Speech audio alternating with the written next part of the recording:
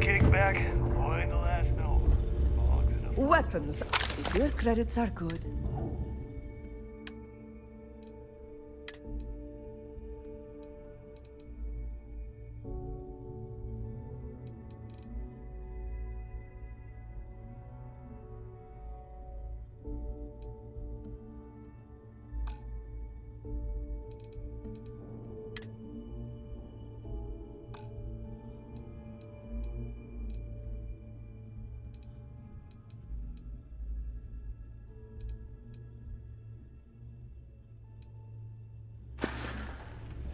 Need more weapons or ammo? Come see me. We may not have official security.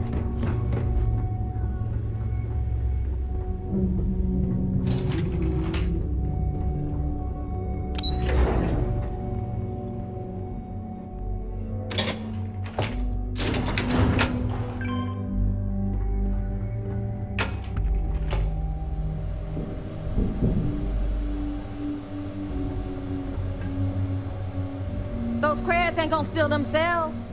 Your buddy Rokov is aboard the key. Told me everything that happened. Yeah, he won't shut up about you. Keeps going on and on. Now I remember why we kicked his ass out the fleet.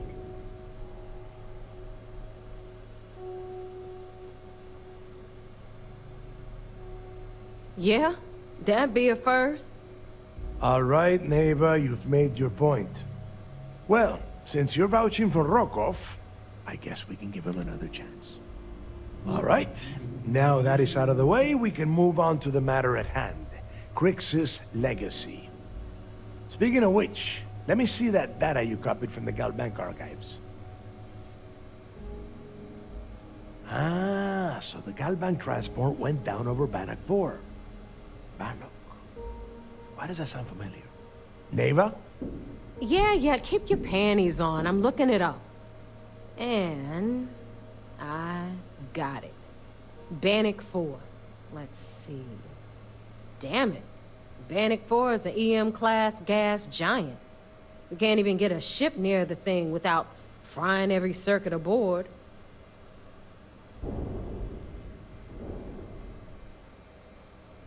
Yeah, sure. We'll just wrap your ship in a ton of copper and launch you right in there. That ought to do the trick, right? Both of you shut up and think for a second. I'm sure Crix hit the same roadblock. All we need to do is figure out how he got around it. This sounds like a goddamn waste of time to me.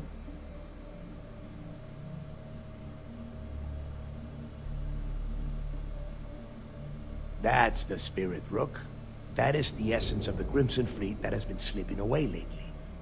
Neighbor, the Galbank data says the transport had a CBR-27 transponder. Can we track that kind of thing? Pinpoint its exact location? That transponder is military grade. We're talking ultra-bit encryption, constantly reshuffling frequencies.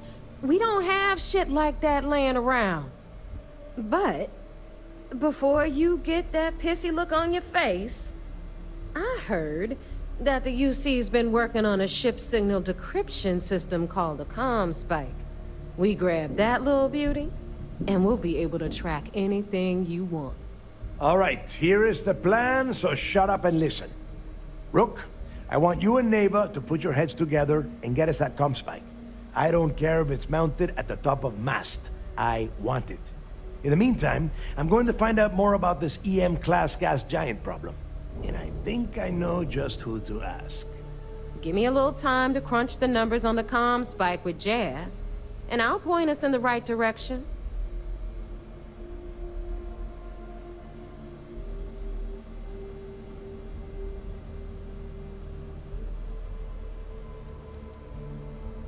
We do or we die. That's the way Crix did things. And that is the way we should have been doing it for years. It's as simple as that. I promise. You gonna write that in your diary, little girl? All right, that is enough. We are in arm's reach of Crix's legacy, and I don't have time to deal with this kind of bullshit.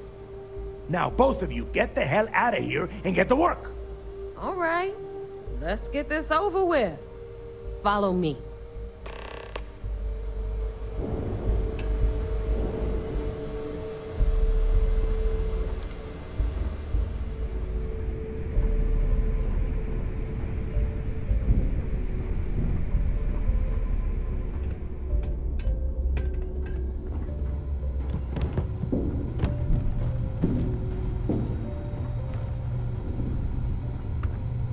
If you need credits, hit up the mission boards at the core.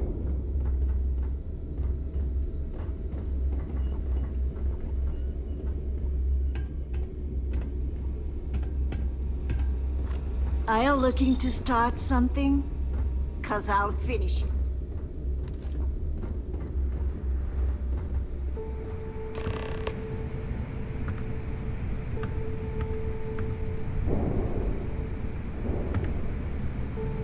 All right, let's get right to it. Did you get the Earth Savior Award, or am I gonna be very disappointed? Well, look at that. You followed my directions, and now you're gonna end up with some credits in your pocket. Of course, it would have been more money if you hadn't blabbed about the damn thing to roll call, but that's on you. Anyway, here's your cash. Keep this up, and I might even start respecting you. All right, Fleet? We've all got work to do, so let's get to it.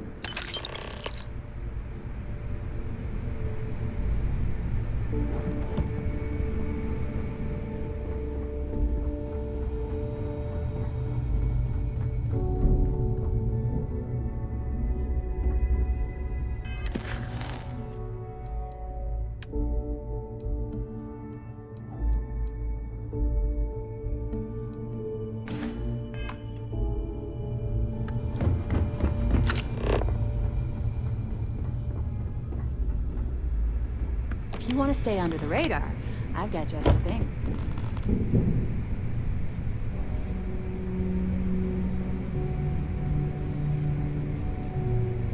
Hey, Champ. I'm including this month's list of parts I need for the key. Don't bust a gut, it's hefty, but I know you can handle it. I'm gonna need a lot more than usual this time. I'm planning to overhaul the entire electrical system before it completely shorts out. Oh yeah, thanks for sending over the key's reactor specs. I can't tell you exactly why I needed those. They'll said to keep it hush-hush. As far as next month's shipment, start scrounging up some parts so I can spruce up our defensive batteries. They're looking kind of rusty. Well, I guess that's it for now. I'll have my people in New Atlantis drop off the payment at the spaceport. Just make sure you aren't being followed. We wouldn't want the UC to know they're providing replacement parts to the Crimson Fleet.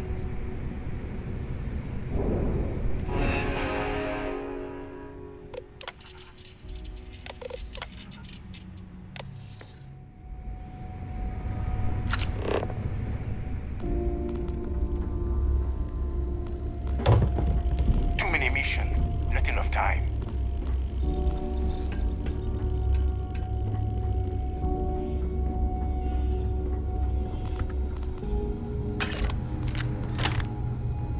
I got a bounty so big, the Trackers Alliance had to beef up their servers just to keep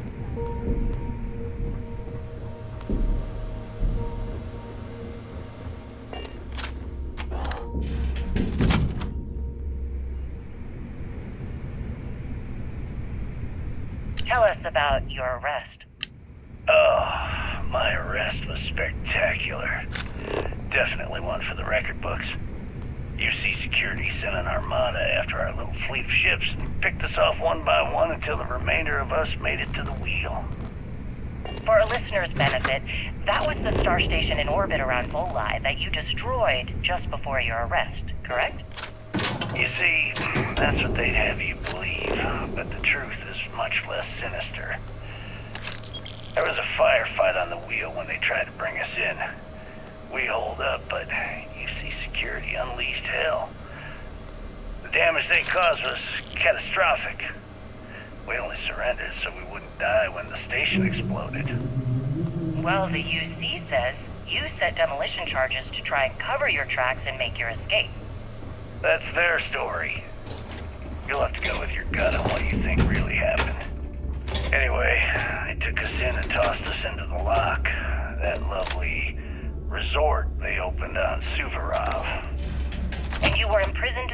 For how long? Well, it was supposed to be for life, Gale. But I ended up serving 2 years before I decided I'd had enough. Is there any particular reason that you started the riots that eventually led to the worst prison break in United Colonies history? Yes. I'm quite proud of that, actually. I honestly didn't think it would go as well as it did. As for the reason, well, it's simple. The UC were treating us like animals. The conditions in the lock were ridiculously bad and no one cared. That's why they stuck us on that ice ball in the first place. Out of sight, out of mind. Your escape caused the deaths of many that were stationed at the lock. Some would brand that as a bit dismissive for what you're describing as a protest. If you were simply advocating for your fellow inmates, why didn't you just go through the proper channels? And what the hell was I supposed to do? Send a strongly worded letter to my duly appointed representative? Wake up. The UC only responds to actions, not words. In my mind, there was no other choice. You know what? Let's move past my time at the lock so we can get to the point of this goddamn interview.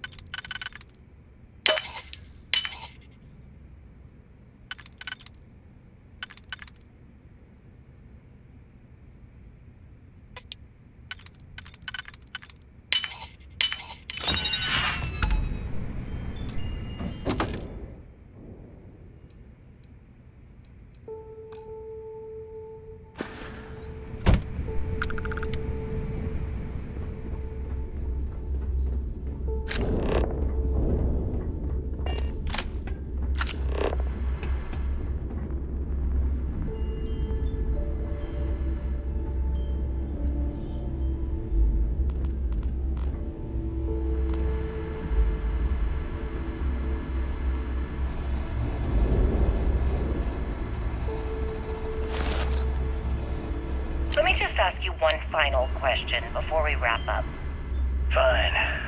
Go ahead. When is enough going to be enough?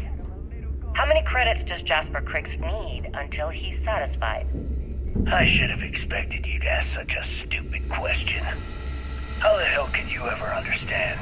You with your fancy education and your sheltered upbringing and your cushy media job? Me, I came from nothing.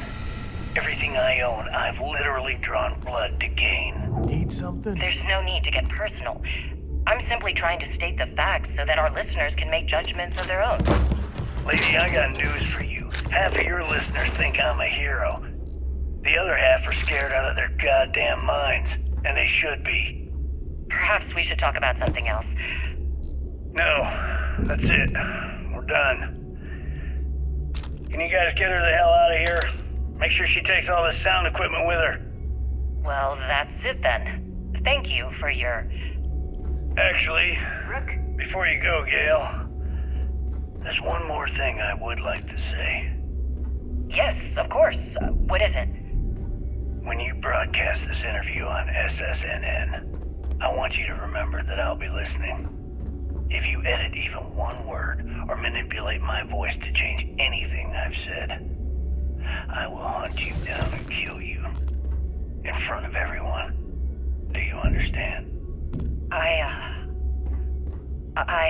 understand. You have my word.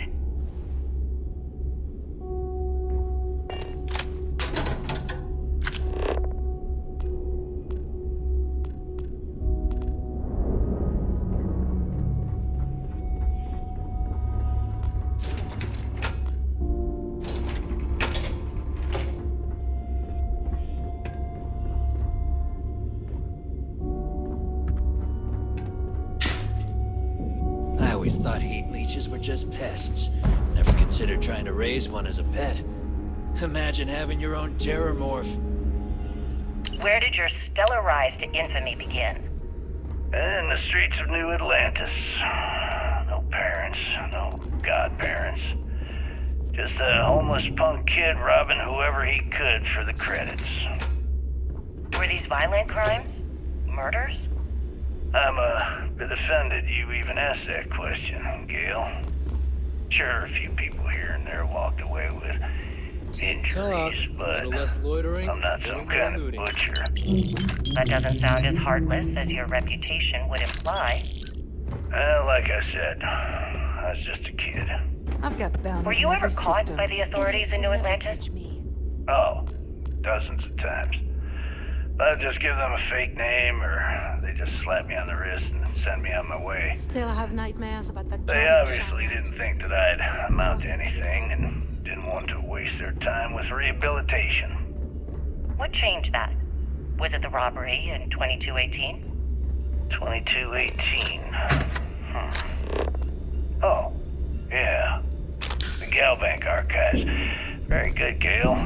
I see you've done your research. That would be when I rounded up a few of my buddies and we knocked the place over. Every time Paid I off see with a Ramsey ton of smile, I credits. want to punch him in the face. My I'm a first little concerned big he's growing score. conscious. And if so, I'm counting on you. Is that why the Crimson Scar decided to bring you into their ranks? That's right. They brought me in, taught me the ropes, and I did crimes for them for 5 years. Till I decided I wanted more.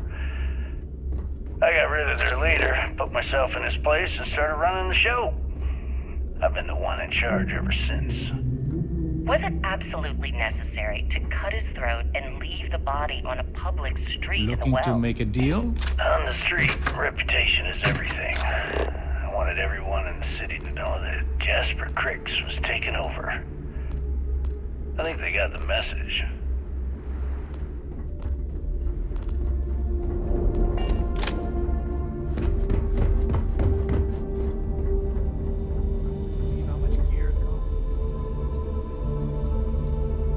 Gennadi's a nice guy, but don't let that hold you back.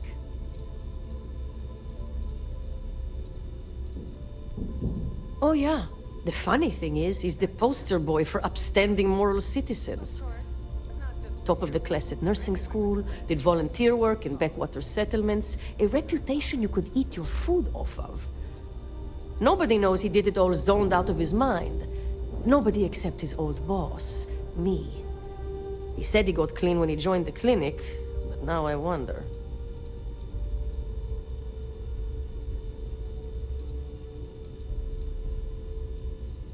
Medical, recreational. What?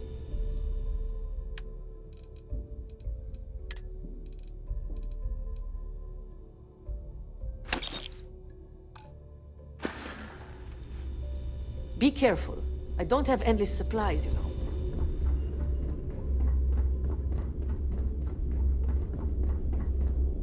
My prices may be high, but these goods ain't exactly easy to find.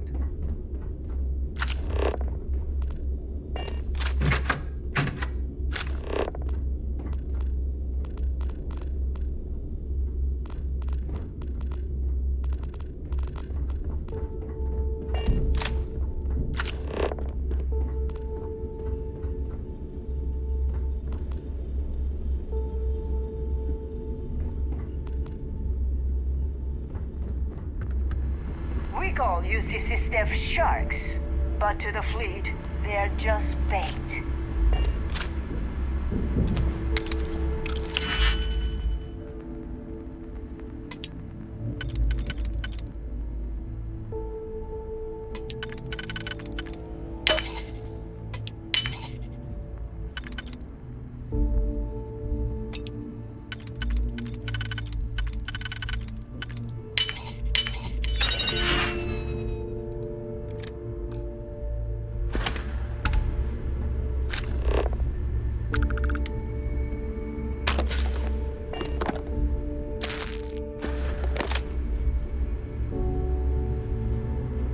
I heard Isla's sister is some hardcore mercenary. I wouldn't get on her bad side.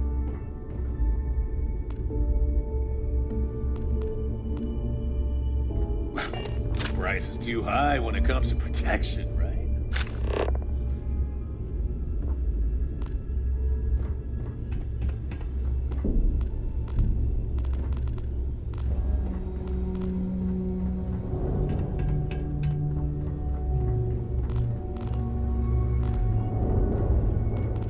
That last job didn't pan out. I need something bigger. So, tell us about Jasper Criggs's version of the Crimson Scar. All I can tell you is that under my guidance, the Crimson Scar became more influential than every other syndicate You don't combined. steal from your own. Here I Not was, unless you want the whole 22 years station on old, your and I had ass. power. People that followed my orders, and an endless stream of credits. Gale, I have to tell you, I was having the time of my life. So you'd consider extortion, robbery, Yeah. burglary, kidnapping, I've got what assault, you and need. murder to be For the positive price. life influences? No. I'd consider them as just means to an end. Always Those so-called listen to crimes were Delgado. merely stepping stones until I had enough wealth to buy the Crimson Scar a few spacecraft. Yes, let's talk about Piracy that. missions are It always a appears healthy you source of weren't income. satisfied with terrorizing New Atlantis alone. Oh, I've never stopped reaching, Gale. The amount of money we were making in New Atlantis was decent, but the really big scores were in space and the cargo ships. We're talking millions of credits, maybe If you got more. any spare creds or just Who the need to hell can unload count some it all? junk, head to the depot. Most people assume this is when the UC decided to actively set up a task force to pursue the Crimson Scar. That's correct. Those idiots in charge of the United Colonies were clearly embarrassed that they had allowed the Crimson Scar to make the jump into space. They sent ships after us. Lots of ships. I almost think that they enjoy starting wars. Perhaps this was the first time you had finally reached too far. You could say that. I count my time running the Crimson Scar as a learning experience. I wouldn't say I reached too far. I'd say I reached too fast. Didn't cover all my bases. Made some stupid mistakes. One thing's for certain, though. When I was finally arrested and thrown into the lock, I had plenty to think about.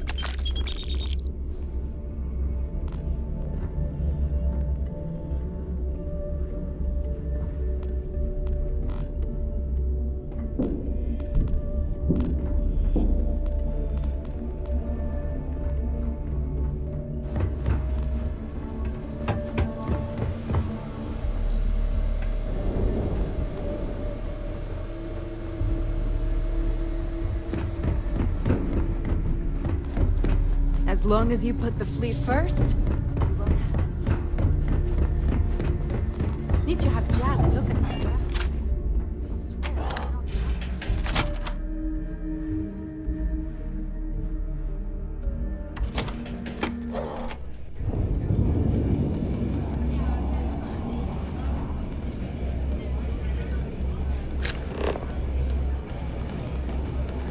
I'd kill for some more grog. I'd literally wrap my hands around a man's throat and squeeze.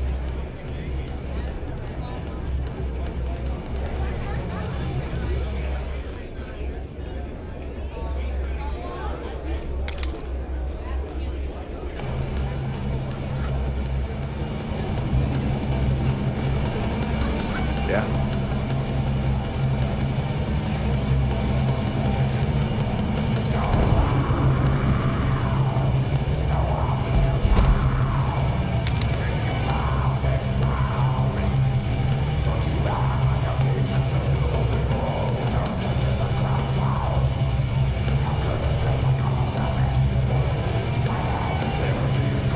Shot a few bullseyes at the ranch today.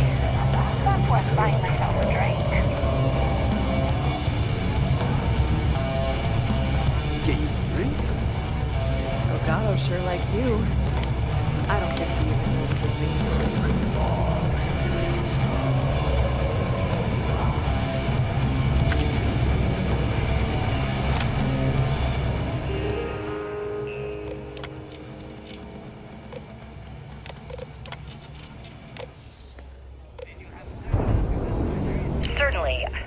talk about something else. How did the Crimson Scar become the Crimson Fleet? After I busted out of the lock, I decided to take things to the next level. I had the key, a few UC ships, and a couple dozen ex-cons at my side. But I needed more, so I sent out the call. Once word got around, it didn't take long for 3 less pirates from every corner of the 7 systems to show up. And this is how the Crimson Fleet was born. Exactly. The key became our base of operations.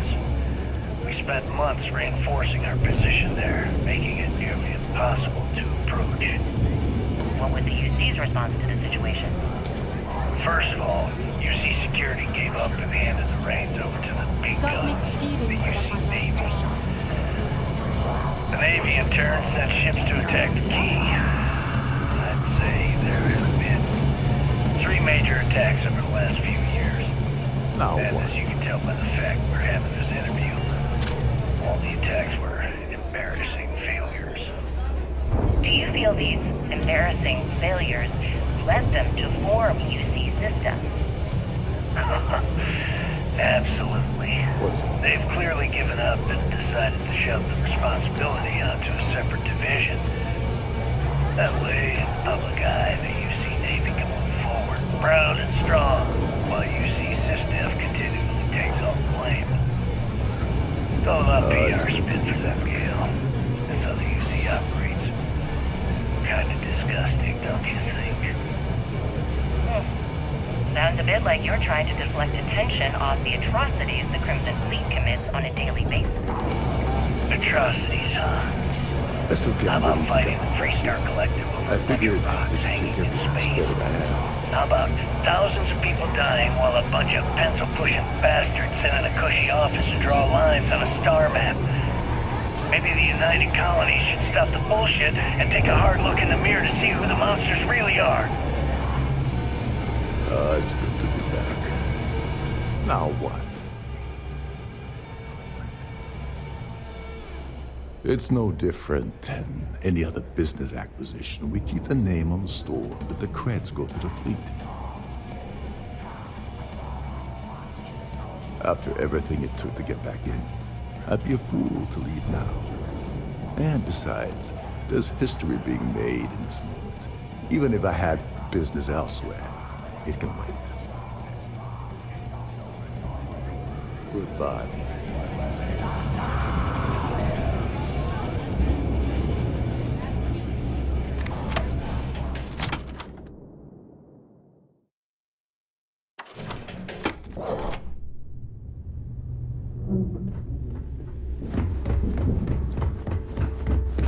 I like my weapons like I like my coffee. Scalding.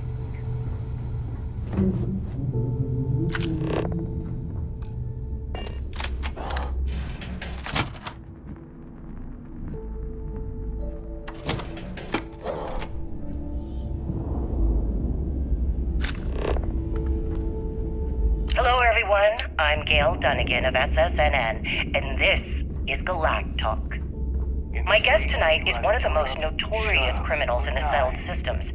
His ruthlessness and desire for wealth has landed him squarely at the top of the wanted list for every major law enforcement agency in the galaxy. I am, of course, speaking of the self-appointed leader of the Crimson Fleet himself, SysDef is a joke. Jasper Criggs. They haven't caught us Good yet. evening, Mr. Criggs. Good evening, Gail. Thank you for accepting my invitation. Yes, well, being blindfolded and then Grav jumped to what appears to be an abandoned mining facility isn't exactly what I call an invitation. Well, I'm sure you're not surprised that your request for an interview would come with some very specific conditions. Frankly, I was a bit surprised to receive any type of response at all. Would you mind telling me why you decided to do this interview? Because there comes a time in every pirate's life where they have to make an extremely important decision. Do they take a leap and become one of the most legendary pirates in history? Or do they simply sputter on? If I had a billion operators crest, and deep I'd space run my own privateers? city, like this. So are we to assume that you're taking the leap? That Jasper Crix is moving on to bigger and better things in his life? That's spot on, Gale. That's exactly why you're here. Interesting. Well then, would you mind sharing with us exactly what your particular leap entails? In due time. There's no rush. In fact, I'd say we have at least 12 hours before the authorities trace this broadcast. Plenty of time to discuss whatever you like. Oh, all right then. Perhaps the best place to start this interview would be at the beginning of your career. Please, proceed.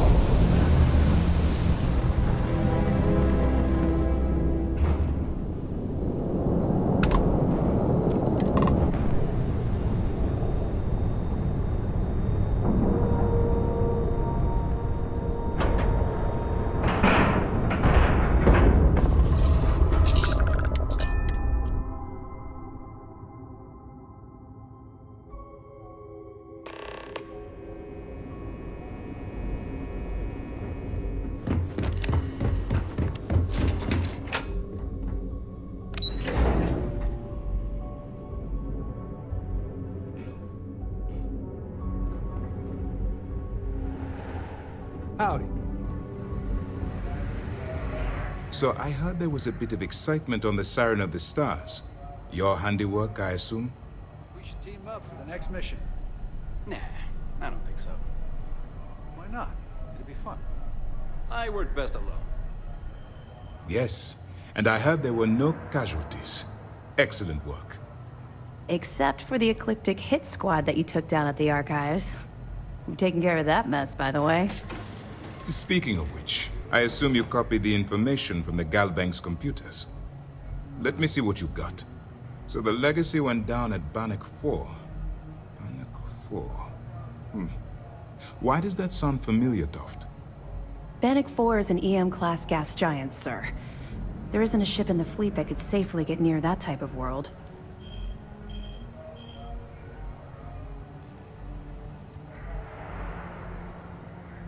The Bannock system was the site of a significant battle during the Narian War. I had to do a research paper on the subject at the Academy. It sounds like you admire that lunatic.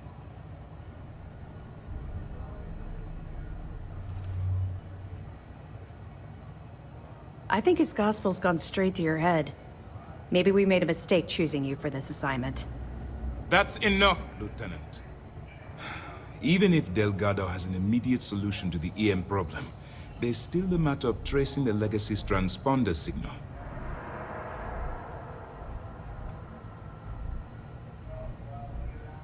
They have information about the comm spike? Damn it.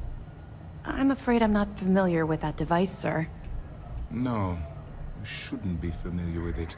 It's a highly classified project. It's an advanced signal decryption and tracking device that the UC Navy's been working on for years. How the hell did the Crimson Fleet find out about that? There must be an information leak somewhere, sir. It's the only thing that makes sense. I'll see what I can find out. Fine. This is what we're going to do. You keep playing along and go after the comm spike. Lieutenant Toft and I will see what we can find out about Bannock 4.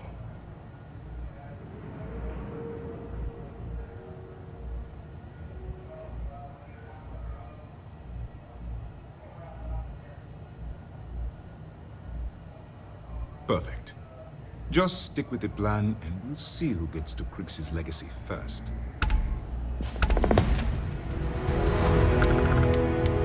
This mission is going to require discretion on a number of fronts.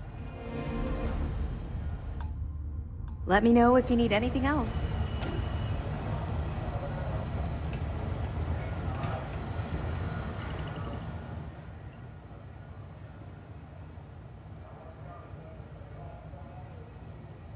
Good. The more you find, the stronger our case.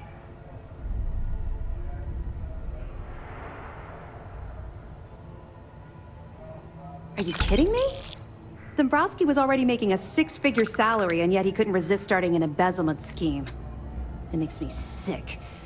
Ah, it's gonna be an absolute pleasure to throw his butt in prison. Anything else?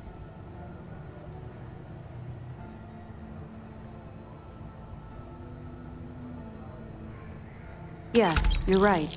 But there's no way this was a solo job. Shifting all those parts takes serious manpower. I'll send this to Mast so they can shake the tree a bit, see what falls out. Looks like Durand better start looking for parts somewhere else. Any other fragments? Understood. Keep searching and you're bound to find more.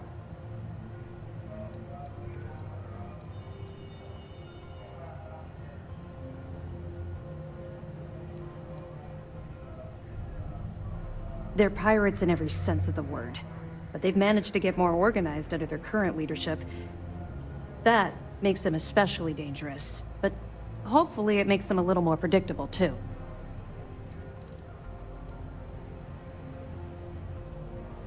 We'll provide you with information, but any inventory or ship services, it's best you get from the fleet. It'll help you maintain your cover and also give you an idea of how the fleet's operation works. We'll be here if you need us. Yes. What?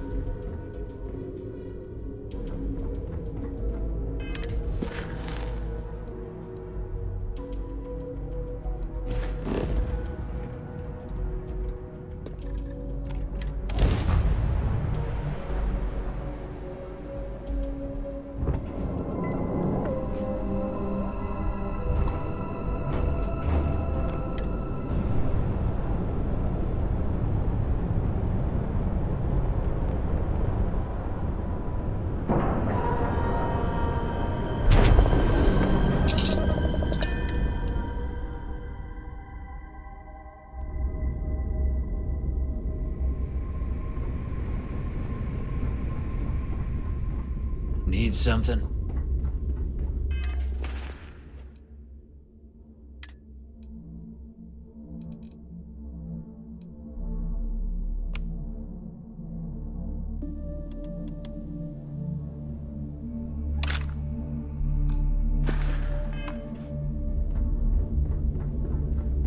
In the fleet, you either put up, shut up, or die. Your choice.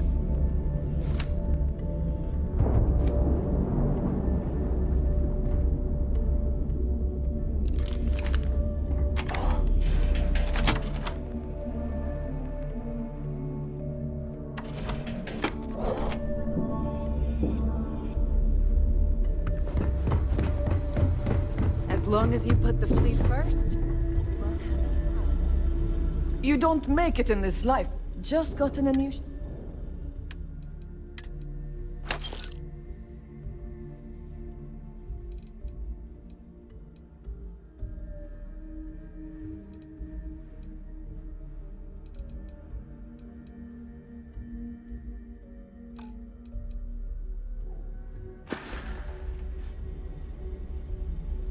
Whatever you...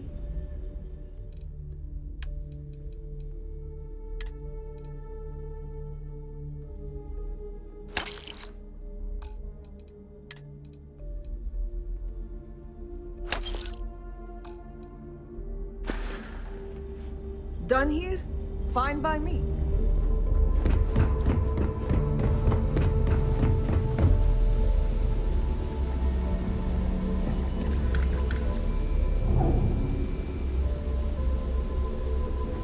All right, Jazz. What do you got? According to the latest, the comm spike is being developed at UC Star Station SY-920. Location undisclosed. Fantastic. So how do we disclose it? We could lean on your smuggling contact. Call in that favor. You know who I mean. Our friend on Jimson. Nice one, Jazz. I'll make the arrangements. All right, Rook. Next stop, New Atlantis. Your connection is Juan Dayu. She's got most of the premium UC smuggling routes locked down tight. If you don't piss her off, she should be able to sneak you past SY-920's security. Just remember to count your fingers after you shake hands with her.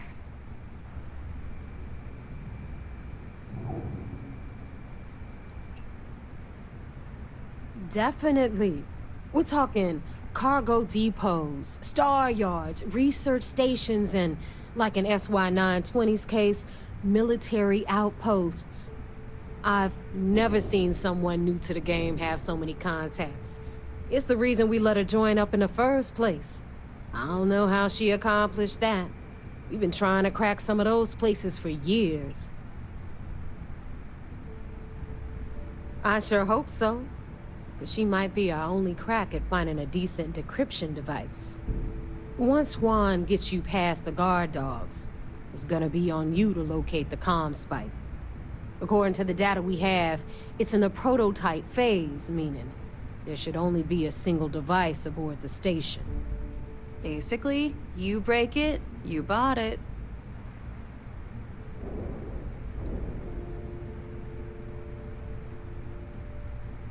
Unfortunately, I have no idea. Like Neva said, it's a prototype, so it could look like anything. Once you're inside SY-920 and you're behind their firewalls, you should pick through their computer system. With any luck, it'll point you the right way. Oh, and one more thing. SY-920 is a UC military installation. That means it's guarded by heavily armed troops. And we both know those idiots don't mess around. If you intend to turn the place into a shooting gallery, you might want to be sure you're hauling an arsenal, because you're gonna need it.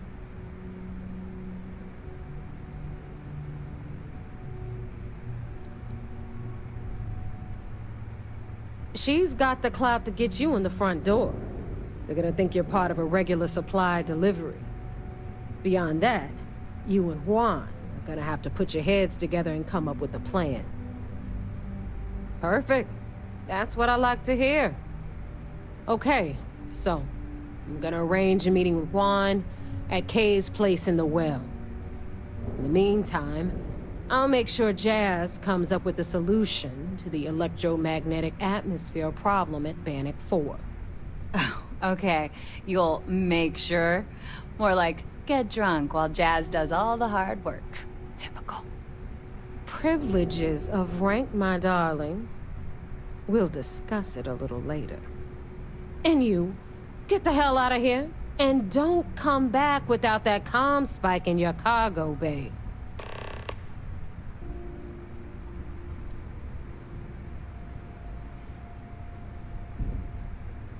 I'm gonna leave that up to you, Rook. If you get into deep trouble, and you think bringing her into the fold is gonna make the difference, tell her whatever you want. At some point, Delgado's gonna be promising everyone their cut of Crix's legacy. If we want him to stick with the fleet, it's inevitable. But until the money's within reach, the less people that know, the better. The Crimson Fleet made contact with her about a year ago. We were searching for a smuggling connection in UC space, and her name kept popping up repeatedly, so I decided to put her to the test. Not only did she pass, but the results were off the charts. Made us both a ton of credits. That was good enough for me. Beyond that, I don't know much about her. But hey, as long as she keeps my gal bank account humming, she can keep all the secrets she wants. Hit me up if you got questions.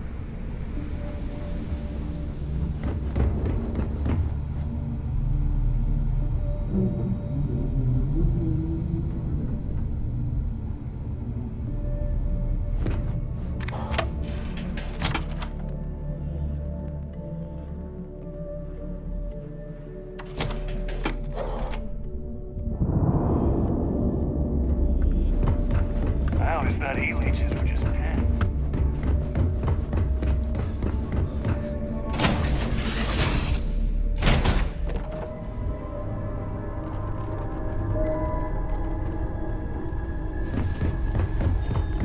Yeah, what's up?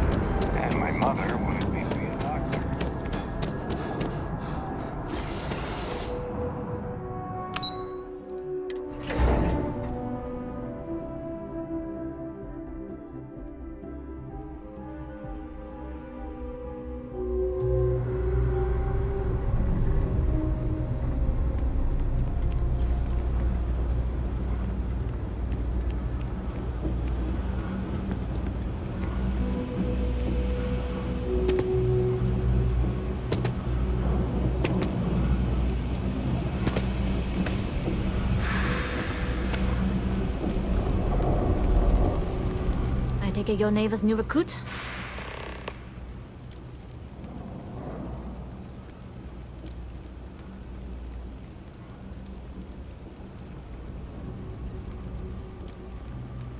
Careful, the walls have ears. SY-920 is one of my regular stops, so I already have the necessary approvals. Neva says you're after a piece of UC tech. So to get it, we're going to need to get you on board. I can do that, but I have conditions.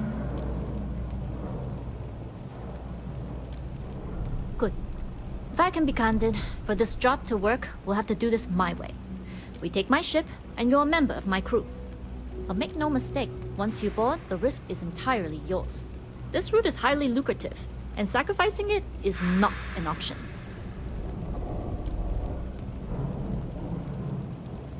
Good. Then we have a deal. In any case, when you're ready, meet me at my ship. It's the Jade Swan. And make sure you're prepared for the long haul. Once you're on board SY-920, you can't come and go as you please.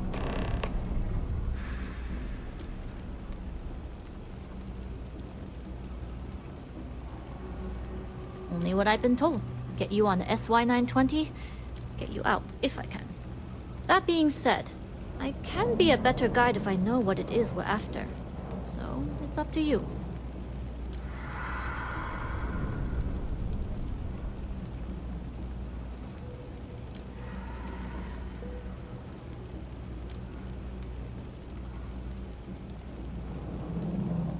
Fine by me. If this goes bad, the less I know, the better.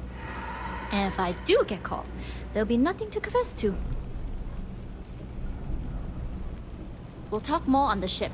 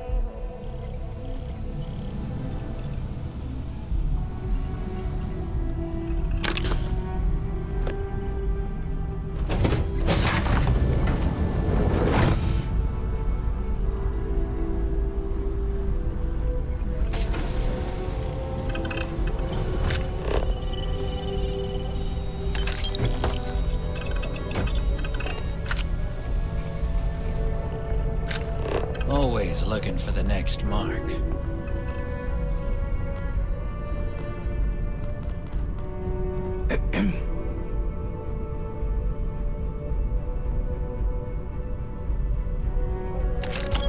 Nobody can stop the Crimson Fleet.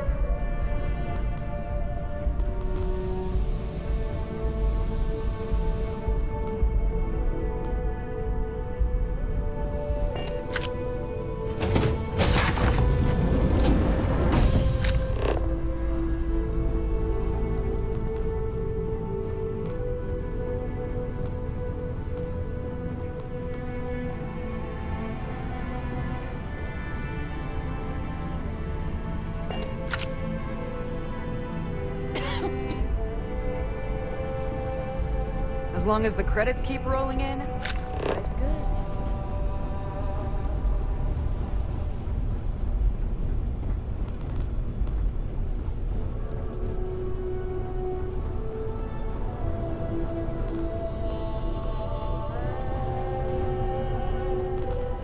Glad you're in the fleet. If you weren't, I would have killed you already.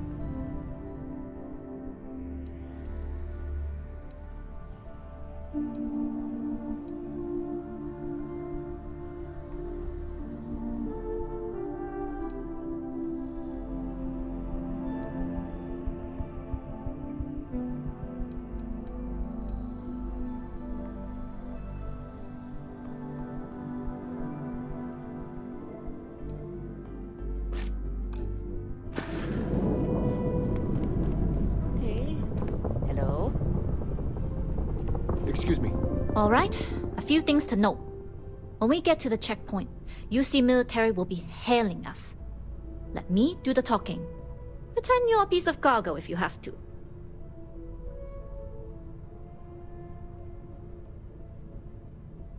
Of course, I don't expect it to be. Now, like I said before, once we take off, there's no turning back until this job is done. If you need to take care of anything before we leave, do it. If you want to ask me any other questions, go for it. Hello. All right, then get comfortable. We leave for SY-920 immediately. All crew prepare for takeoff. Routing power to engine and grab drive. On systems go.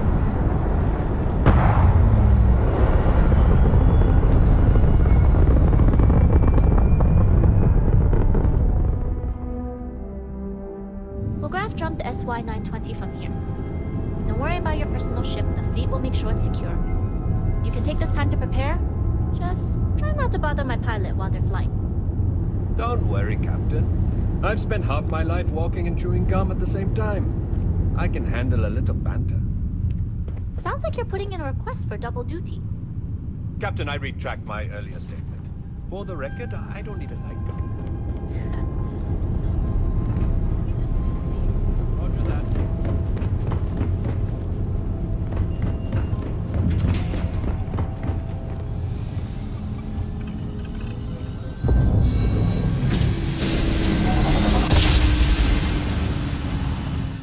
You've entered secure UC military space. Identify yourself or you will be considered hostile.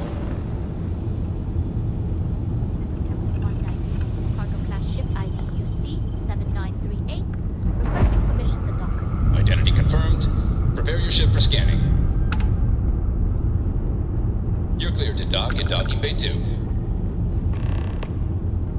Looks like we're clear. We'll talk more once we're docked.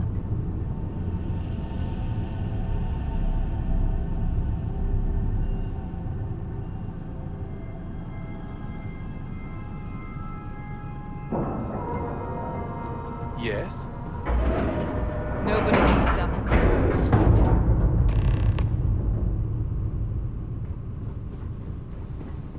Pardon?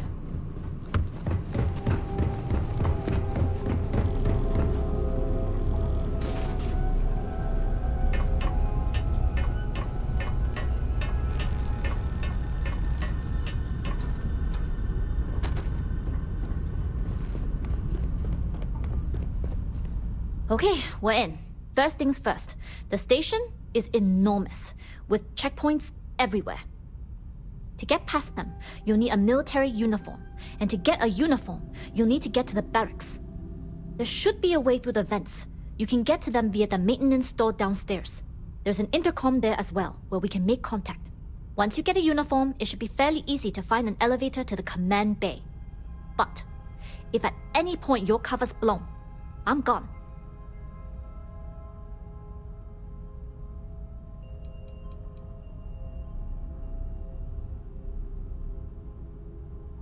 Provided you haven't sounded the alarm, then yeah, like I said, if you can find an intercom, I'll keep a channel open. I would hope not. But if they do, we'll cross that bridge when we get there. Either way, for now, get on that station and find that intercom. We'll talk more then. Hey.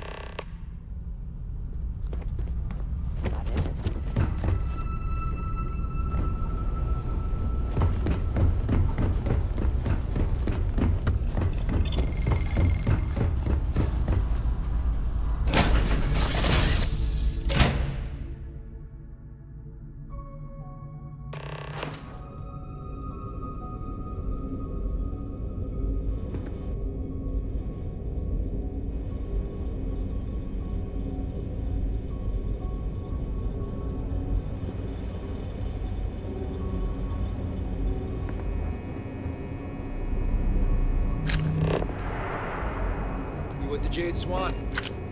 Loading and unloading only. Stay clear of the military barracks.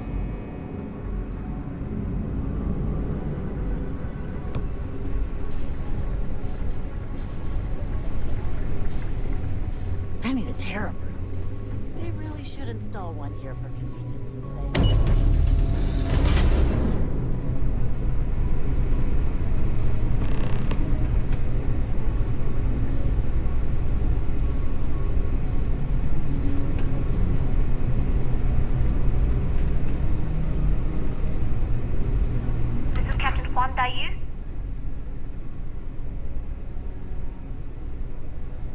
And you found the intercom. That's a start. If I'm not mistaken, the maintenance door should be in front of you. If you can find a way to open it, it'll get you past the first checkpoint.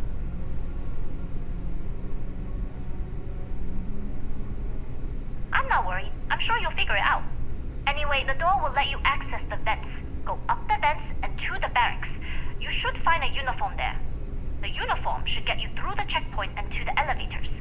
We'll talk again once you get to the command bay.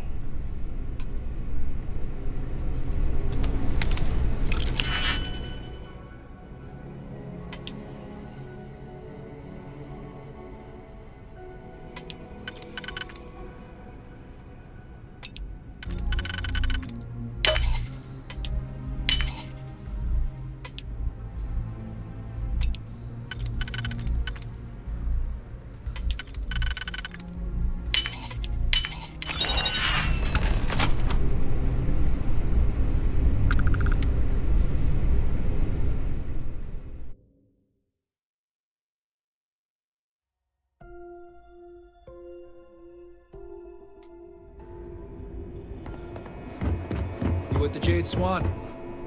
Loading and unloading all. The upkeep on a station the size of Mars. But work has to be done.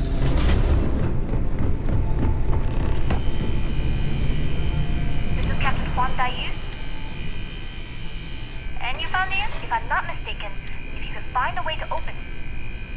I'm not worried. I'm sure. Anyway, the door will let you access the uniform should get you through.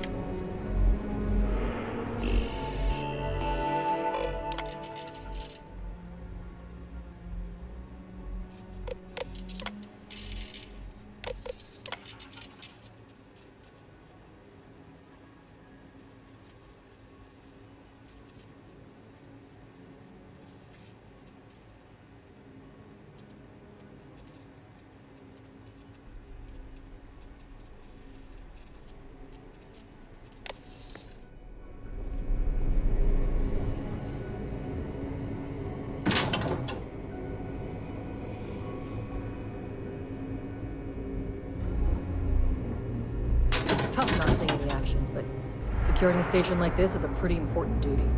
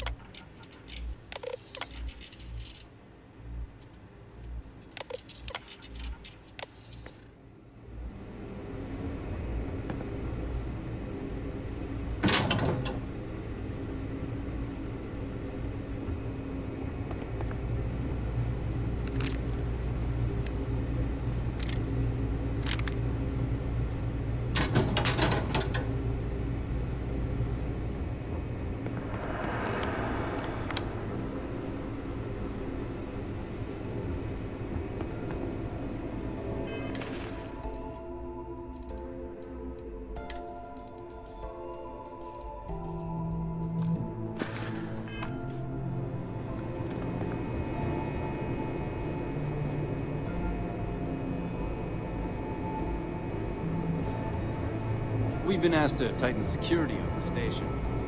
Orders are orders.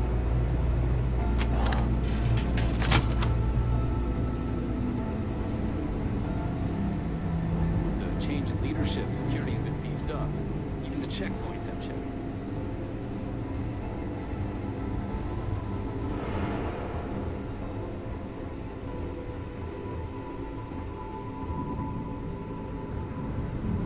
State your business.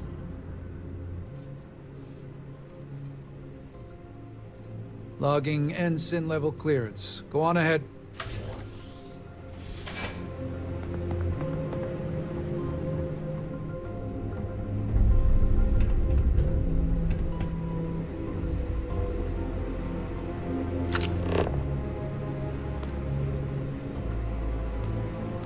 I was the kid who ate too much heel paste. But look at me now. Marine on a UC Star Station.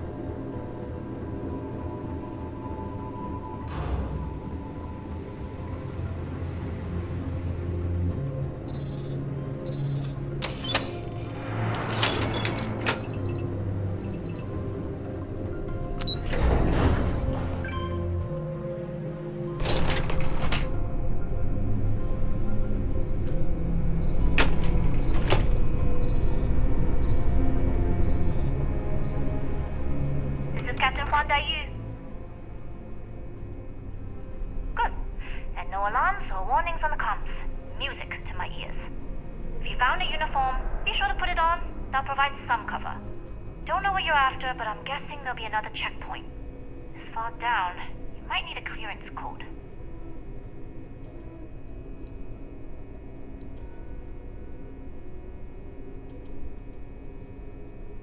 We are of the same mind. No talking, no combat, and no trace.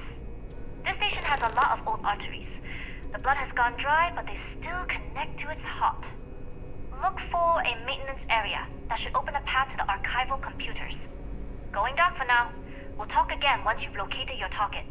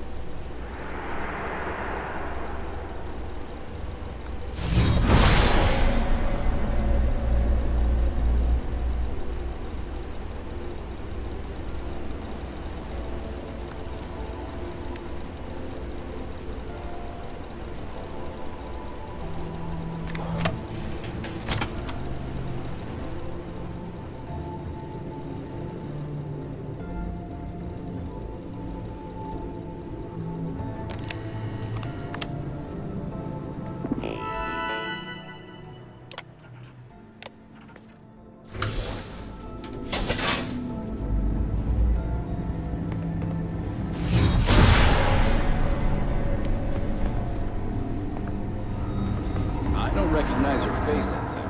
You?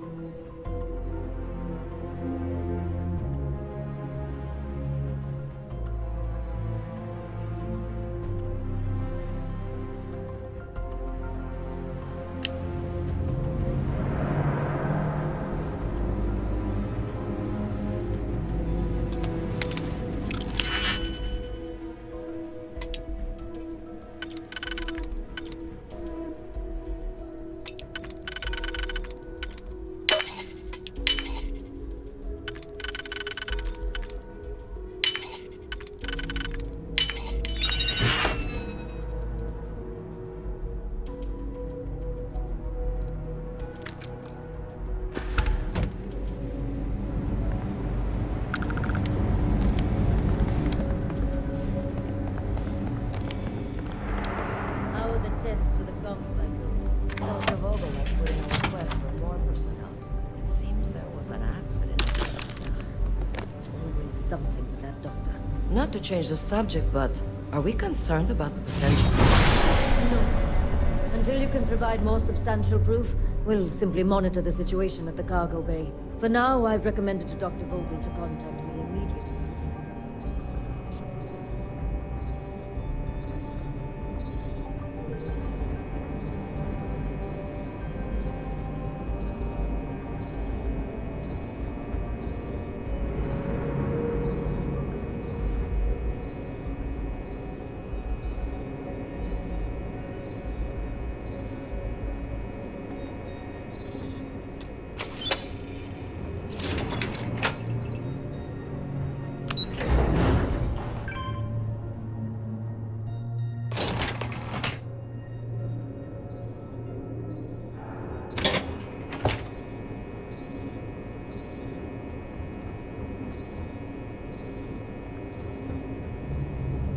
Daiyu here. Cargo's almost unloaded. We'll be departing shortly.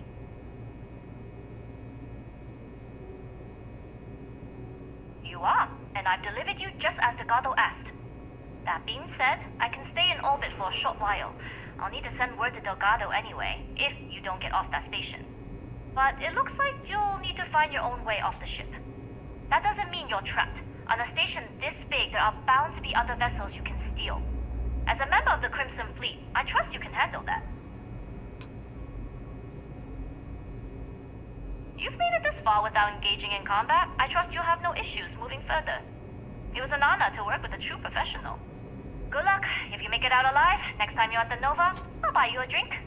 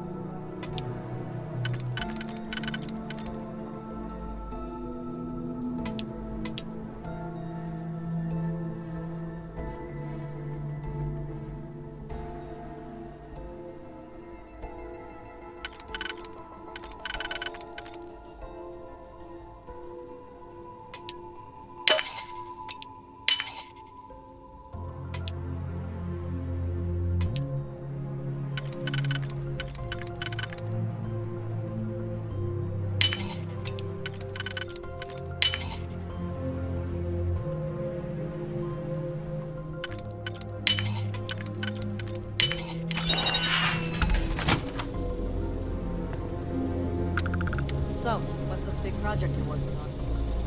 Well, I can tell you, but then I'd have to... Really? Couldn't you just trust me? No, right out the airlock you go. But I try my best not to enjoy it.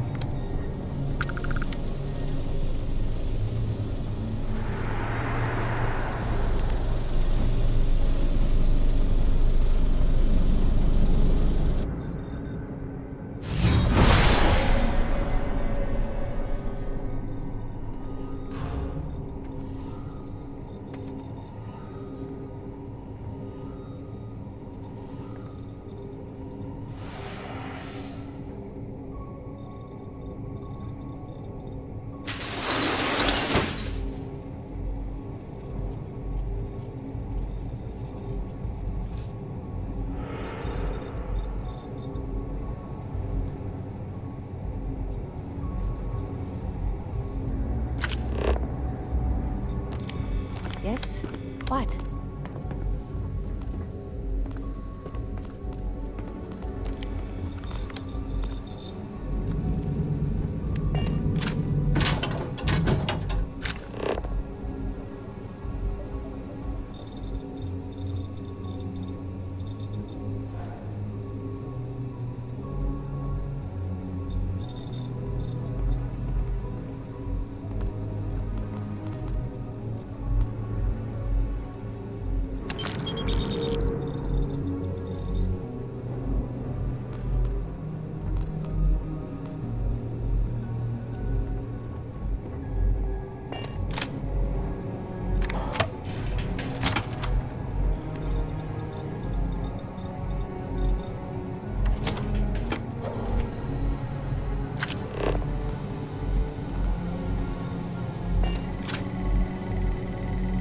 Talk to the commander. Get me reinstated. Natara's doing you a favor, Marcine. Would you prefer to court-martial? Dishonorable discharge? Because all of that was on the table. I would have preferred things to remain as they were, so I made a mistake. But my work on the Comspike was and is irrelevant. Dr. Vogel will do just fine without you. Besides, we both know the only reason you were on that project was to bloat the budget so we could embezzle the creds. And to that end, your share of the funds should be transferred to your Gal Bank account shortly. What am I supposed to even say to that? Those funds are the reason I don't have a job. You can start by saying thank you. Hell, I even warned you that there. Commander Natara being the Ursine Predator in this analogy. Aaron was right. I should have never hit send. Yeah, you screwed up. Royally. But you can protect Dr. Gong and all the King's subjects by keeping your mouth shut from now on. Yeah. Hey, you want my advice? Not some planet at the edge of the galaxy where you can relax for a bit. Think back. Results in risk increased by a magnitude of... Just get your mind off all But this. we won't tell Commander Oh, Natal. and stop with the sad puppy dog face, too. Makes you look guilty. And what kind of face am I supposed to have? The face of someone who got away with it.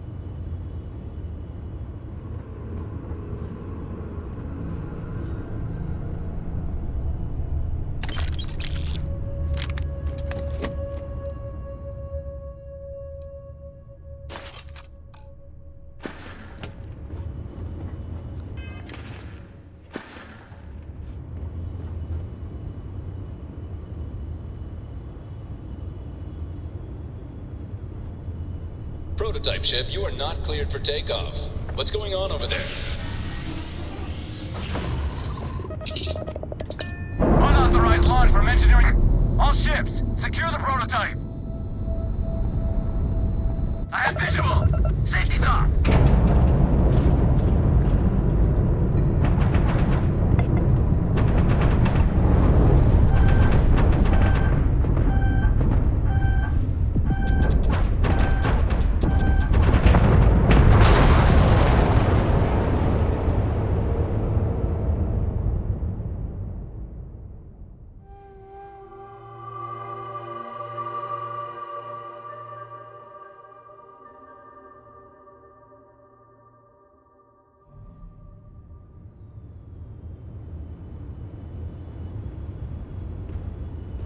Prototype ship, you are not cleared for takeoff.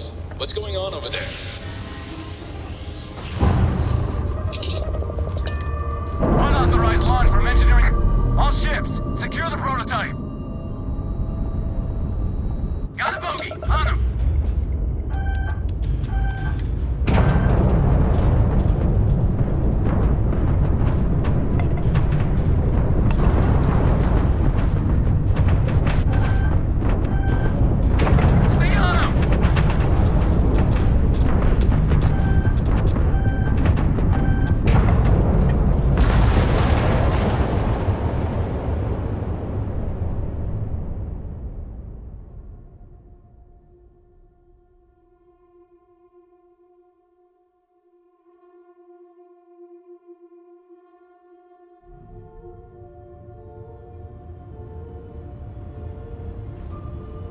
Prototype ship, you are not cleared for takeoff. What's going on over there?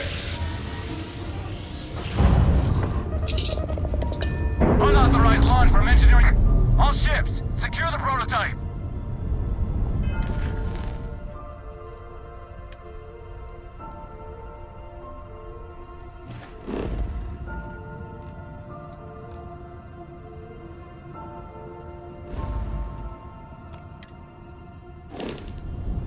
Offensive maneuvers.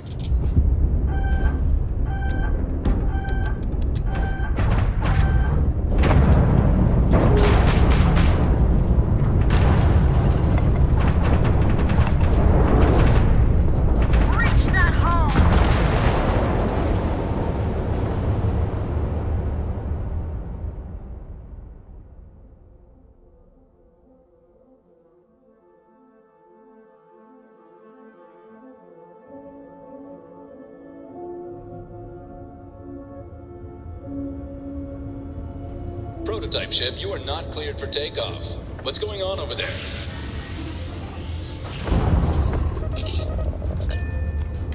Unauthorized launch from engineering. All ships, secure the prototype.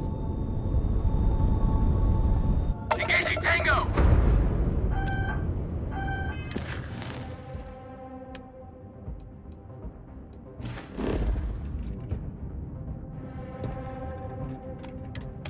I found something for you.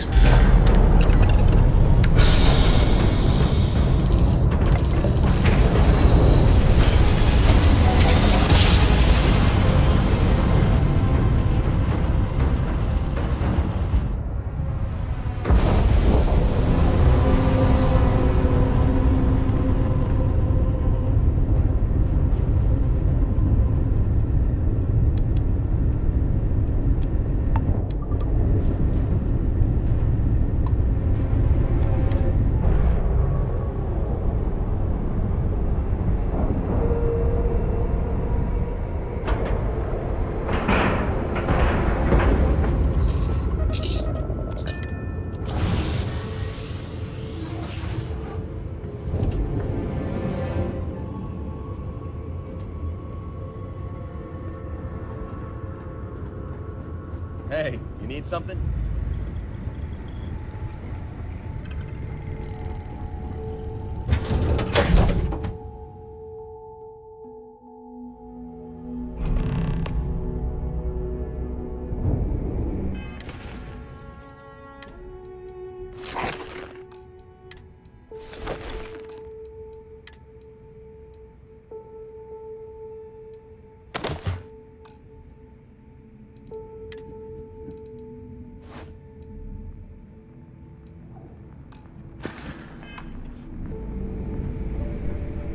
Well, well, well. Welcome back, Rook.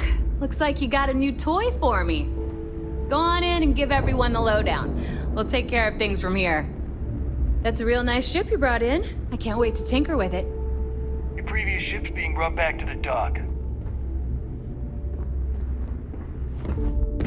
You see, Sis Jeff is a joke.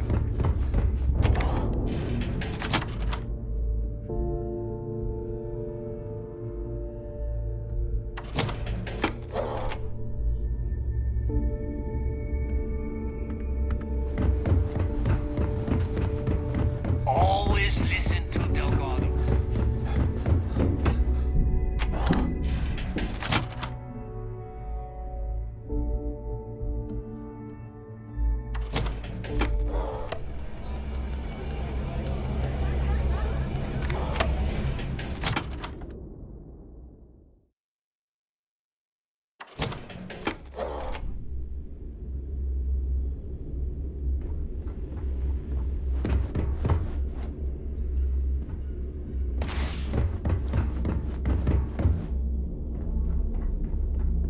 Trader, let's see what we have now. I was hoping you'd say.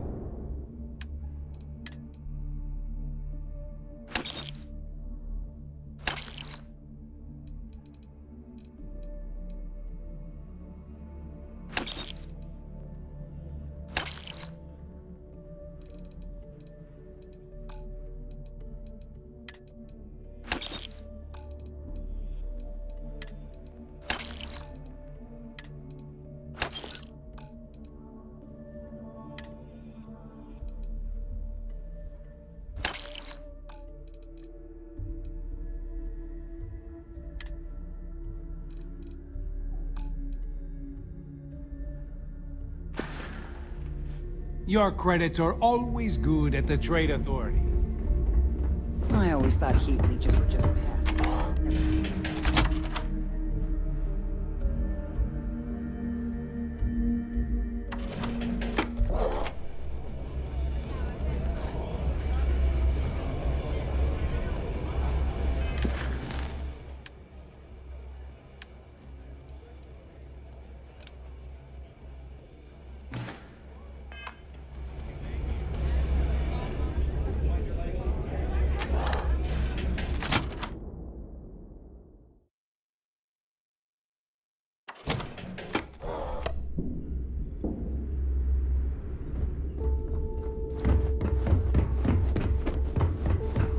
Too many missions, not enough time.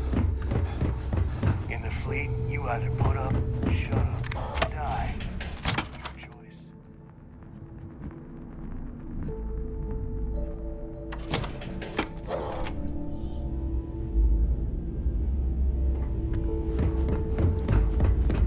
Is Samina seeing anyone right now?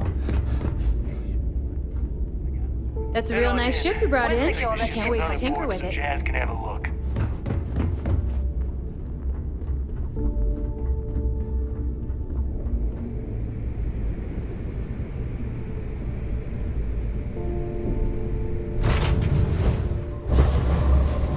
I've got something with your name on it, boss.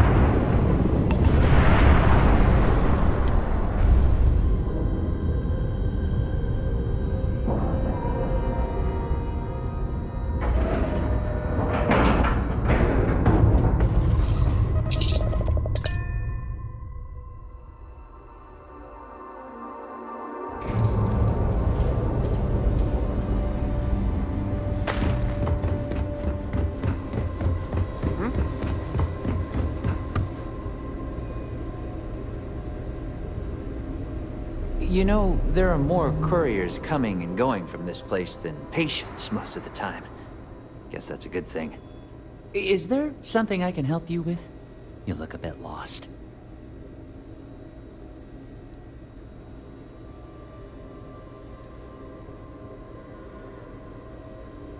Whoa, look.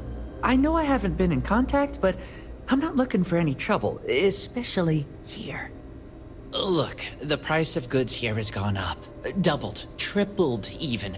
Does she not even consider a cheaper supplier? She really should.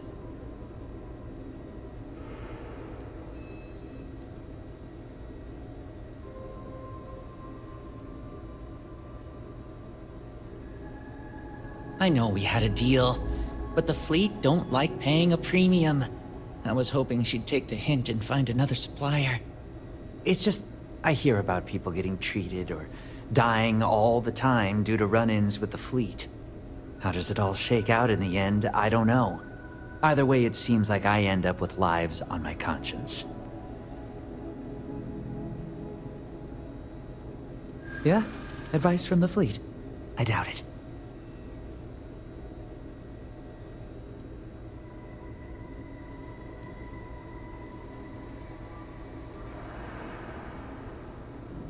Hey, I've been clean for years, and I have a good reputation here on the clinic. It'd be my words against hers. At this point, it takes some serious evidence for anyone to believe her.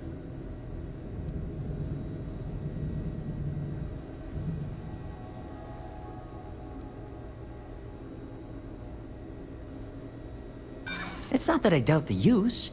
It's the motives of the people being saved.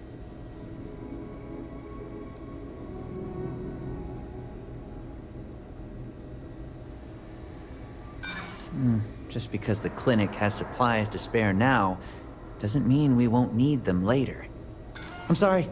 I thought I could do it, but I just can't. Tell Samina if she wants to expose me, she can. I'm willing to sacrifice my happiness if it means fewer fleet.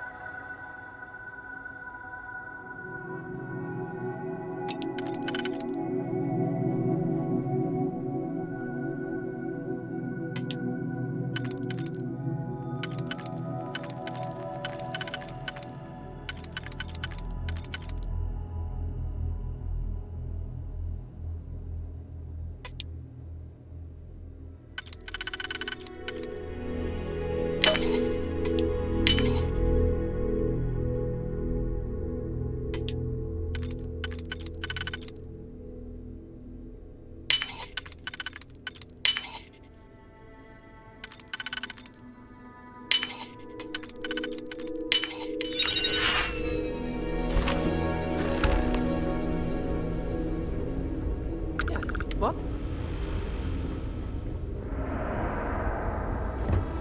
Dr. Cartwright in Aquila City said I was...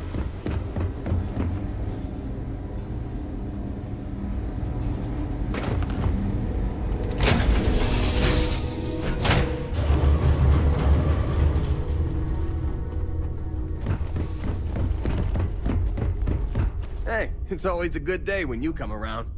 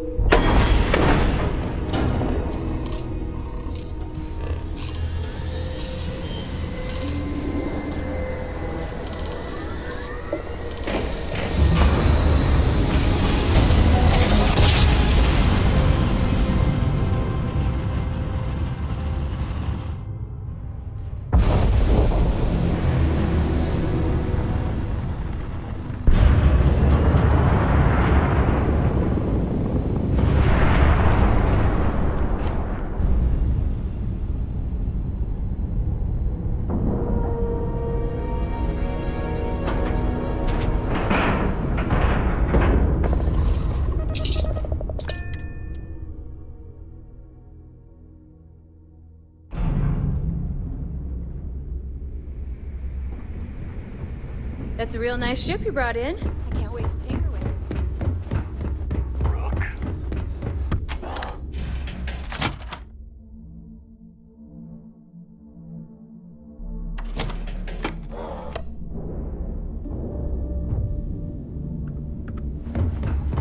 Yeah?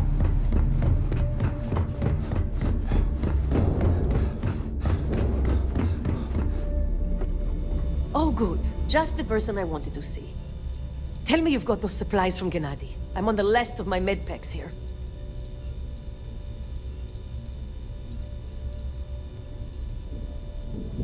Huh. I don't think I care to know what that means. I might have to make this a regular thing. At least it's one way to get guaranteed supplies. I only need to determine Gennady's limits. I'd hate to break him.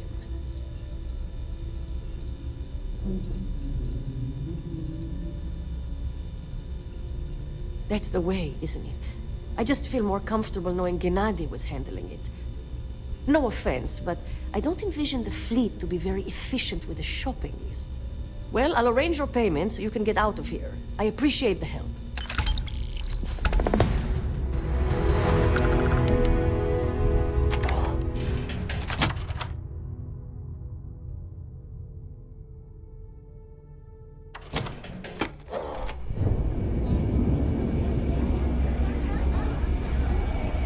Start something? Because I'll finish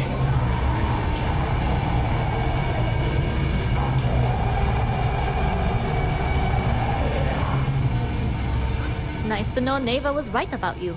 It's good to have a promising rookie with the fleet.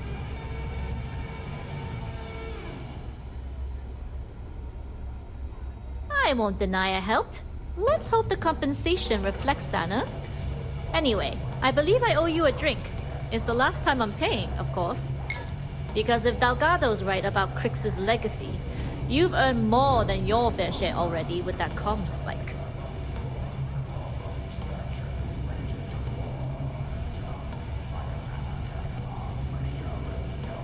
Sounds like you're on board as a true believer. I have to admit, the way things are going, I'm starting to believe myself. Anyway, I've kept you long enough. Now that you've had your drink, and my debt is paid, it's time for you to give Delgado the good news.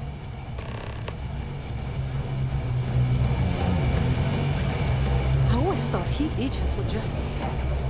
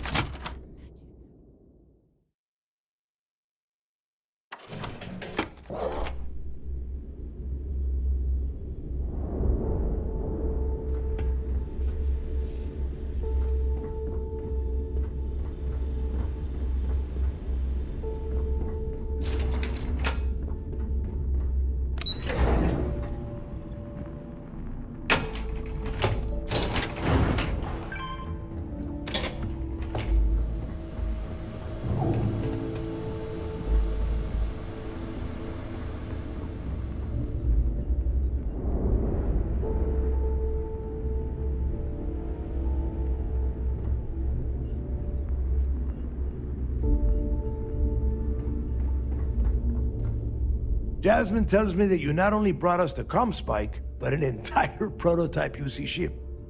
I'm impressed, Rook. Very impressed.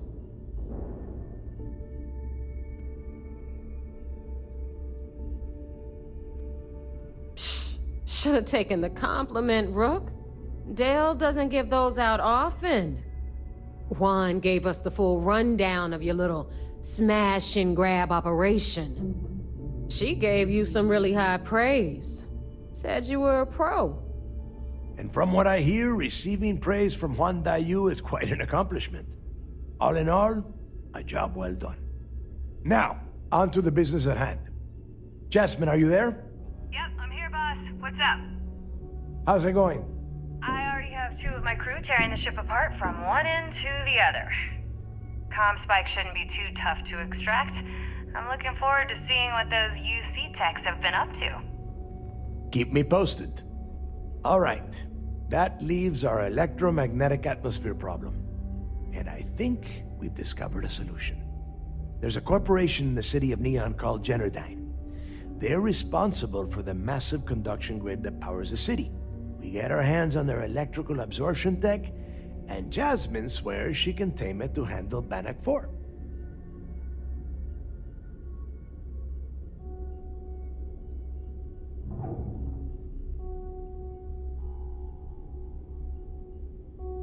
You damn right she can. My girl can piece together a jump engine with her eyes shut.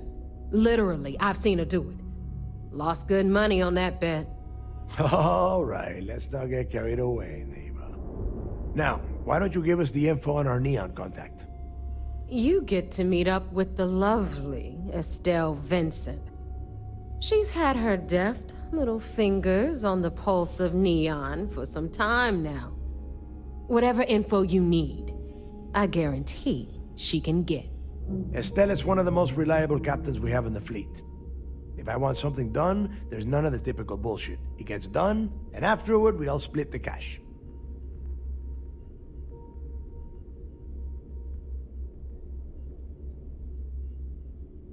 No. There is no getting along here. You are going to do everything she asks. Follow her instructions to the letter. She is valuable to the fleet. You piss her off and we lose her as a contact, you're going to be answering to me. Estelle will be waiting at Madame Sauvage's place. I'd say don't keep her waiting, but chances are she won't mind. Girl loves her liquor. And keep your eyes on the prize. Neon's one big distraction for people like us, so I want you focused. We are one step away from Quix's legacy, and we cannot afford any screw-ups.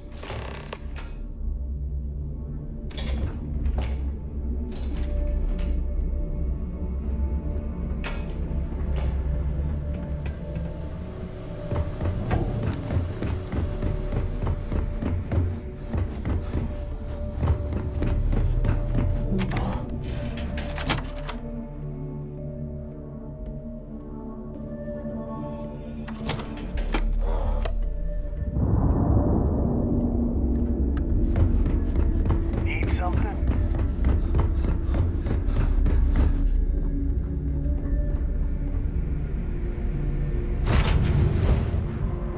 Here to shoot the breeze?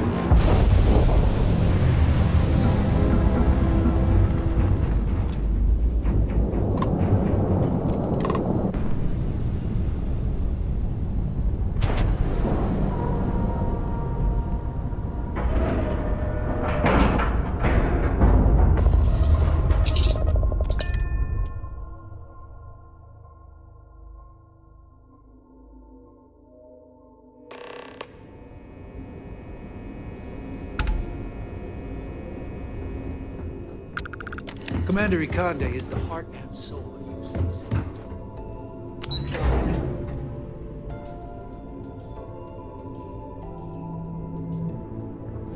Hello. A lot of us had our doubts about you.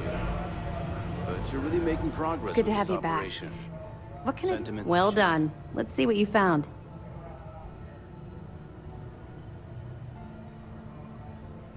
Cost overruns, siphoning project funds? How deep does this well go? Our forensic accounting team is going to have their hands full. I'll send this to Mast right away. Let's just hope that a few rotten apples within the UC haven't spoiled the entire bunch. That it? Okay, fine. I know there's more out there, so keep on it.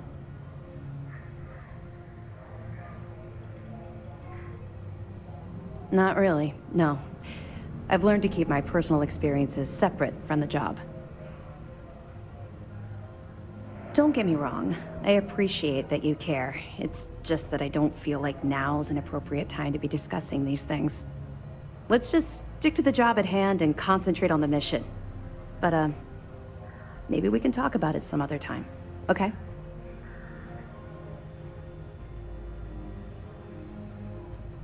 I'll be here if you have any more questions. It seems you had quite the eventful mission on your hands. You still have the Crimson Fleet's trust, and you were able to spare lives in the process.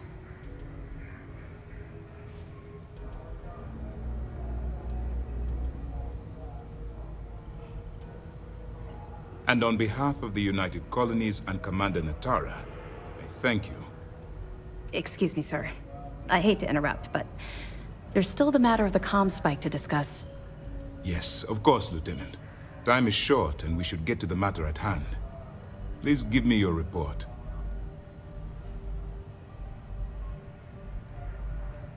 Then it's just a matter of time before she reverse engineers it to fit the fleet's purposes. So what does Delgado have you doing next? Has he solved the Bannock 4 problem?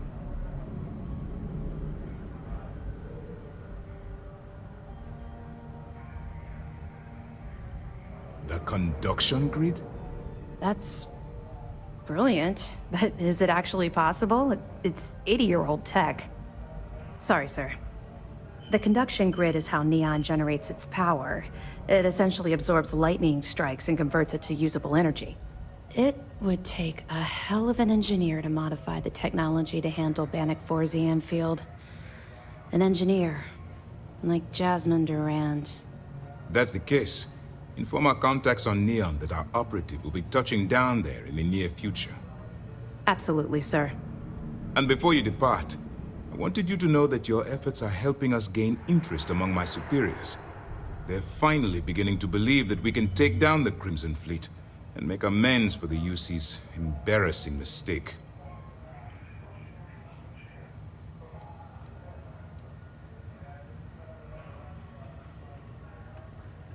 Of course I am, but it's a calculated risk. The fact that our common enemy owes its existence to the United Colonies, of course.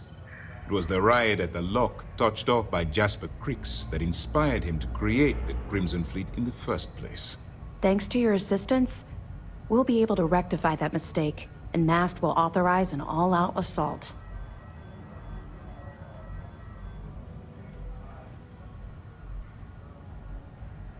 It's long overdue. All right. I suppose that's all for now. I'll be looking forward to your next report. Good luck. And please, be careful.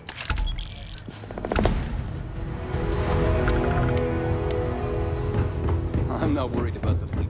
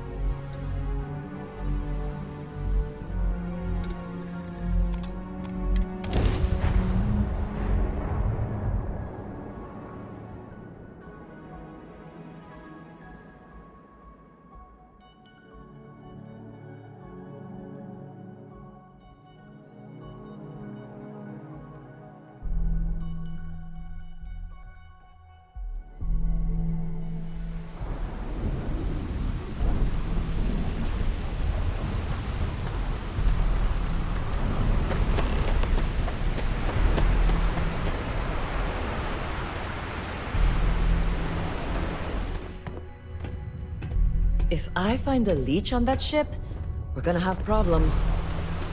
Hey there. Don't worry, your ship's in good hands.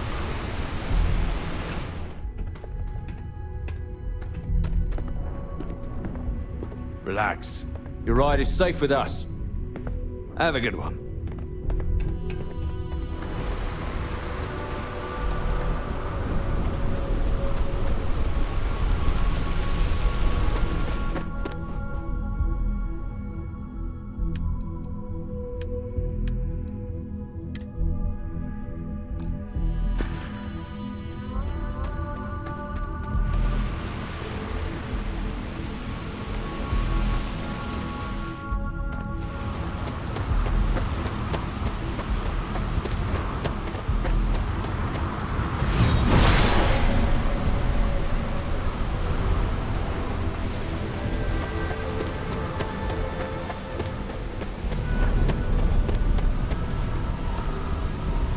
We'll take good care of your ship.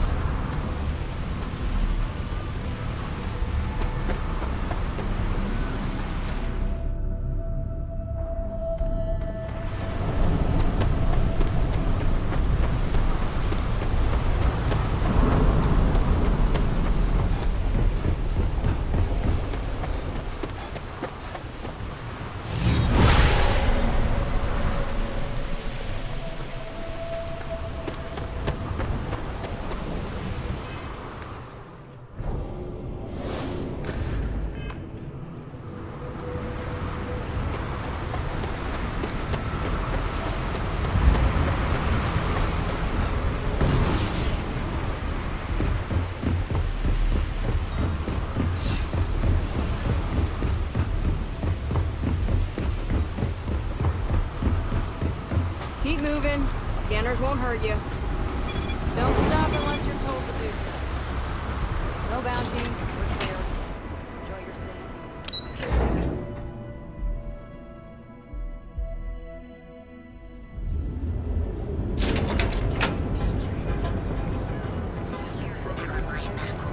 We've got you covered. Our beds are comfortable and affordable.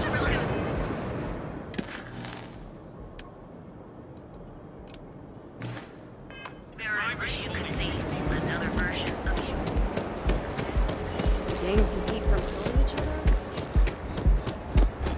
Don't make my job.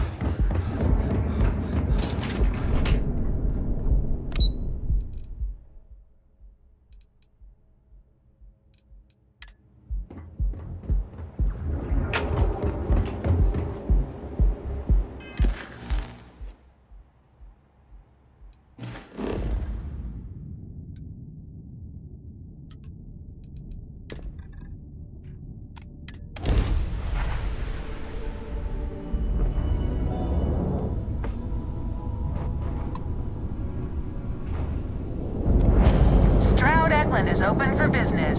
Come aboard and let's see about getting you a solid upgrade.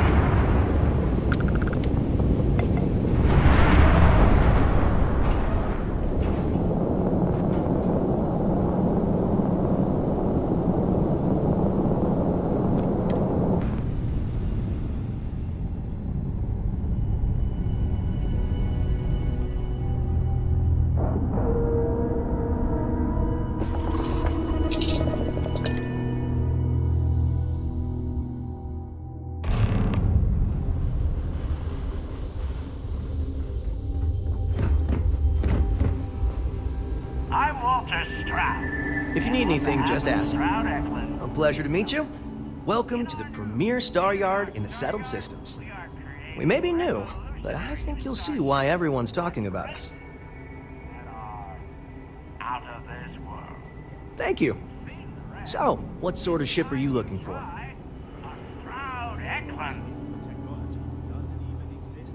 Let's get you a new ship.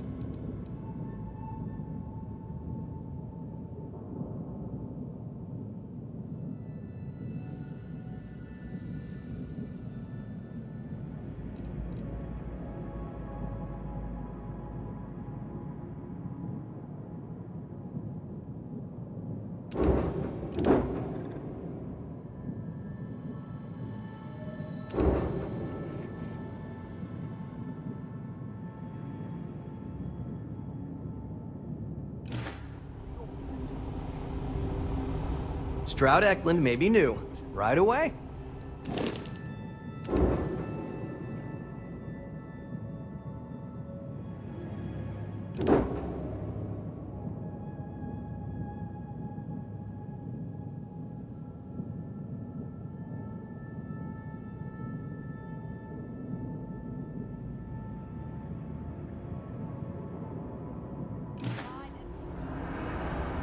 Well, I think you'll find we have some tempting up. Of course.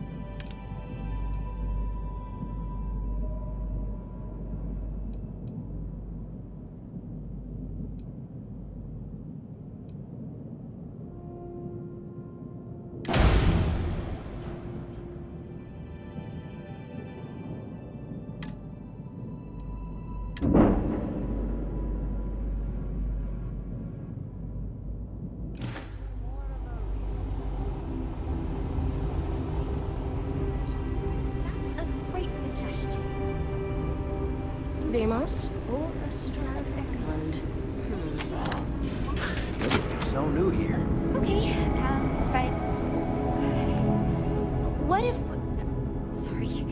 Hear me out. What if we went for the family recreation demo instead? It's a much bigger market than Explorers, and no one else is doing it. Oh, this must be Walter's consultant friend. Please, come join us. We've been waiting for you. Hello.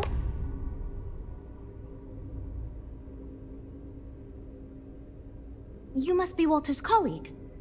He informed me that you'd be taking charge of Project Kepler despite the fact that we have a fully dedicated R&D staff already assigned to it. But that's okay.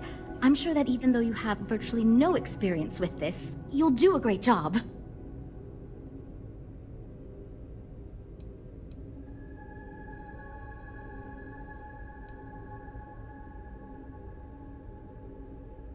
Great! That's great. Cool. Well, since we have no other choice, let's get to it, shall we? Oof, that is not a good sign. As you probably know, we're tasked with coming up with Stroud Eklund's next hit starship. But we have budget concerns, market research to finish, and we can't seem to agree on a design. So I guess Walter sent you to resolve these issues. Have at it.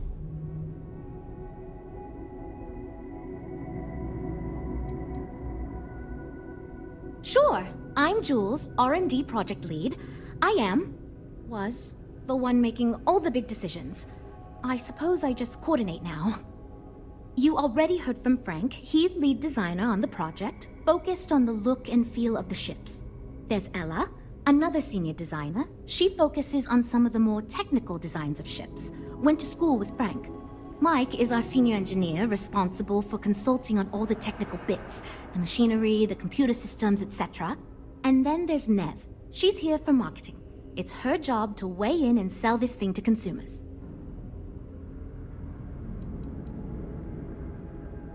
There are a lot of factors to consider. Who is our market and what do they want in a ship? Which components are we putting into it? How fast should it go? How much cargo capacity should it have? What color should it be? We need to decide every little detail. Okay, good. So, before we can do anything, we need to resolve the budget issue. We were charged with building the newest, hottest ship on the market, which won't be possible unless we petition the board for more money. So we have two new budget proposals. One will allow us to build what I consider to be a very sensible ship, but we'll have to make some tough design cuts. The other will allow us much more flexibility to put whatever we want into the ship. It's what I call the kitchen sink proposal. I don't love it, but it'll be next to impossible to approve. What should we go with?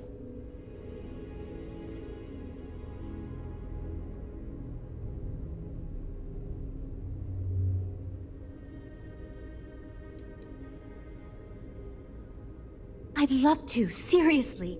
It would be a huge win for us if we came in under or at that budget. But none of the viable designs for this project can be made for that amount. I've already rejected that budget, so I have to go to the board regardless. And since you're now responsible for the major decisions, which budget proposal we go with falls on you.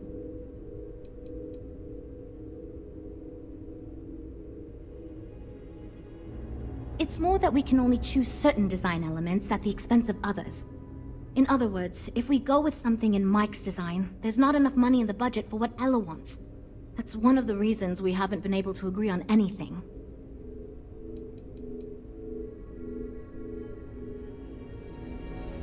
While it's true we'd be able to afford to put anything and everything into that design, it's just not practical, and the board will put more pressure on us to see that it succeeds. I worry that without constraints, my team will be disincentivized to focus this ship in any given direction. And they'll try to cram in everything but the kitchen sink, hence the name. Who knows what kind of monstrosity we'd create if we tried to incorporate all of our designs? And would something that expensive actually sell? That sounds good to me, but remember, this ship will have fewer bells and whistles. We're not going to be able to include everything we want. Frank's luxury design has the most expensive components, and we've been having trouble convincing him to move away from that idea so we can stay within the budget. We need his help. Do you think you can get him to budge? I am right here, you know?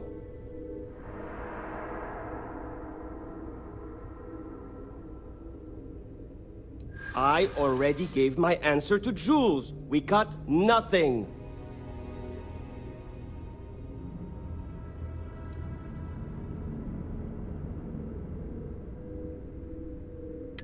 Okay, I'm thinking. Fine. I see what you're saying. Perhaps we tone down the luxury aspects a bit. Does it really need so much gold trim? Probably not. Great, that's one problem solved. I'll go forward with that budget proposal and we can move on. Next, we need to gather some market data. The best way to do this is to outfit your ship with some sensors and take it through some real-world scenarios so we can make more informed design decisions.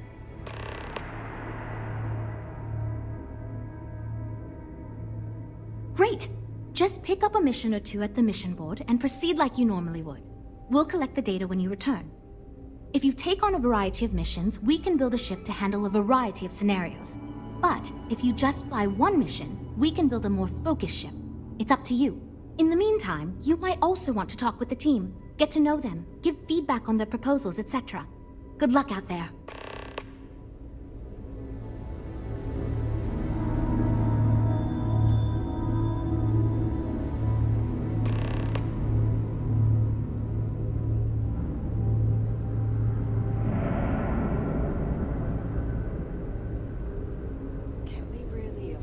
Ship.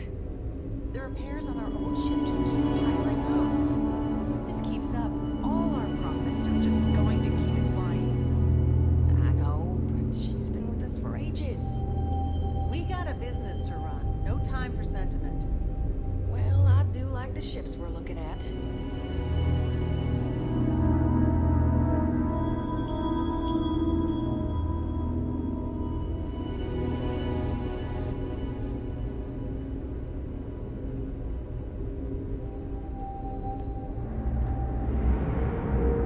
You know, I have designed spacecraft for over 10 years.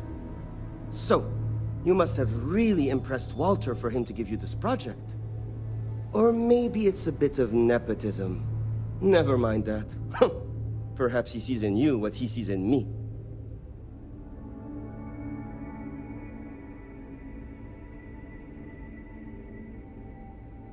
Ah, yes. At least you may be more open to my ideas than my colleagues. Maybe this is a blessing in disguise. Imagine a luxury craft designed for the most discerning of tastes. Every feature designed for comfort and peace of mind. High-end performance, precision engineering, a spacecraft for those who wish to be seen. This will be the most elite personal craft on the market.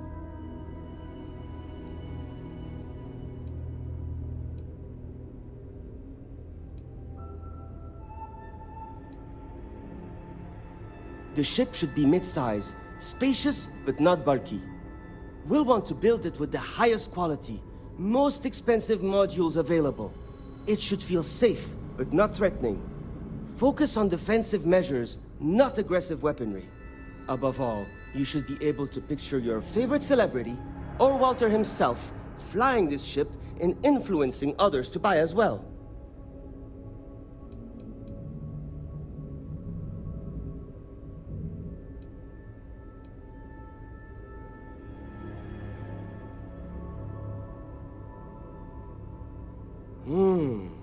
I think I understand what you mean. It is not enough to say it's a high-end luxury ship. Who is flying this ship? Where do they go?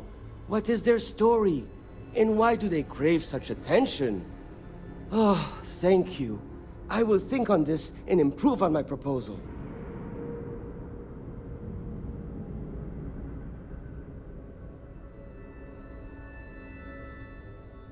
Two words. Conspicuous consumption. Are you familiar with this concept?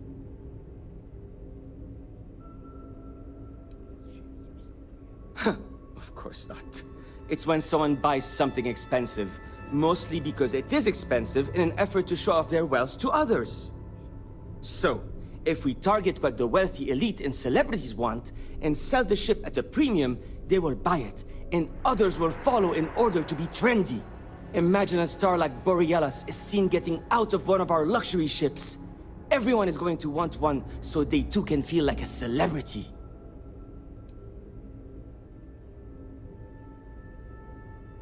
Because I am the lead designer on the project, it is literally my job to design it. It is frustrating because I keep getting pushback, and Jules has this idea that we will make a better product by designing it all together. Since everyone has equal say, it led us to a standstill. It was much easier before.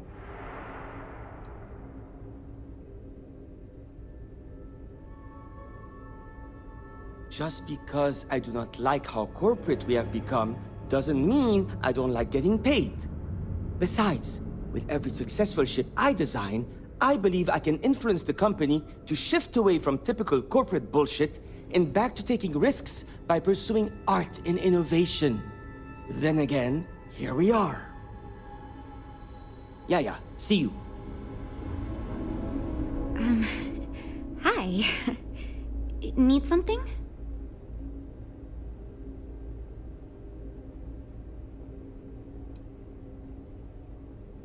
Oh, no. Well, it's just...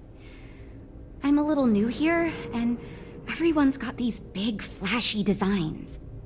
And I'm supposed to come up with one too, but like, I don't know if it's as good or like, good at all, even.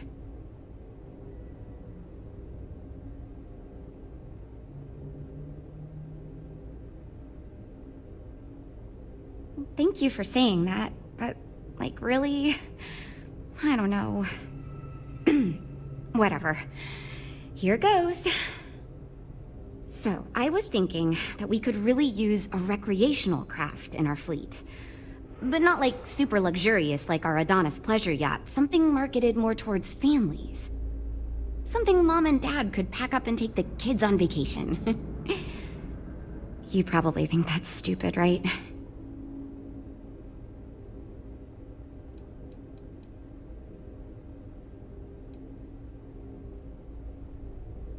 I used to go off-world camping with my family when I was a kid. The other families we met always complained their ships weren't quite adequate for family vacations. They never had enough room, and the kids would always fight.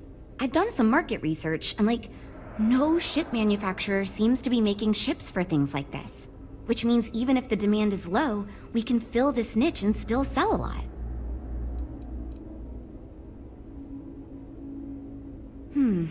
I haven't thought of all the details, but I'd imagine lots of passenger space would be a top priority. A mid-sized ship with enough room for one, or maybe even 2 or 3 families to spread out and relax. I don't think it'd need any fancy weapons or scientific equipment, so it should be pretty affordable. Families don't want to spend a fortune, so keeping the cost low will help guarantee plenty of sales.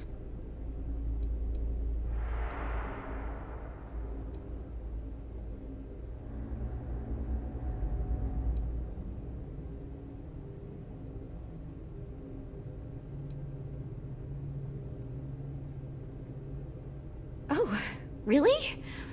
Wow, I am... Thank you. I'm really glad I told you about it. Well, if we end up making it, I swear I'll work up a hell of an ad campaign for it. So far I do.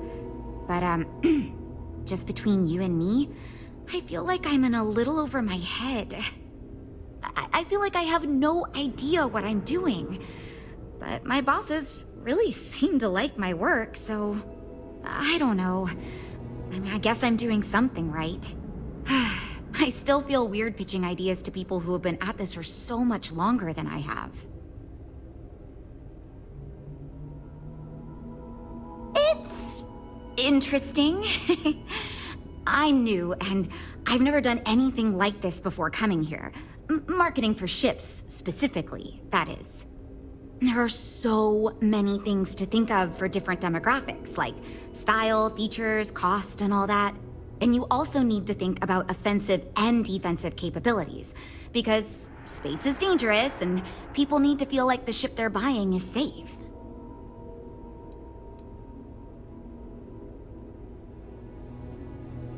Yeah, I've only been here for a few months. I did a little marketing for Chunks before this, but it was really more of an internship. Ships are like totally different than that. I applied for the job here on a whim because I thought it'd be fun. I never expected to be hired. Take care, okay? I'm wondering if we need another chef in the kitchen. Then again, I hear Walter brought you in to finally make a decision around here.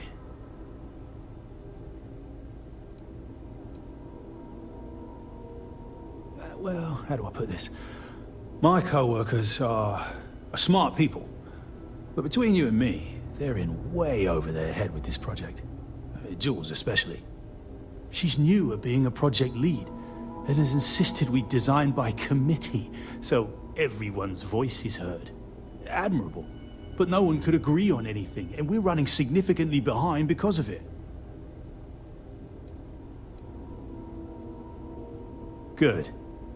Just so long as you don't push us to make anything too nutty. I think your decisiveness will put us back on the right track. Speaking of which, I think my plan will get us where we need to be as quickly and efficiently as possible. It's simple, no frills, and most importantly, won't cause me any major headaches on the engineering side.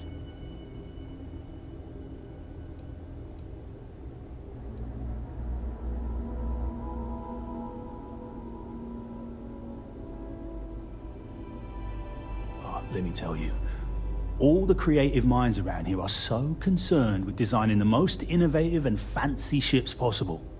They never stop to think about the kind of work it takes to do that in a reasonable time frame. Yes, we're engineers. Our job is to make the bloody impossible possible. But that doesn't mean it's easy or practical. That and there's never enough of us to go around.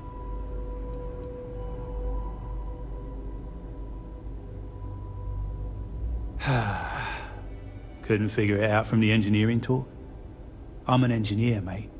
It means I'm the one who's got to put together all these plans and actually make the bloody ship fly. Been doing it for going on 25 years at various star yards.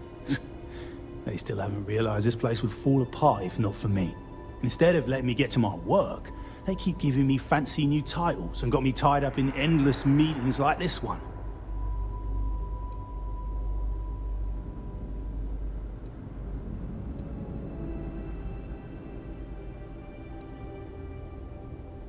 It's truth, and we need it. The others believe we need to think big and innovate. Reality is, we just need to do what we do better than anyone else. So I'm thinking, there's loads of fighters. No sense in mucking about with that again. And we've already got one of the best luxury liners in the biz.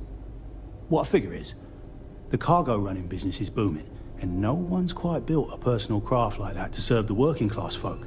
Nothing fancy, no frills. Just a simple, sturdy, inexpensive ship with cargo room up the wazoo and make it so easy my cousin's little moppet could fly it.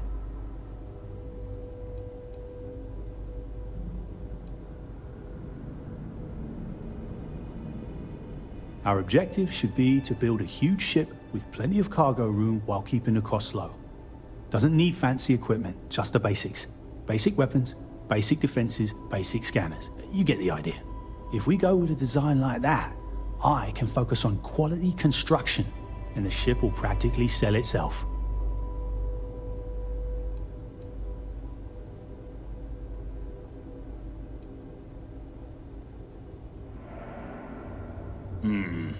Yes, of course. Zhuzh it up, just enough to disappoint me even more when we ultimately end up choosing something ridiculous. Thanks.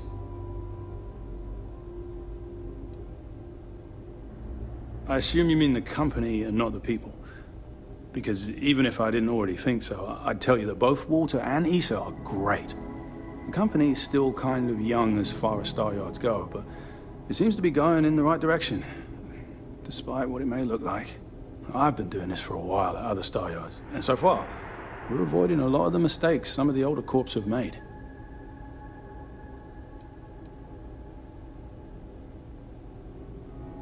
Nope. Not really. I like to think I don't have the ego for it. I've got nothing to prove, and I don't rightly care to make my mark on the industry. All I want to do is build the best damn starships I can, not get bogged down with all the excess particulars. But upper management loves the work I do, and they wouldn't let me say no to this. I guess they needed someone to keep everyone's heads out of the clouds, so here I am.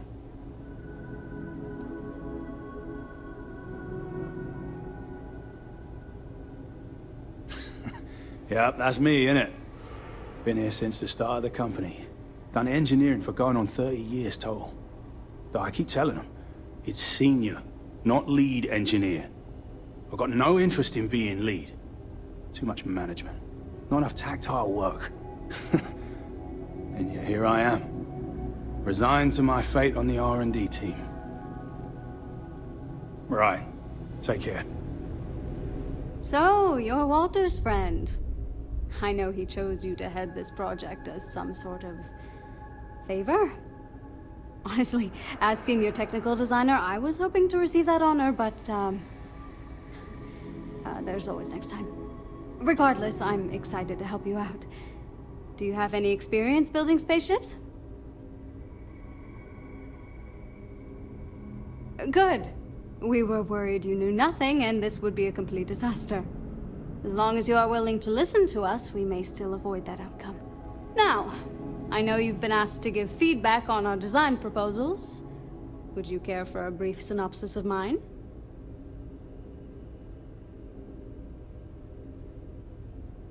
Of course. But first, let me ask you this. What pilot demographic is currently being underserved by the current starship market?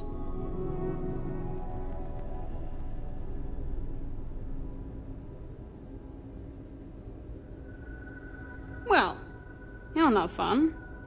My idea is a little less conventional. I believe we should invest in making a dedicated exploration ship, marketed towards citizen scientists. Sure, we and other manufacturers have lines of exploration ships, but none built with the average consumer in mind. It's my hope that we can jumpstart a new era of affordable, accessible space exploration, fueled by ordinary people like you and me.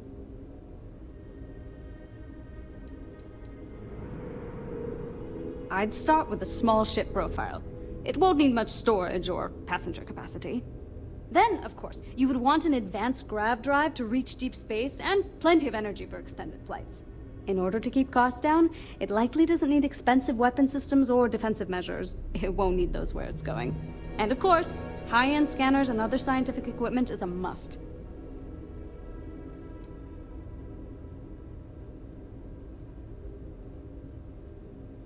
Yeah, that's what Jules said too. But at least that gives me something to think about. Thanks. I'll refine the idea and propose it next time, I guess. Well, as a senior designer, I'm trusted to work on some pretty important features on these ships. Most of my work is on the technical features, designing them to be more user-friendly. Computer systems like navigation, targeting, you name it. It may not be as glamorous as what Frank does, but without me, these ships would be almost impossible for the average consumer to actually use.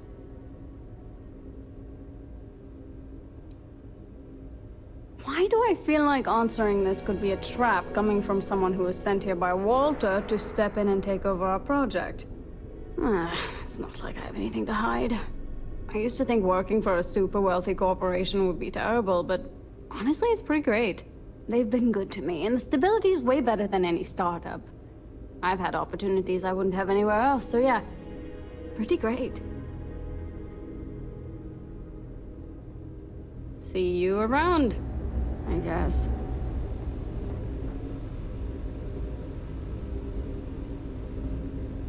I'm actually kind of amazed. We're making progress now, I guess. It might surprise you to hear that no, I have not. This is actually the first project I've led for Stroud Eklund. I recently graduated with a master's degree in engineering management. I'm actually kind of surprised they hired me, but I was at the top of my class, so maybe they didn't want to lose me to some other star yard. Anyway, I'm grateful for the chance to do good work here.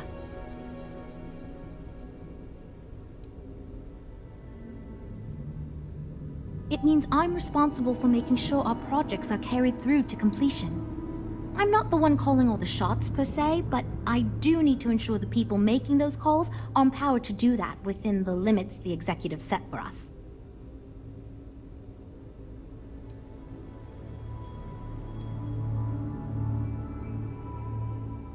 Oh, yes, I actually do have a proposal. I wasn't really expecting you to give me feedback, but why not, I guess? I'd like to see us branch out a bit more in the starfighter market. Bounty hunting and mercenary work are both big these days, especially among the hard-blooded Freestars.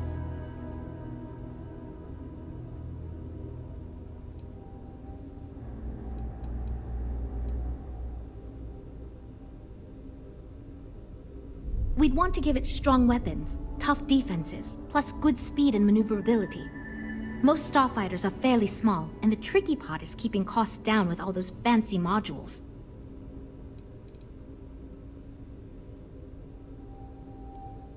I'm glad you brought that up. No, and yes, there's a lot of work out there that requires a capable fighting ship.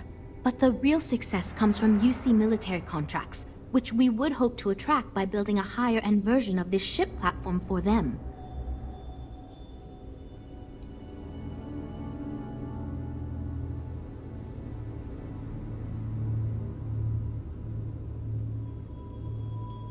You could be right. There's got to be a better way to pitch the idea. I'll give it some more thought. Thanks.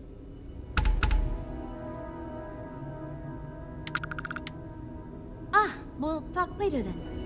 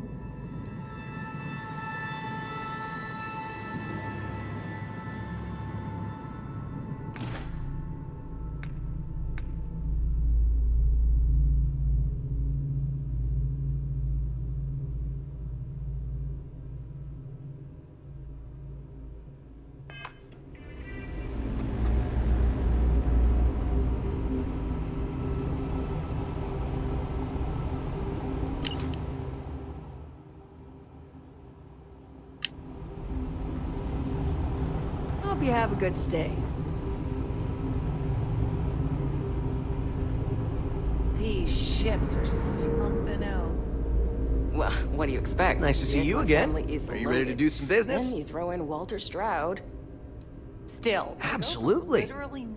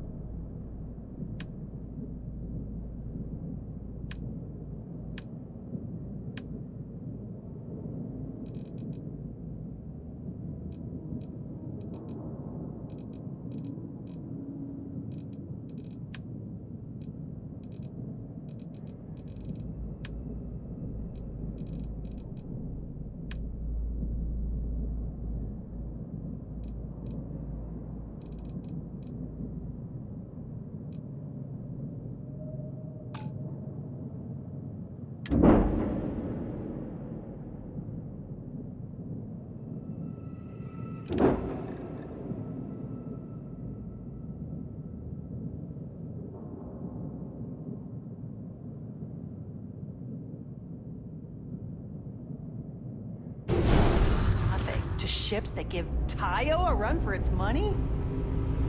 Have you seen the specs on the...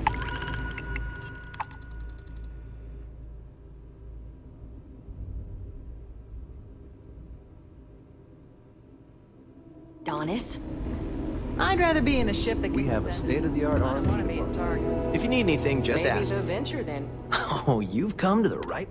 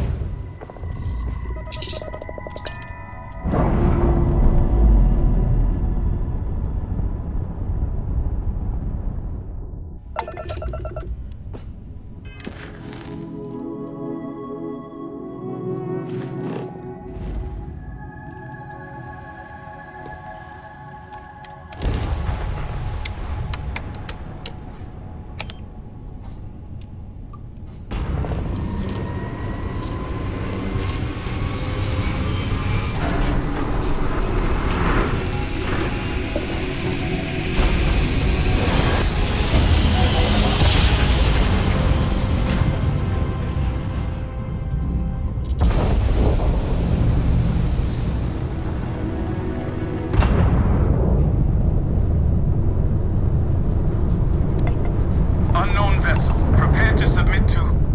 Wait. I know him. This is Captain Young. Please acknowledge.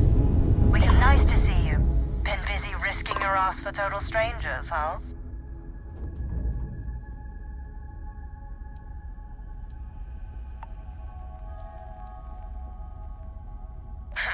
You are giving us a run for the money. Do I have to? Fine. Private Psy says hi. No more passing messages. Decorum, Marines. So, Command signed off on our unauthorized training mission. Sadly lost some men, but training accidents happen to the best of us.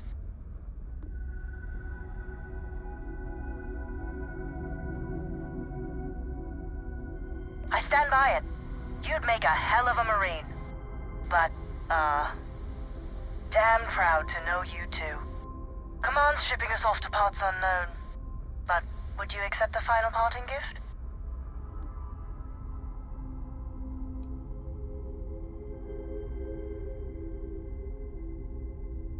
It's a nice thought, but the galaxy's a big place. A lot of good people owe you their lives. Maybe one day some of us can return the favor. Young out.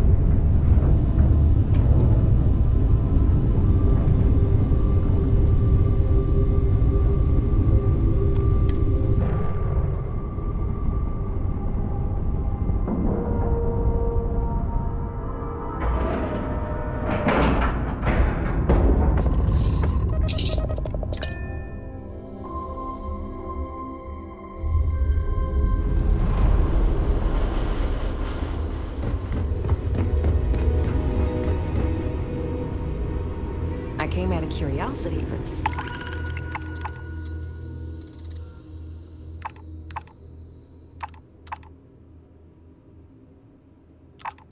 Some of these specs...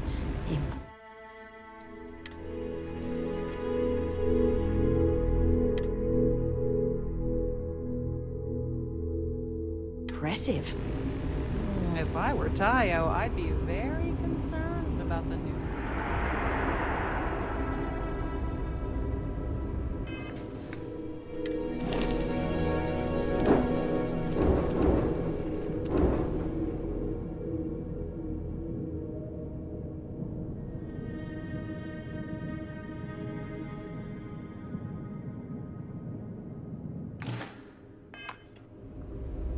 Avershaw can help you if you need Stroud anything. Eklund may be new, but it has allowed us to... Of course.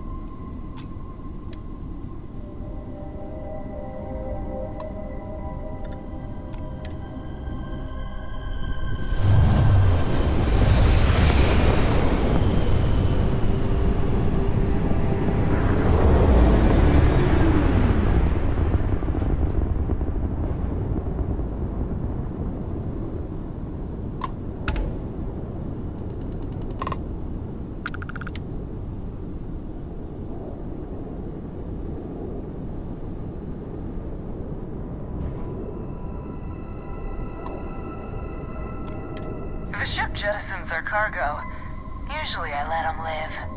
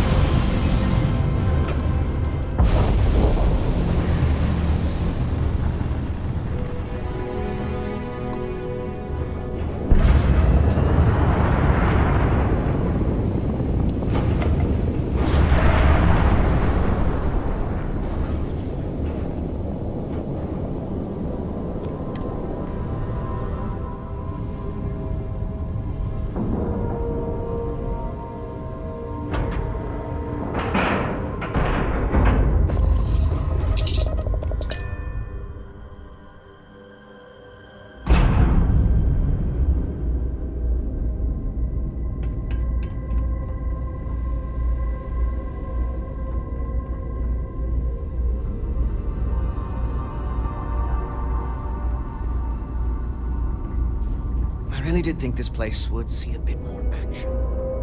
Seems like the Crimson Fleet is everywhere these days. Splitting like a fire.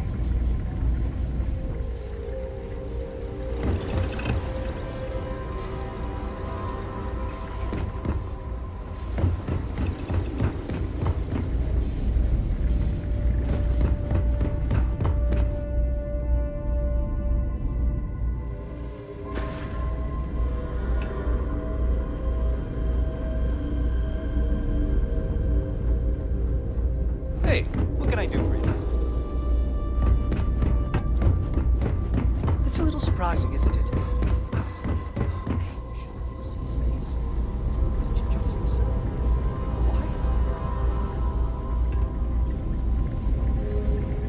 Oh, hey, don't look at me.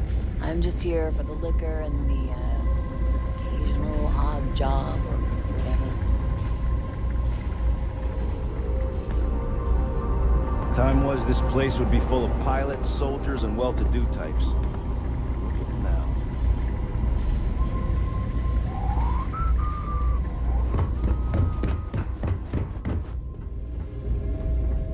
You have a nice day now.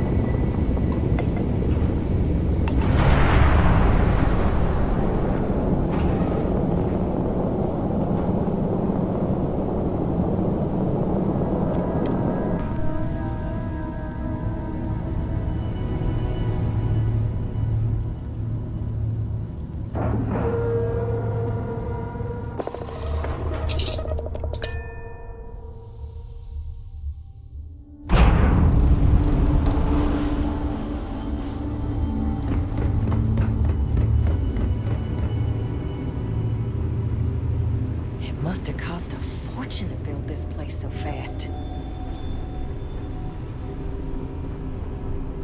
You have a good day.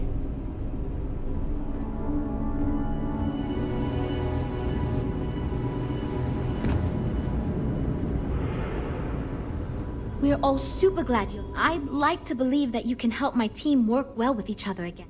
So you managed to complete a couple different missions. This will give us lots of data to support building a ship that can tackle a variety of scenarios. Of course, if we build a ship like that, we may need the kitchen sink budget, but we'll see. Thanks for your help. Now we just need to solve our interpersonal issues so we can agree on a design. Easy, right?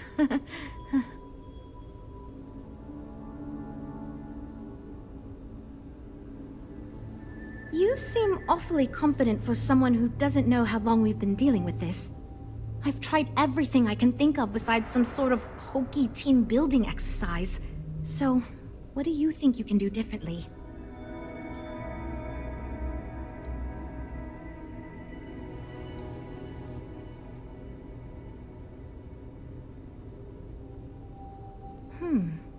I can't believe I didn't think of that. It's fair. Everyone goes around the table and makes a cut. That way no one feels like they're the only one being asked to compromise. This should drive us towards a more focused design. And since Walter asked you to take the lead on this, I don't have to be the villain here. So you're sure about this? Great! Let's get ready to disappoint everyone equally! Well, here goes nothing. Okay, everyone. Our friend here, remember, not me, has decided in order to move forward, we're going to go around the table and everyone is going to give up one major aspect of your design. It's the fairest way to do this, and ultimately, I think it's going to make our collective design choices a lot easier. Who wants to start?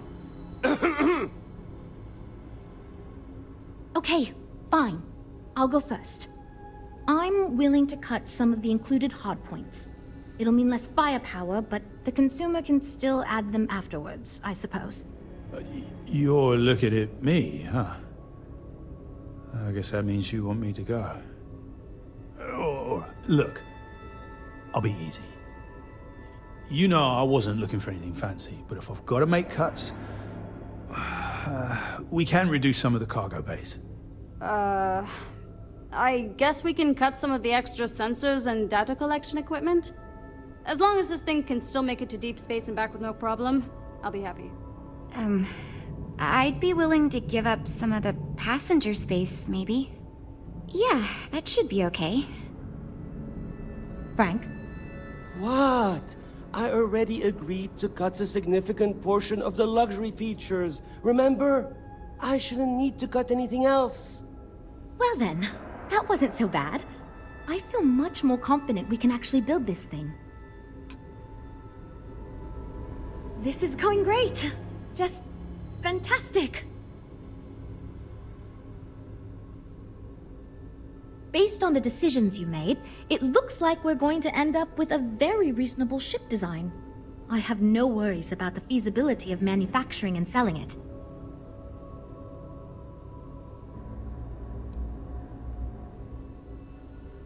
It's going to be a smaller, sleeker, mid-range ship. I think it'll be best suited for an average consumer. Not too expensive, the ability to add a few options here and there, moderately defensible. It'll be decent for several use cases, but won't really excel at anything in particular. Now that we've addressed all our issues, we can move forward, finalize the design, and get this into production pretty quickly. If you could do us a favor and let Walter know that we're back on track, I'm sure he'll be thrilled. Thanks for your help.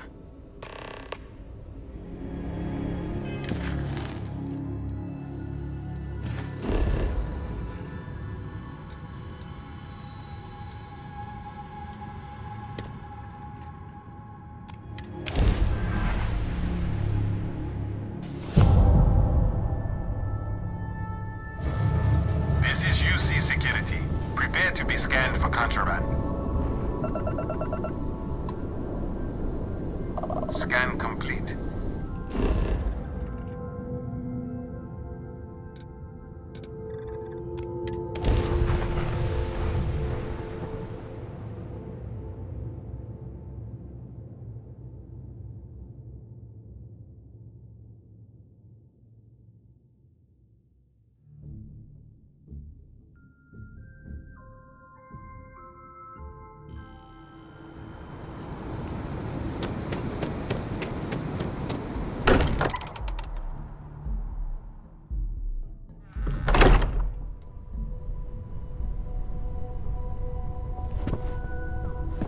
Bet you never expected to end up involved in something.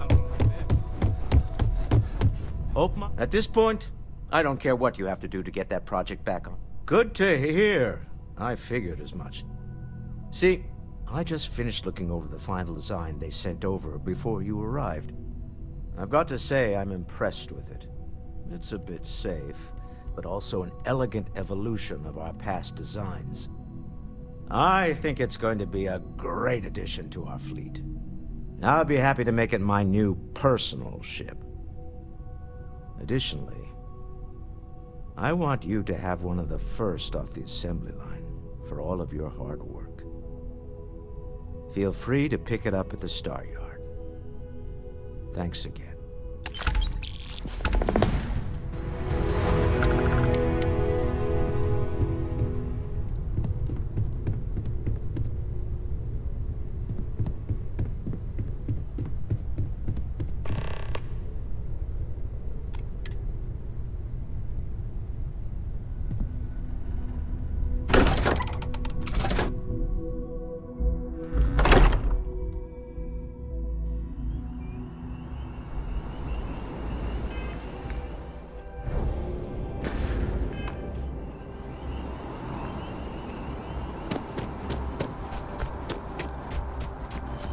Evening, sir.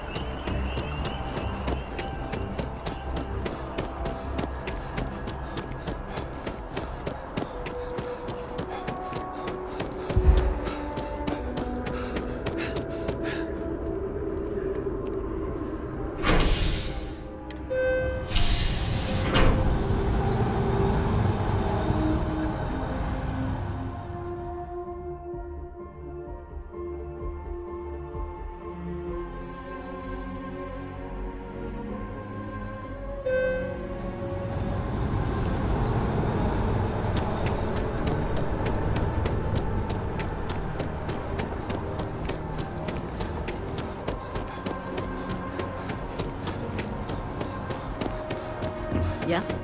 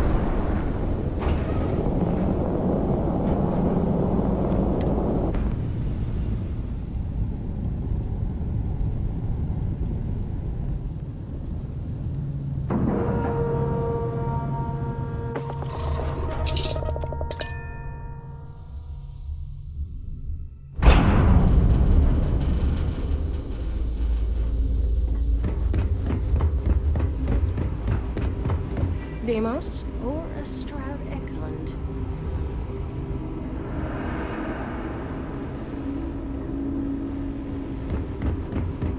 You have a good day. Are you ready to do some business? Well, I think you'll find we have some tempting options. Of course.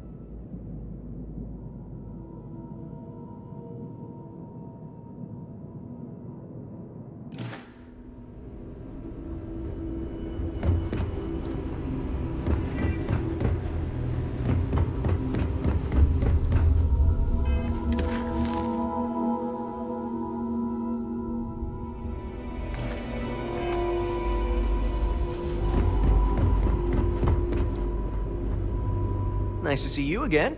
How can I help? Absolutely.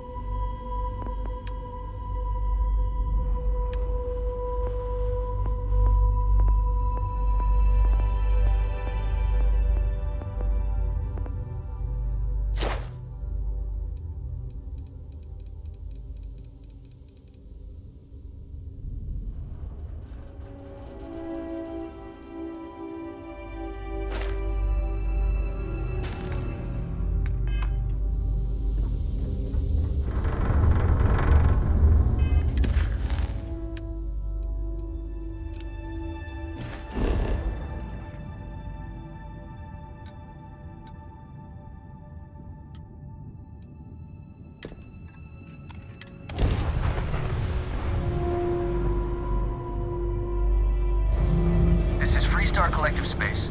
Hold while we scan your ship. All right?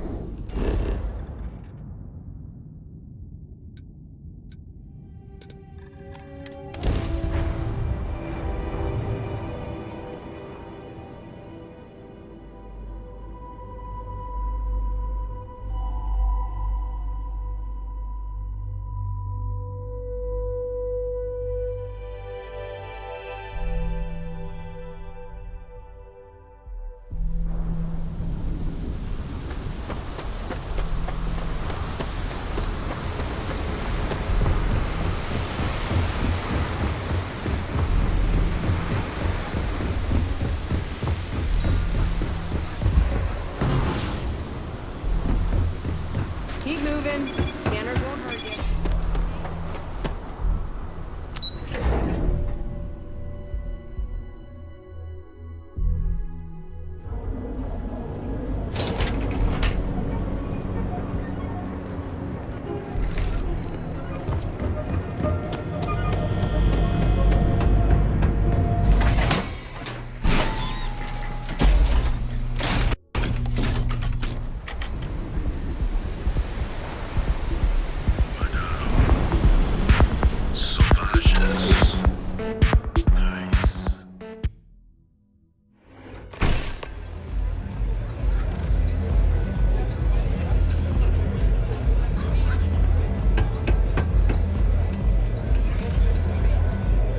You looking to get zoned?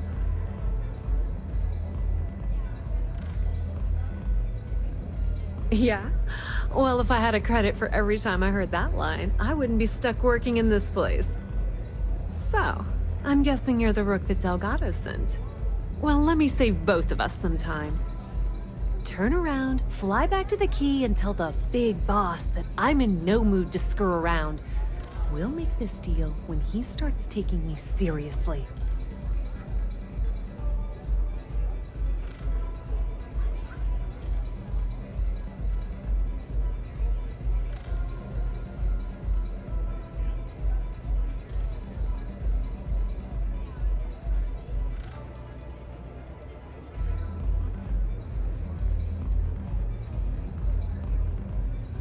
Are you serious? You're just gonna completely blow me off like that? I spent the last 3 months setting up this job, burned 2 contacts and a hell of a lot of credits. The whole time, I'm also keeping Bayou off our backs. That idiot even catches a whiff of money and he latches onto you like a damn leech.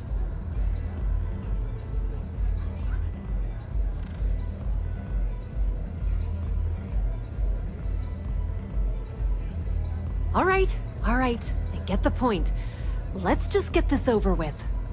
I don't have a ton of time to stand here and screw around, so I'm gonna make this as clear as possible.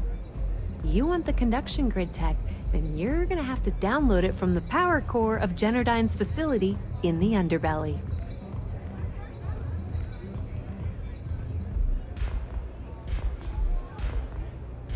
Love the confidence. But before you pull the ripcord, I'm afraid I need to add a bit of a wrinkle. While you're inside Generdyne, I need you to plant a virus into their system. It's a simple side job that'll earn you some credits. I think you can handle it.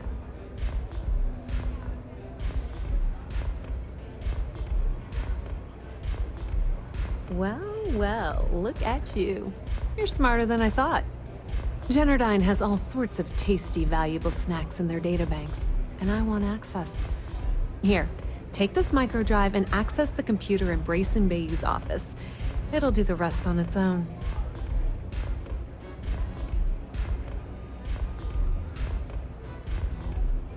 It might be wireless, but you aren't going to be able to use it from here, genius. Generdyne's got their place locked down tight. But, as usual, the weak link comes from the people that work there. I recommend you start with Ayumi Komiko, an upper-level exec at Generdyne. Get your hands on her security pass, and you'll have the run of the place.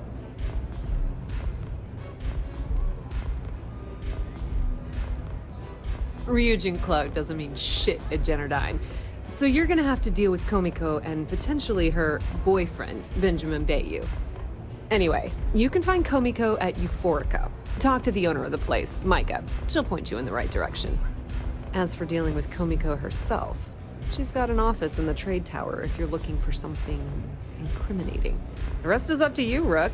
When you're done, come meet me at the VIP booth in the Astral Lounge so we can celebrate.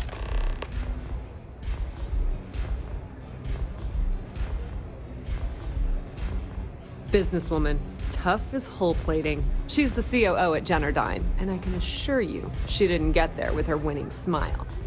As for her relationships, well, that's a bit more complicated. Publicly, she's having a bit of a fling with Benjamin Bayou. But rumor has it that she's just using Bayou and having a little bit of fun on the side with Micah, the owner of Euphorica. If I were you, I wouldn't bother trying to appeal to her good nature. She's a manipulative person who uses people to get what she wants. Nepotism gets him the job at Generdyne as their chief technician, yet the guy doesn't know the first thing about electrical engineering. They obviously invented the position just to give the moron a salary, one of the many poorly kept secrets in Neon. Frankly, I think he's such a screw-up. Benjamin Bayou stuck his ass in that facility under the city to keep him out of the limelight.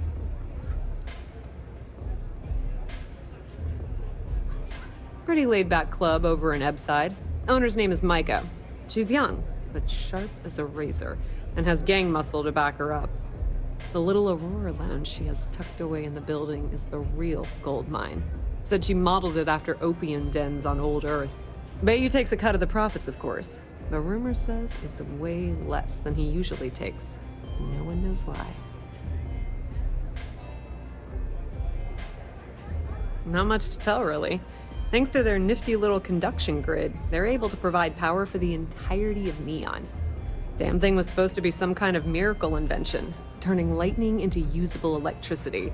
Neat trick, right? Only catch is that you need a planet like Voli, where lightning strikes often enough to make it feasible. Guess how many of those exist? Ding! If you said 0, you're absolutely correct. So Generdyne has been in dire financial straits for years.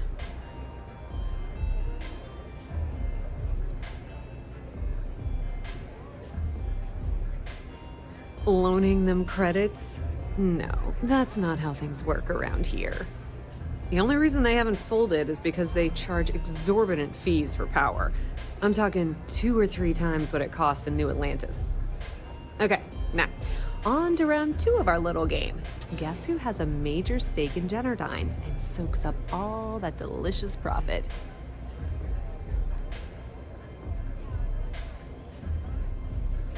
Ooh, not even close. The answer you were looking for isn't another corporation. It's a person. It's good old Benny Bayou. That son of a bitch has a finger in every single pie in the sorry excuse for a city. Generdyne's no different. All off the books, of course.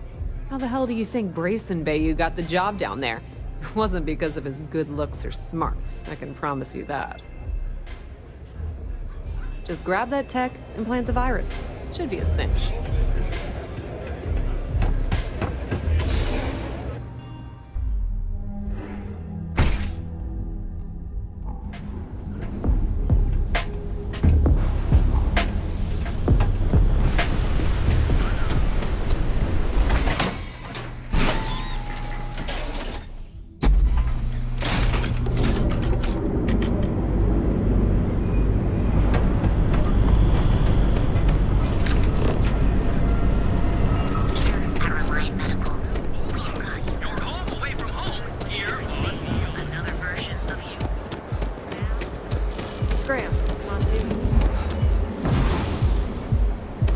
see any heat leeches?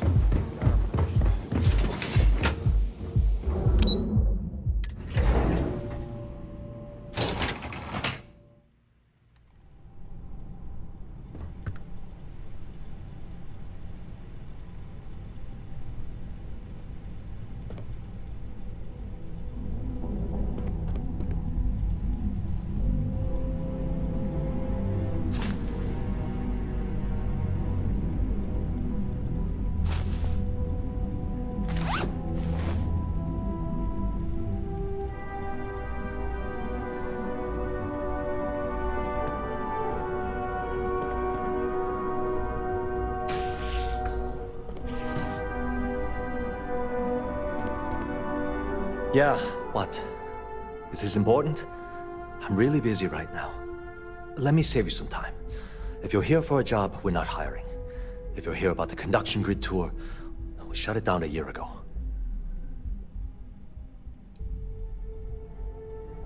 Well, like I said, it's shut down. Had to cut the entire tour staff too. Look, I'm sorry if I'm blowing up at you. But I've got a ton of problems and no time to deal with them all. I'm afraid that things aren't going terribly well around here.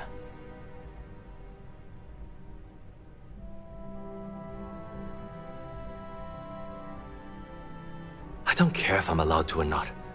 I'm happy to get this off my chest. The conduction grid went online almost 75 years ago.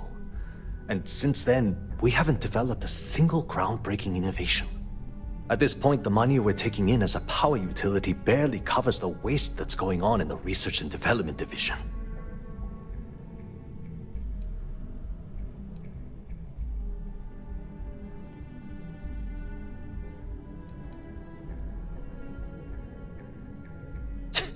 You'd think that, right? The problem is that Brayson Bayou, Administrator Bayou's brother, is currently heading up the R&D division. I swear to you, the man doesn't know the first thing about power systems or electromagnetic technology.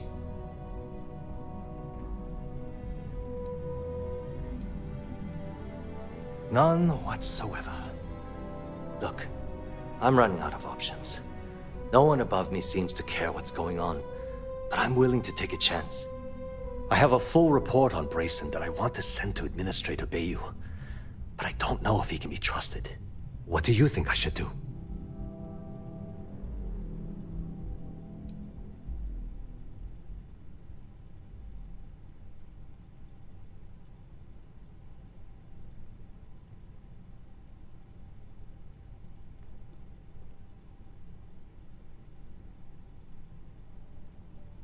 You know what? You're absolutely right. I've heard Bayou's killed people for doing less. What the hell was I even thinking? Hey, look, thanks for helping me out with this. It's been on my mind for a long time. If there's anything else you need, any questions at all, feel free to ask.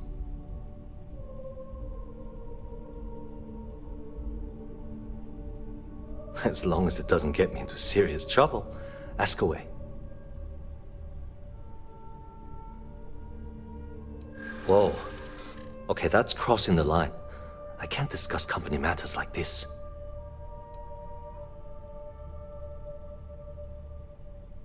I mean, it might be okay. Okay, listen. You didn't hear this from me, but I know she's up to something with Benjamin Bayou. He was in her office a few weeks ago, and they had some kind of shouting match. It got really heated until Bayou stormed out the door. I don't know what it was about, but I happen to know Miss Komiko keeps audio recordings of all her meetings in her safe. And before you ask, yes, I'll unlock it for you. Just don't tell anyone I helped, okay?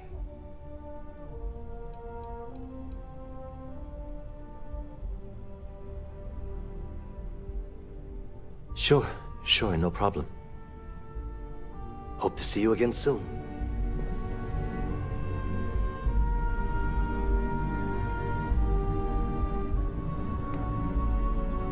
The way things are looking at Genodyne,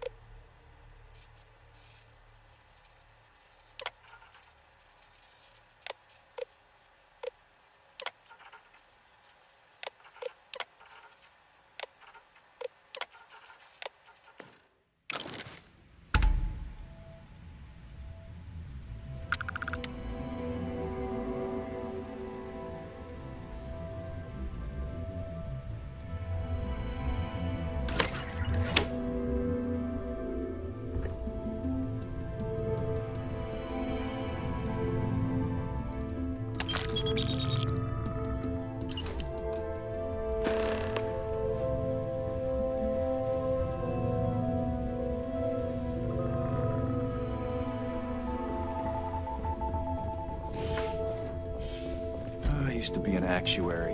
Now look at me.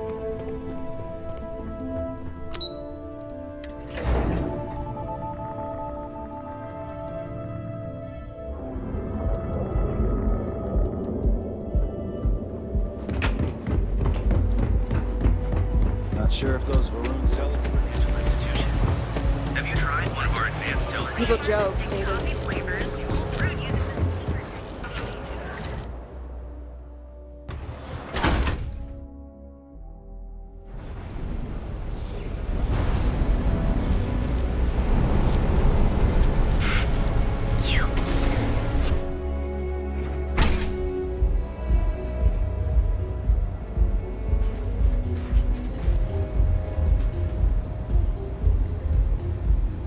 Take it easy.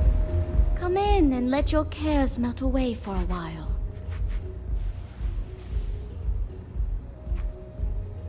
You people should leave her alone.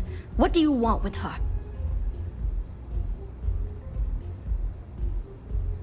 Yeah, sure. Tell me another one. You debt collectors are low-life assholes. She's broke, okay? Now get out of my club before I get really pissed off and have you thrown into the street. The Crimson Fleet? Oh my, I'm sorry. I had no idea. I didn't mean anything by it, really. Sorry, well, I worry about her. Ayumi owes a lot of money around town. I'm trying to help her out, but, you know, I have a business to keep afloat. If you want to talk to her, you can find her in the members' lounge. Of course, access to the lounge is going to cost you, and I'm not changing my mind about that.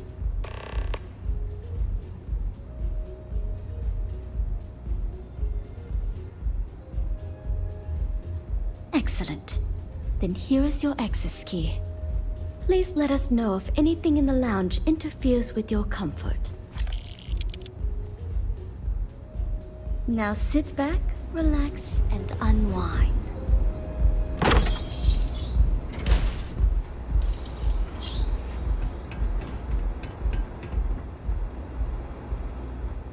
Hey.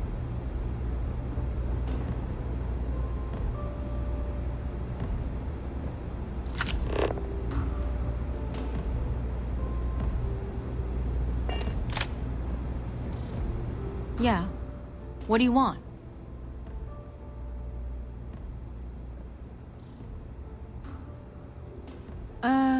You must be zoned out of your mind, because there's no way anyone sober would say something like that.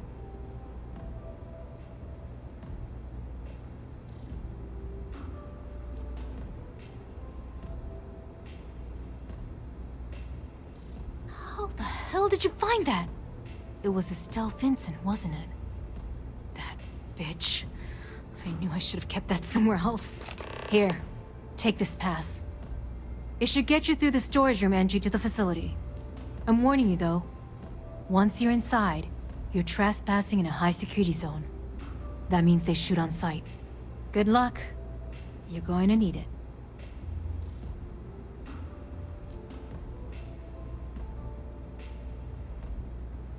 If you had to work with Grayson Bayou, You don't understand.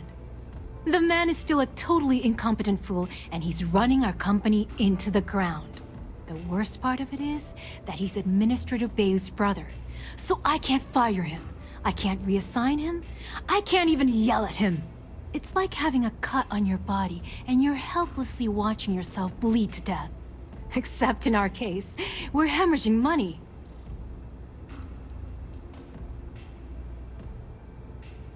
I suppose if I don't explain, a copy of that recording you found might end up on the next SSNN report.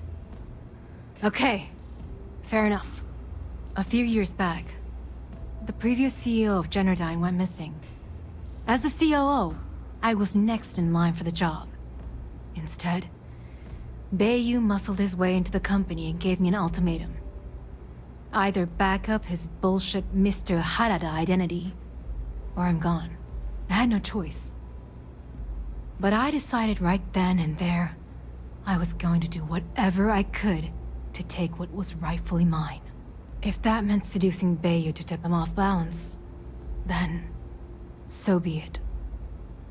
Luckily for me, Mike has been incredibly understanding about the whole thing. More than you can possibly imagine. Micah is the only person in this godforsaken city that's kept me from going completely under. She doesn't want money, doesn't use me for influence or as a stepping stone to get ahead. She loves me for being me, and I love her for being the same. And when this stupid bullshit is over, and Bayou is 10 fathoms deep under Neon, we'll be there for each other. Forever.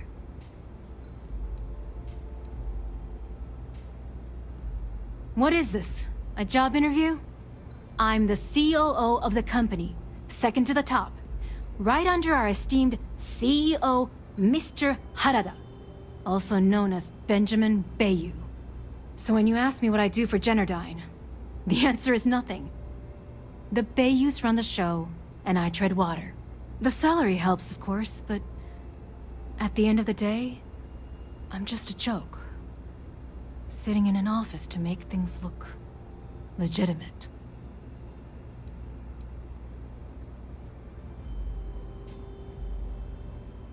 Keeps him off the Freestar Collective's radar.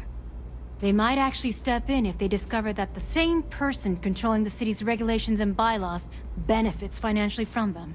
If you haven't figured it out by now, Benjamin has a stranglehold on the city. You can't take a piss without him charging you after flush. Try and get in his way, and then he uses Neon security to beat you senseless, or the Sioga Syndicate to make you disappear.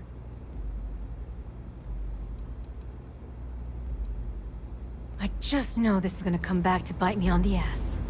I just know it. Excuse me.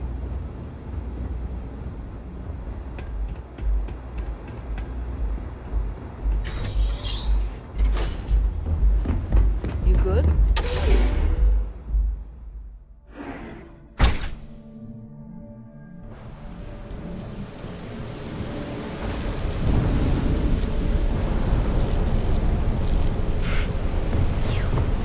Too bad I can't squeeze any Aurora.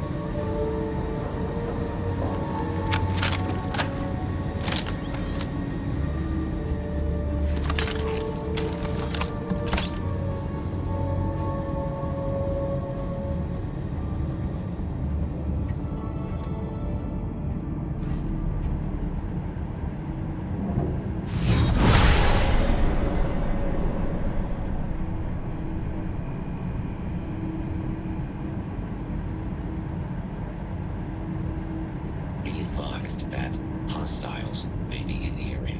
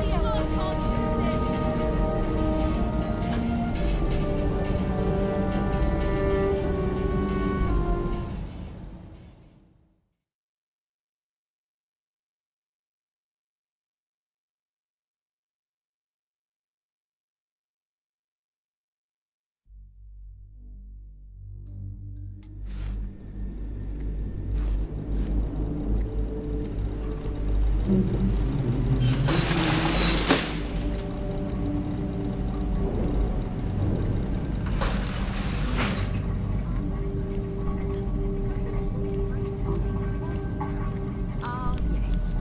The one that tasked us with recalibrating the fixed mode reductors instead of inductors. That's the one. How is it even remotely fair that we're having our work evaluated by that incompetent?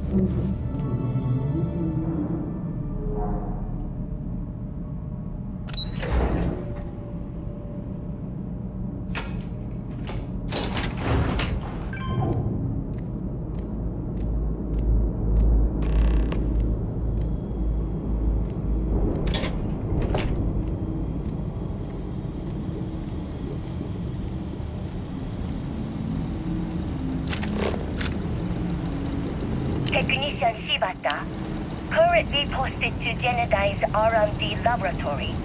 Personal notation. I'd like to go on record about my feelings about Chief Technician Bayou. Though most of my fellow employees feel that he's underqualified and incompetent, I feel that they are underestimating him. I've spoken to Brayson at length, and I find him actually to be a kind and endearing person. I think that living in the shadow of his brother, Administrator Benjamin Bayou, has given him a bad name, and that's a shame.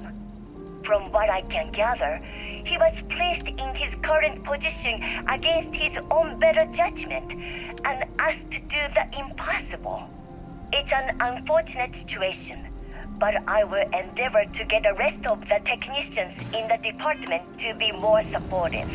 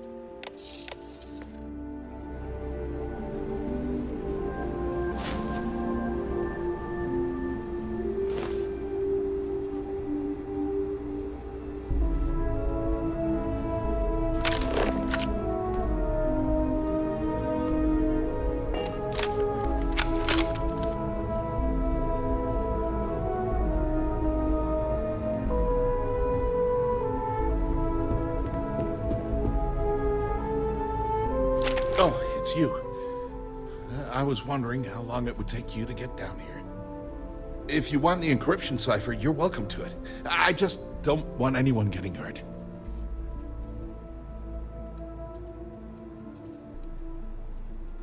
No catch. I'm not trying to trick you. You want the cipher? It's yours. At this point, I'd do anything to get back at my brother. He deserves everything he's got coming to him.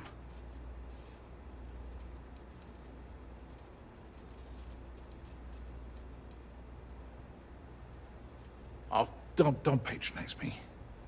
I know I'm no prize winner myself, but at least I don't spend my days trying to screw everyone over.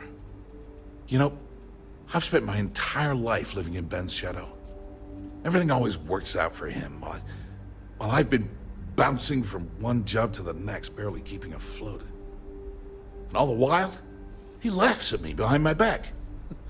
Thinks it's hilarious to make fun of his stupid brother. Like I wouldn't eventually find out.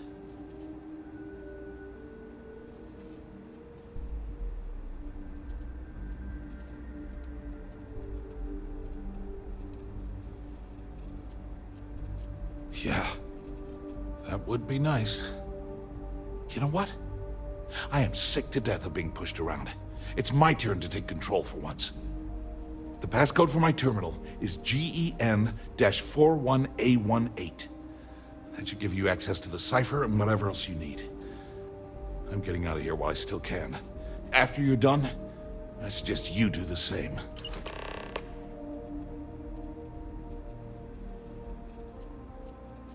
Because he's a two-faced son of a bitch, that's why. It's not like I should be surprised. When we were younger, we never got along very well. I mean, he's 11 years older than I am. We had two different mothers. Might as well have been from two separate families.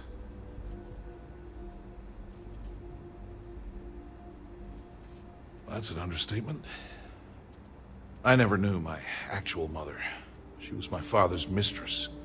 And I was told she vanished from Neon when I was only 2 years old. Ben's mother, she didn't give a crap about me. Wouldn't even let me call her Mom. I just had to call her Liliana. Can you imagine? And then there's Dad. So buried in the day-to-day operations of Neon, he didn't have time to pay attention to his bastard son.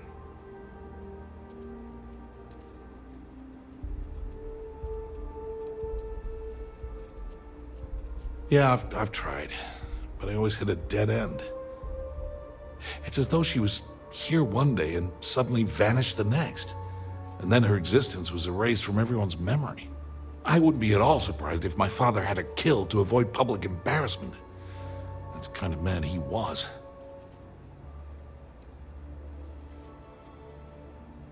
Yeah, maybe. Or he could just be a first-class asshole who takes after our father. Look, I appreciate what you're trying to do, and it's nice to get this off my chest, but talking about it isn't going to change a thing. That's why I gave you the encryption cipher. Anything I can do to stick it to Ben, that's the real therapy.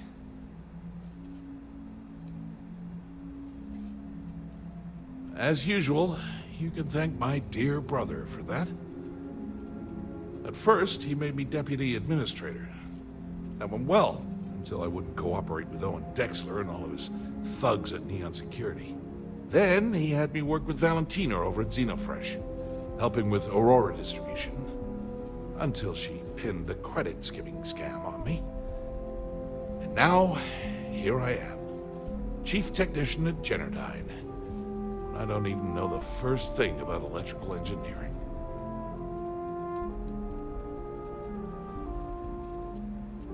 On a scale of 1 to 10, 1 being the worst, I'm at about, I don't know, a -8. I don't have the background for this electrical engineering stuff. Chief technician? It's ridiculous. Ben stuck me down here expecting me to work miracles. He didn't stop for even a second to think of the repercussions. That's so typical. All I need is one breakthrough, one, and I could shove this job right in his face. Damn, that would feel good.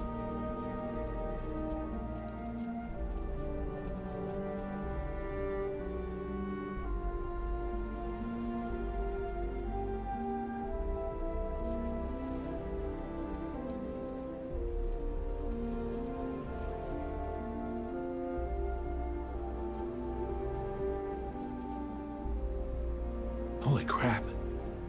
You might be right. I mean, it would take some time, but I bet I could figure it out. Huh. All this time I've been trying to develop something new, and it's been staring me in the face for years. Oh man, that is so like me. Thank you for giving me that kick in the ass I needed to get going. Feels good to be in control for a change.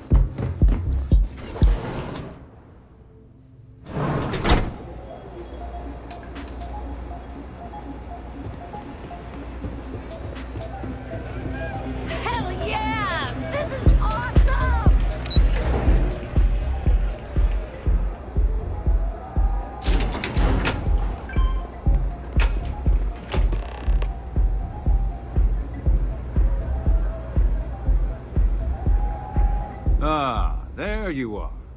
What kept you? I believe we have a lot to discuss. It's obvious you're here to meet someone. Fortunately for them, they rented this VIP room under a false name. I assume that same someone provided you with that clever little virus you installed into Generdyne's systems.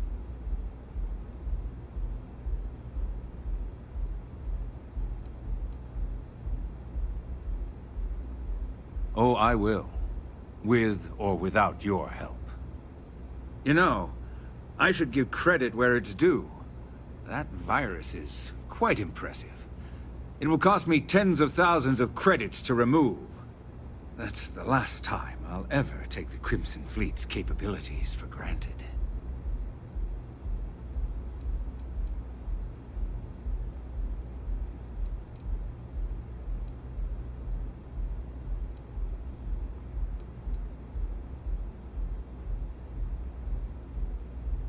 Probably. But do you want to know why that's not going to happen? It's because I don't negotiate with pirates. They don't understand commitments or contracts. How to get the deal done with finesse. No. For your kind, it's only brute force and violence. Shoot first, take whatever you want, and ask questions later. That's not how I do business.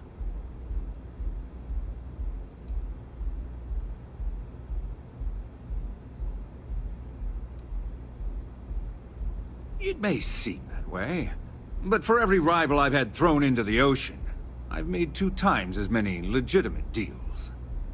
Look, I'm not here to debate. I'm here to make an offer. All you have to do is tell me who's profiting from the virus you've uploaded. In return, I'll let you leave the city alive.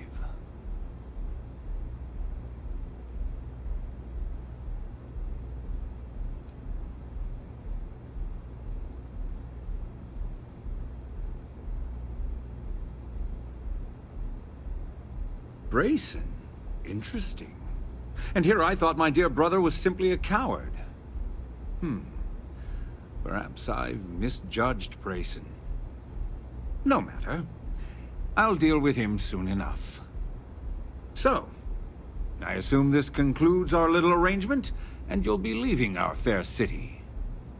Oh, when you get back to the Key, be certain to give Neva and Delgado my warmest regards.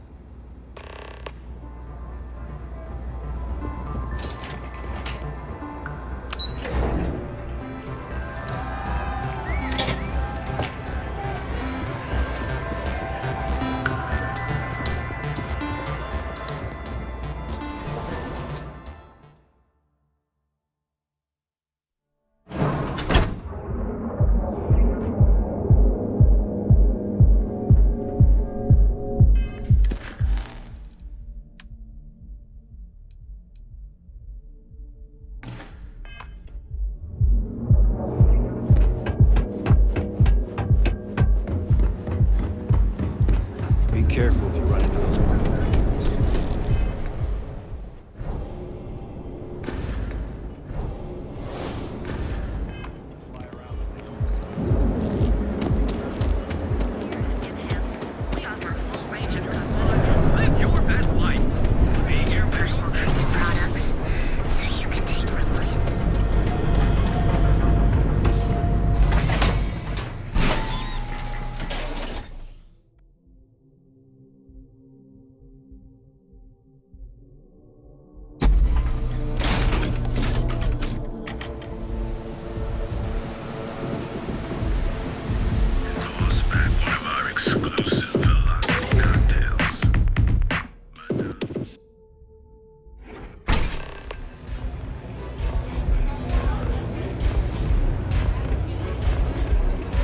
Velocity's such a grab rush.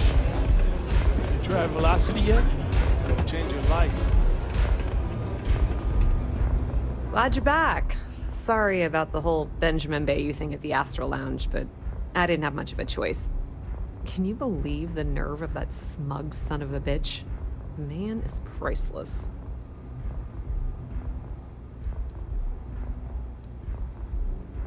Well, I was hoping we'd celebrate your return with some drinks and a pile of Aurora.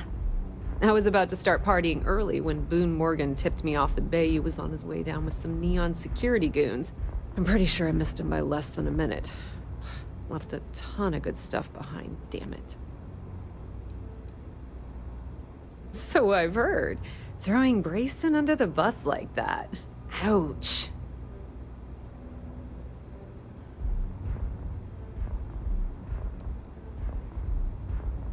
Yeah, I'm pretty much dead in the water at this point.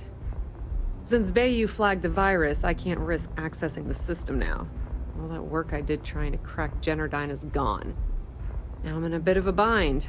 The prep work for this job put me in deep for a bunch of cash, and I have no way to pay it all back.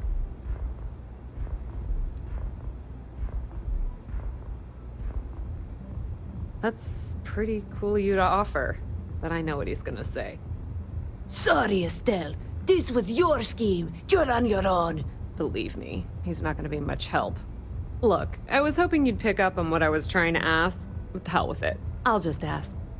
Can you cut me in for a little bit of cash you're making on this job? I mean, I did get you inside and practically hand you the data on the grid.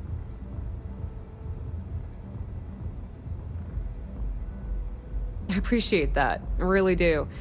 Having each other's back is what makes the fleet stronger, you know? How much are you willing to part with?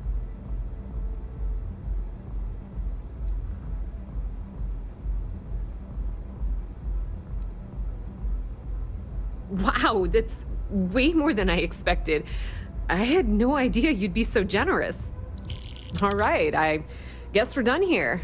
Tell Delgado if he ever needs me for anything else. I've still got his back. And hey, you won't be hearing Rook from me anymore. As far as I'm concerned, you're one of us now. Lifeblood of the fleet. If anyone tries to tell you otherwise, you send them to talk to me. I hear things are heating up back at the Key, so I might fire up my bird and head over to check things out. Rumor has it that Delgado has some solid info on the Crix's legacy story he's been hawking for the last few years. If there's even a chance that it's true, I want to be there when Shinya Voss starts splitting the loot, if you catch my meaning. Just watch your ass. Benny isn't exactly going to be tickled that you've been talking to his brother.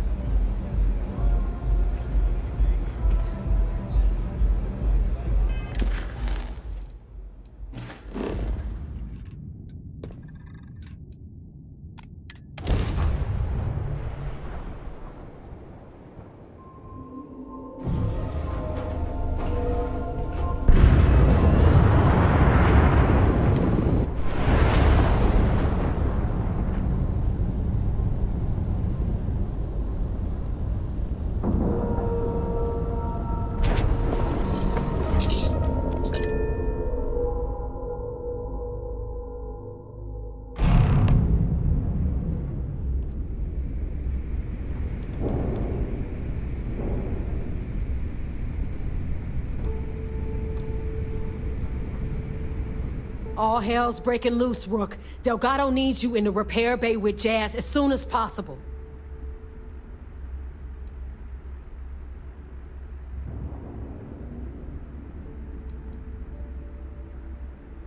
Hooray! You got the conduction gizmo. You did exactly what we asked you to do. Good work, pat on the head. Are you ignoring me or something? I just said there's an emergency. Oh, it's bad. Real bad. Delgado will fill you in with the details. Now get your ass to the repair bay. Go!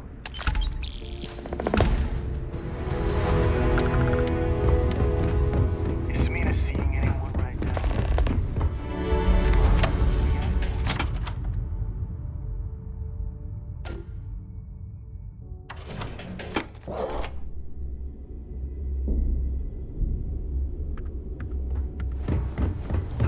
I always thought heat leeches were just pests. Never considered trying to raise one as a pet. Imagine. And you are sure we will have those defense batteries up and running? No. I'm not sure. They're in bad shape, Del. Really bad shape. I'm already using duct tape and spit to keep the station from falling apart, and you want me to pull a rabbit out of my hat? I don't want to hear excuses. I want to hear that it's going to be fixed. Period. Get it done. All right. I'm on it. You want to quit standing there and hand over the conduction grid data?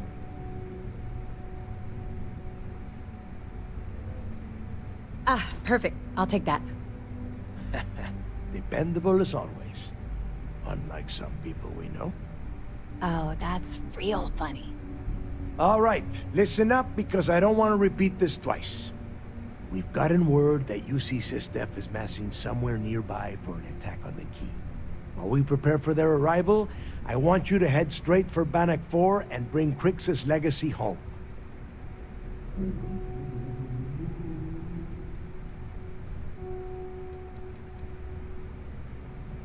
I have a very reliable source at Mast. They were so concerned that the threat was real, they actually jumped the information out to us right away. Just slow down and listen before you jump the gun and ruin everything. Lay it out, Jess. All right, first things first. I'm gonna upload this data you snagged from Generdyne into the Key's databanks. All you need to do is build and then install a conduction grid module onto your ship. Oh, and if you haven't already, you'll need the comm spike module installed as well. Once your ship is ready, jump out to Bannock 4, board the Legacy, and bring us the cash.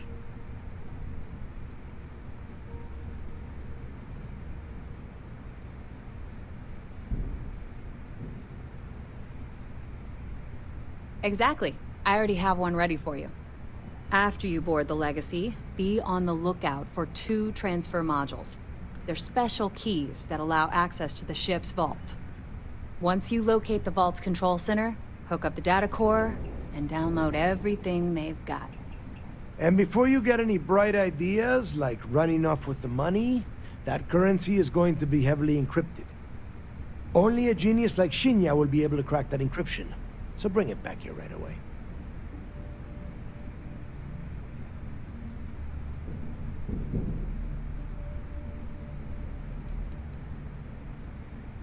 Because those Galbank ships were carrying so much money, they didn't even trust their own crew. Yeah? I sure hope so. Look, I'm gonna make this real simple for you. If that money ends up anywhere but the key, I will hunt you down and pry it out of your dead hands myself. Now get moving.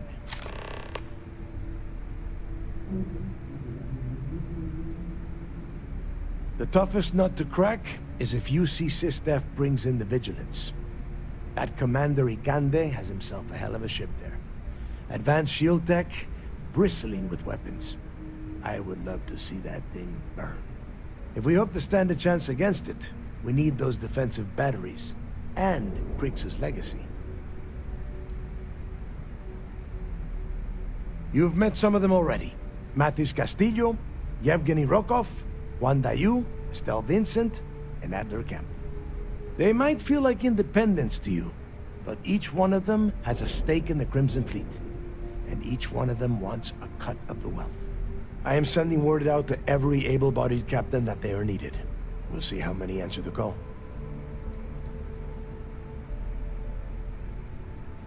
The Crimson Fleet isn't really a fleet.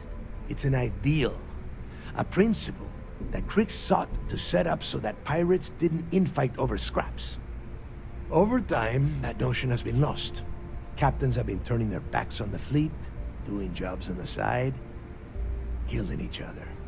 Bringing Krix's legacy back to the fleet would be like validating everything Jasper Krix believed in. And I'm certain it would unify us once again. Of course, it wouldn't exactly hurt to have all that extra money at our disposal. But I think you catch my meaning. Get moving before it's too late. I need to get those defensive batteries online, so make this fast. The comm spike traces and decrypts coded signals. As long as you have the transponder ID, you can track pretty much anything. That file you lifted from the Galbank archives contained the Legacy's transponder code, which I'll program into your nav system.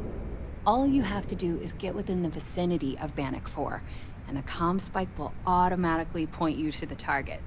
Cute toy, huh?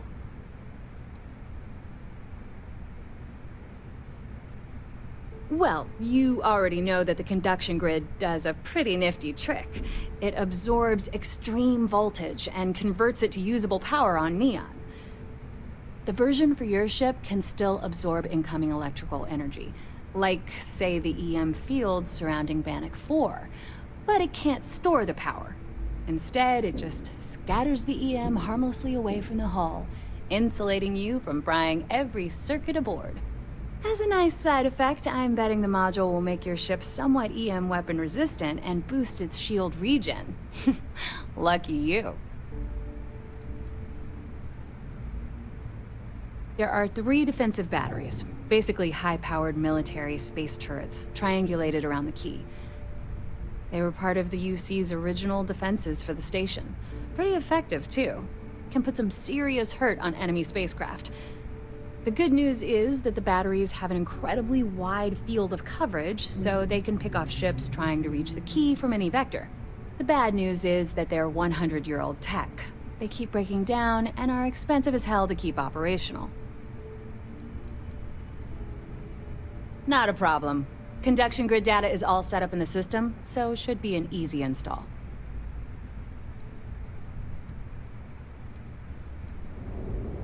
Oh, yeah, nothing like changing it up to make a ship feel new again.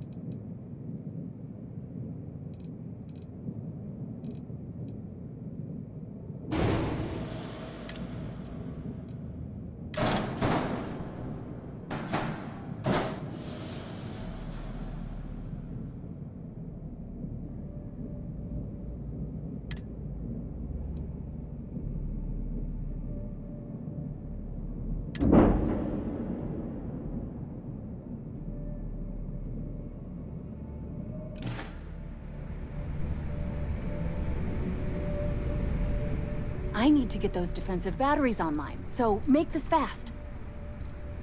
Not a problem. Conduct... Don't worry. Alright, let's...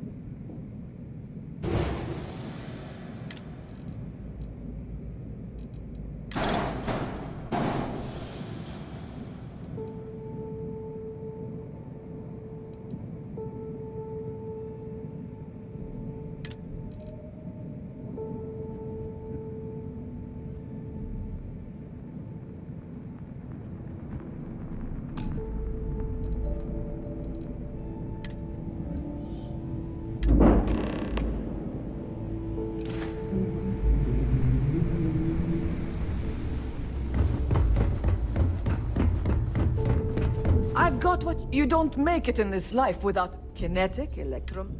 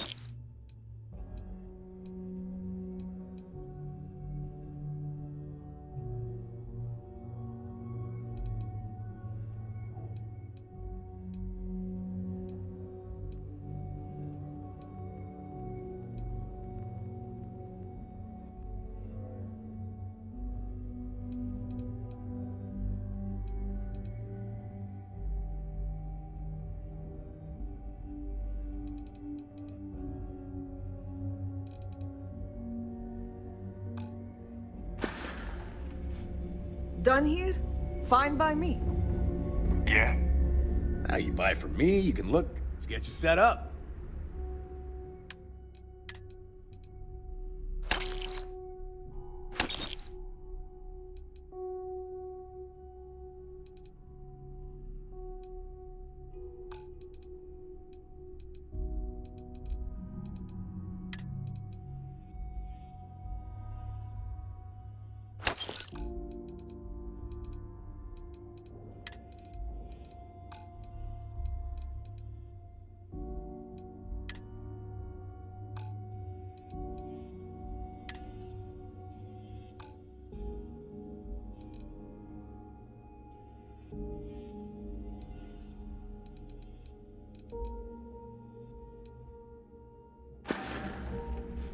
Stay safe out there.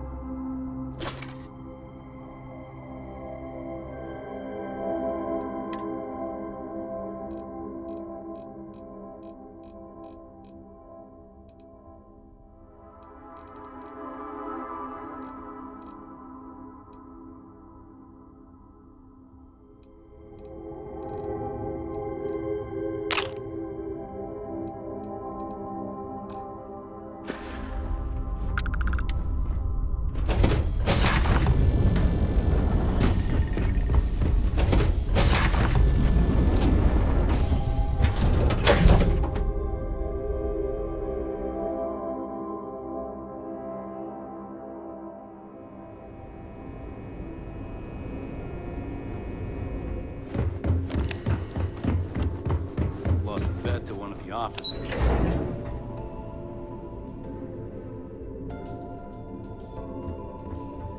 I heard we might see some action soon. All support ships have arrived, Commander.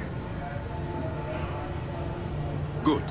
After we're done here, arrange it briefly. I want all of their CEOs over here as soon as possible. Yes, sir.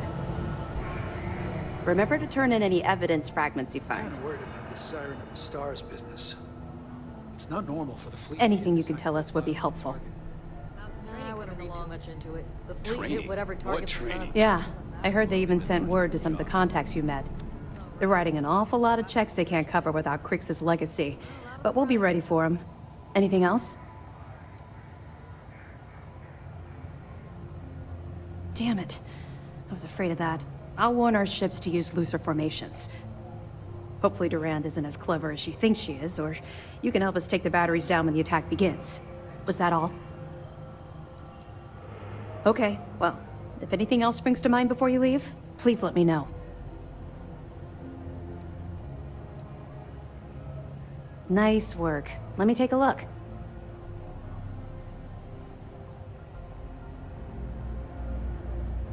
Benjamin Bayou, pride of the Free Star Collective. The authorities there have been trying to nail him for a long time. Bringing us proof that he's been manipulating Generdyne from the shadows is pretty tasty stuff. The FC will pay dearly for this. Good job. Find anything else? Let me know if you need anything else.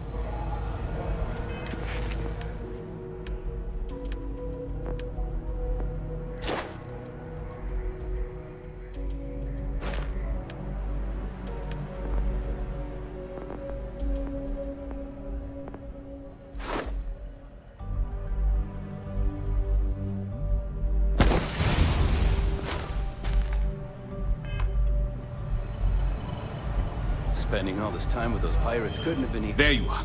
Where have you been? Hold out a little longer. We'll be back with the good guys soon enough.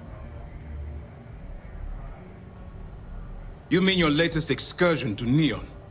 I've received the reports about your little foray into Generdyne. Last piece of the puzzle before you go after Crix's legacy. Which means it's time to put all the cards on the table and prepare to attack the key.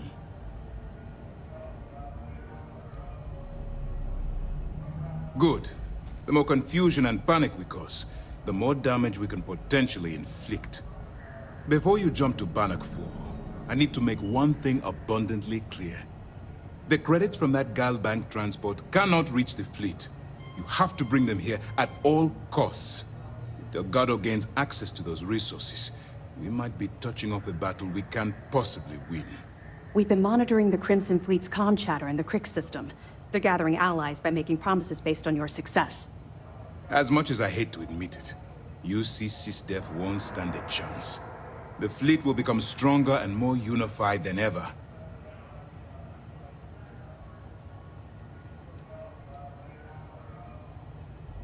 I've always known that when it came down to it, you'd do the right thing. All right, I guess this is it. Do whatever prep you need to do aboard the Vigilance, and then head out to Bannock 4. When you return here with Crix's legacy, we'll begin the attack. Good luck.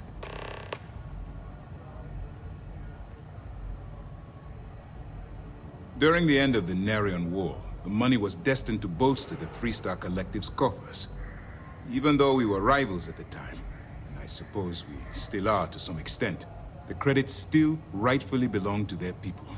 After the money is turned over to Master, I'm certain arrangements will be made to return the money to the proper authorities in Aquila City.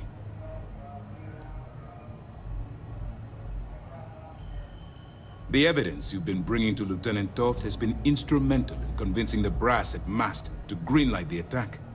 They've sent us support ships, extra troops, weapons, all on account of your role in the operation. To put it simply, if it wasn't for you, this operation would be at a standstill.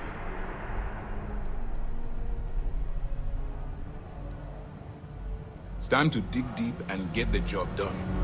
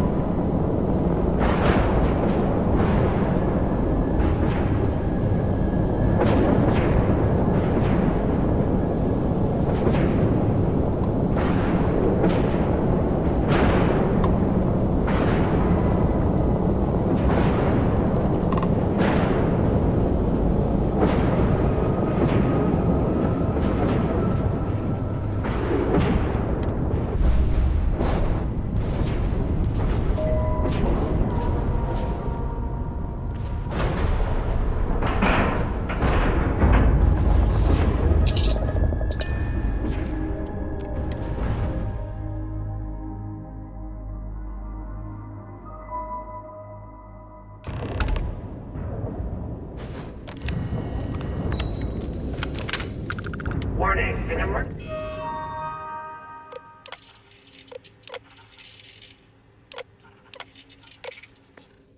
Lockdown has been attacked.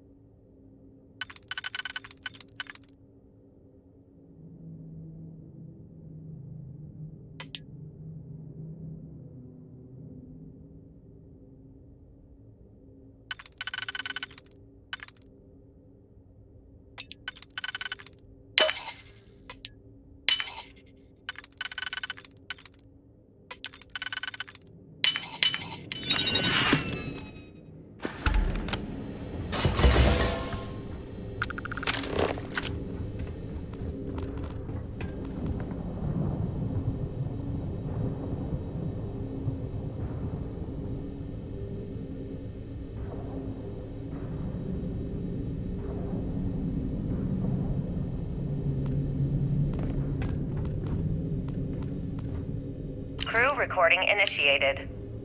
Alright, the system should be all set up. Just shout out when you want the computer to record. Should work for everyone. Okay, fine. Now, give me the bad news. The bad news is that our engines and grav drive are destroyed, and we're drifting toward Bannock 4. Wait, doesn't that put us smack into Bannock's EM field? We hit that, every circuit on this ship will overload! Easy, Simmons. What's easy about it? Huh? She's right. We end up in that electromagnetic radiation, and we're dead. Hey, there's no need to talk like that. It's Simmons' first time out. Can't you see she's scared? Yeah, Bakara, pipe down. You aren't helping. Everyone stop. Right now. We all need to take a breath. We're in bad shape, but I need everyone alert and level-headed so we can figure a way out of this mess. Osterholt, you're my engineer. Give me options. We don't have any options. Kellner and I need to work on a shielding solution. Fixing the propulsion isn't even on the table. Fine. You two get on it. Simmons and Bakara, I want you to walk the ship and give me a full damage report. Mayfield, see if you can help Aguilar with that arm injury. Let's move out, people. Crew recording terminated. Crew recording initiated.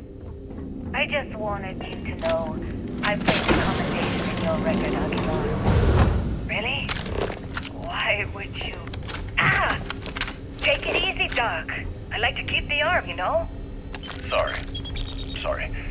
This field dressing's the best you're gonna get away from a hospital. Captain's right, though. You saved our asses, big time. You're the reason that we're having this conversation right now. That was a hell of a shot you made during the battle. This isn't necessary, Captain. I was only doing my part to keep us alive. Oh my God, Aguilar, take the compliment already. They had us on the ropes. Shields down, engines down, escorts destroyed, then you hop on the one lousy gun we have on this crate. I'm not some kind of hero. We were just lucky, okay? Listen, I know losing Tremblay back there was hard, and that both of you were very close. But we have to move on and survive. That's easy for you to say. You still have Kilmer. Everyone knows the two of you are together. Aguilar. You want to know the truth? Fine. Yes, we're together. But that's got nothing to do with what I'm talking about. I've lost 4 of my crew, and I'm trying to keep the rest of us alive and in good spirits while I figure a way out of this mess. So I'm sorry if I've offended you. Hope the arm feels better. Captain, come back. Not good, Aguilar. Not good at all.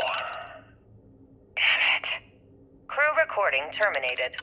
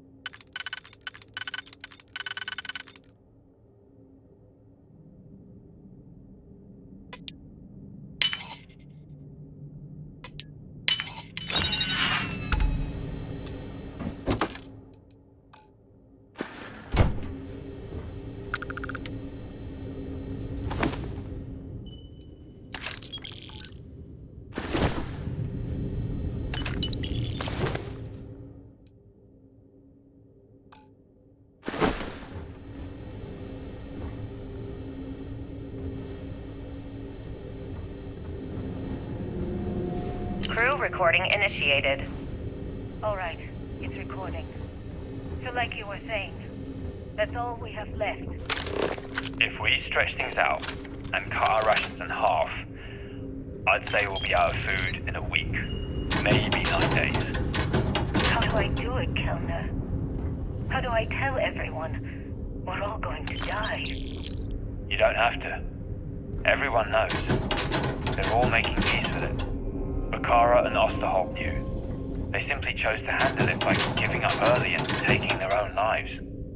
Look at all that money down there. Millions of credits. Completely worthless. With all of that, I could buy another ship.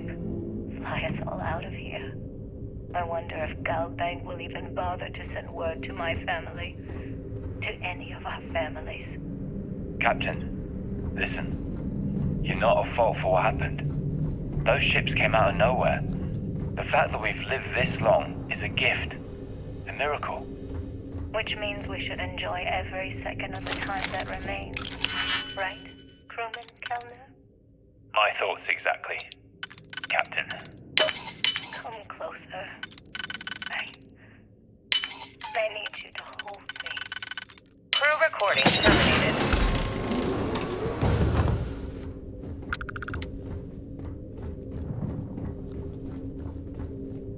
Crew recording initiated. It's day 20 since supplies dried up. And here I am, staring at an empty poker table. Our last game. After Simmons passed, we kept trying to get together at least once a day for a game. To keep our minds on things. Kellner and Leong were the next ones to, step away. They wanted to be together at the end. Then it was just Mayfield. We played for hours.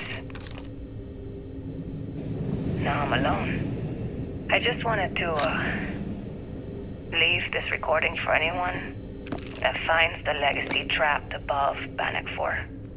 That's all. For now. Going to deal myself a few hands and call it a day. I miss you, Trembly. And I'll be joining you soon. GB Legacy. Signing off. Crew recording terminated. Crew recording initiated. Alright, so how long has Bakara been locked in there? I'm not sure. A week? Maybe more. All I know is that he took some food packs in his duffel into the head and locked himself inside. Everyone's been steering clear of him since he scared Simmons, so we didn't even realize he did this till today. Bakara! Can you hear me? You need to open this door and let us in! The hell with it. I'm going to use the override. I've already tried that. He's rewired the door or something. Maybe change a code. Not sure what he's done. Kellner, can we cut through the bulkhead or the door? I'm open to any suggestions. To be honest, I wouldn't go cutting anything in this ship right now. The structure is extremely unstable. Damn it. Well, we can't just leave him in there. Begging your pardon, but we can. It's pretty clear that Bakar checked out after our initial assessment, and he's been killing morale across the ship. Let him soak in there for a while. When he gets hungry, he'll come out. I suppose you're right. Crew recording terminated.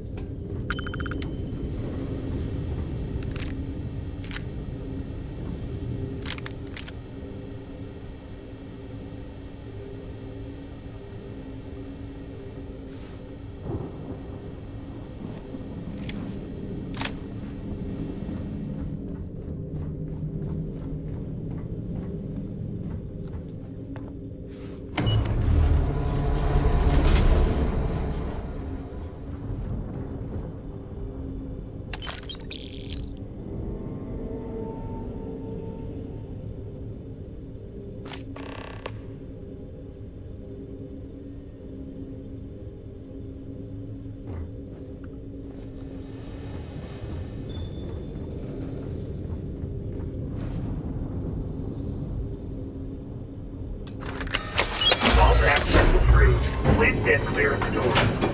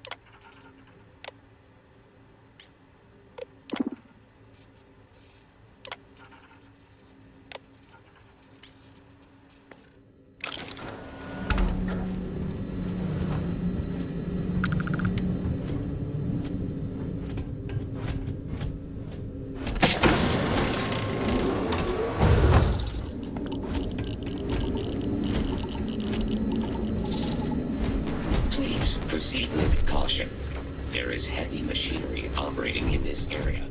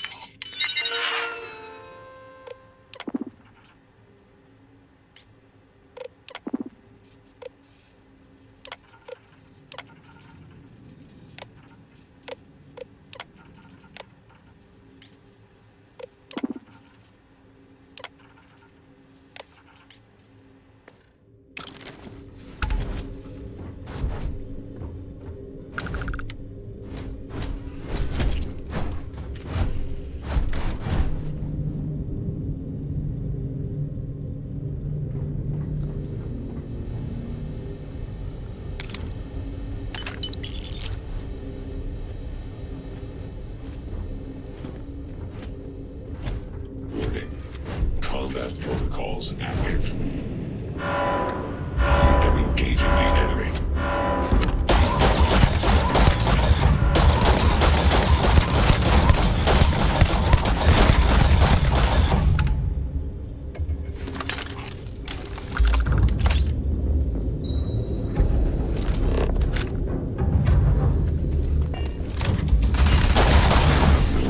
Hostile targets.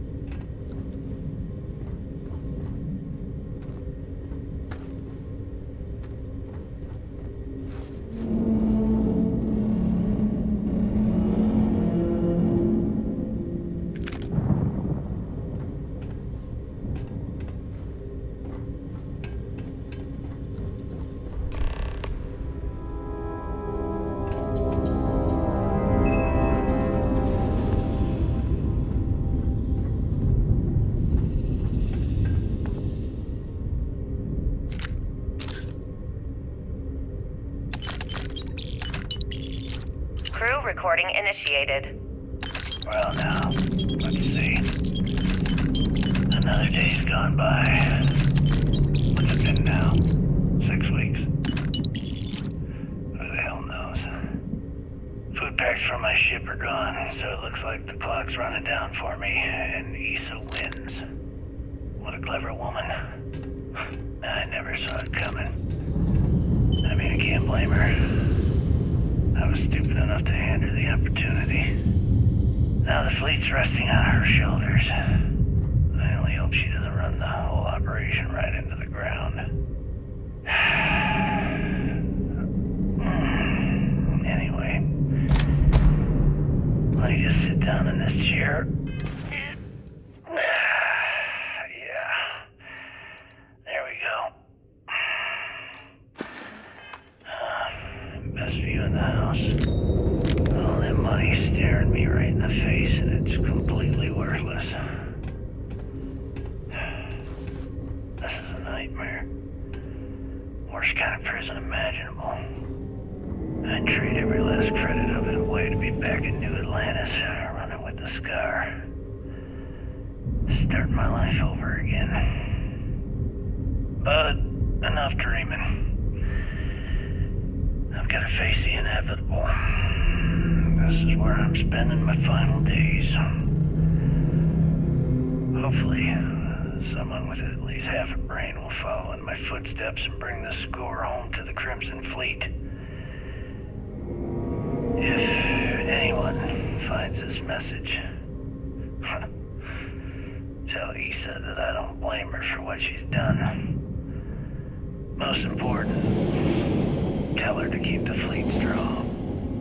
Crew recording terminated.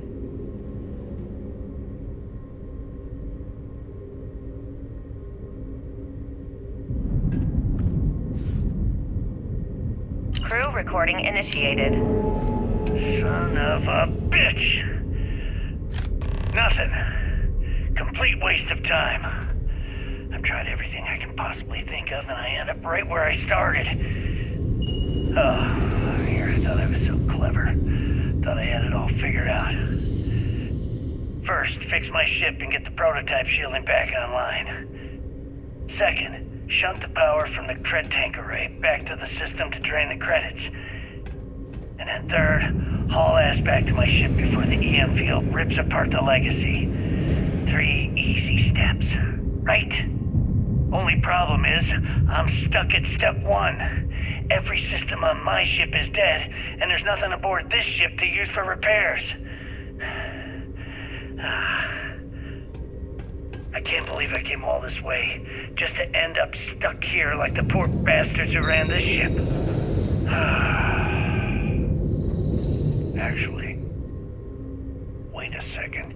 Issa will figure it out. I told her where I was going for a reason. She's smart. She'll know something's up when I miss the rendezvous. After all, we're supposed to split the loot. All I have to do is sit tight and wait until she figures out that something's gone wrong. And she'll come here looking for me. In the meantime, I should start rationing my food. I could be waiting for a while. Crew recording terminated. External communication detected. Automated recording system activated. Legacy, come in. This is Issa Meland. Are you there, Legacy? Holy shit. Issa, is that you? Issa, I'm here. Yes, I can read you. Jasper Creeks, you're still alive? You always were one tough son of a bitch. Yeah, I'm alive. No thanks to you. A month? Really? You left me to sit here and panic for a month. We said you'd wait a week, tops. Wait a moment. I think broadcasting from outside the EM field is interfering with my comms. Did I just hear Jasper Creeks the Great admit that he was panicking about something? Yeah. How about we cut the crap and you get my ass out of here?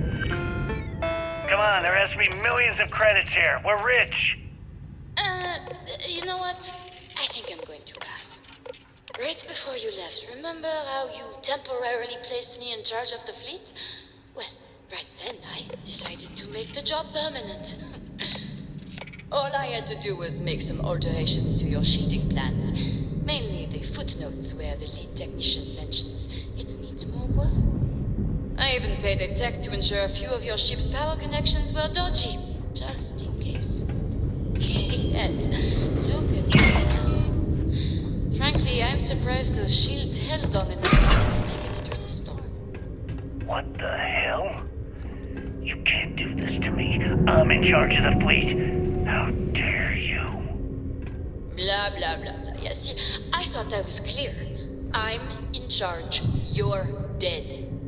Well, I won't tell everyone. I'll spin some story about you running off into the sunset with loot in hand. Oh, very romantic. The fleet will eat it up. You don't care about the credits?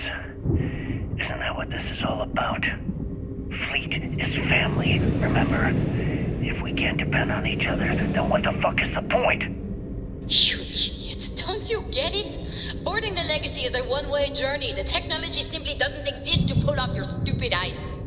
And don't quote me the fleet's motto. I listened to that bullshit for years while you made deals and cut me out of them. You call that family?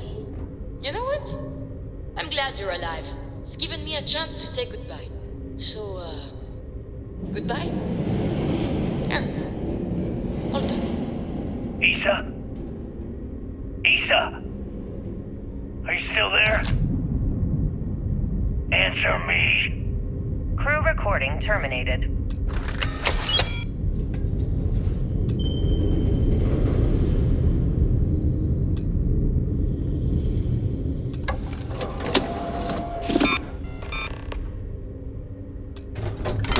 Beginning currency transfer. Please stand by.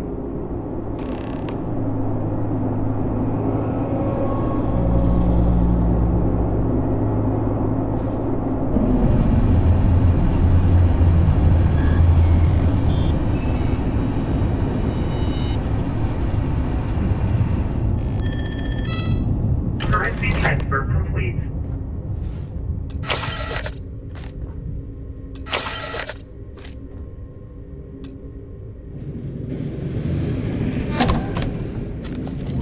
Electromagnetic surge detected. System failure imminent.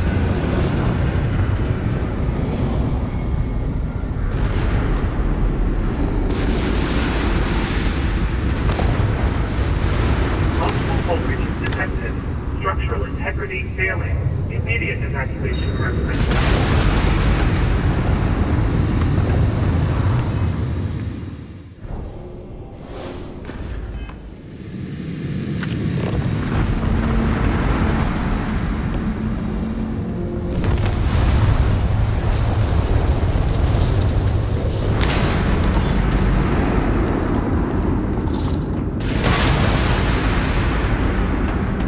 Be advised that this is an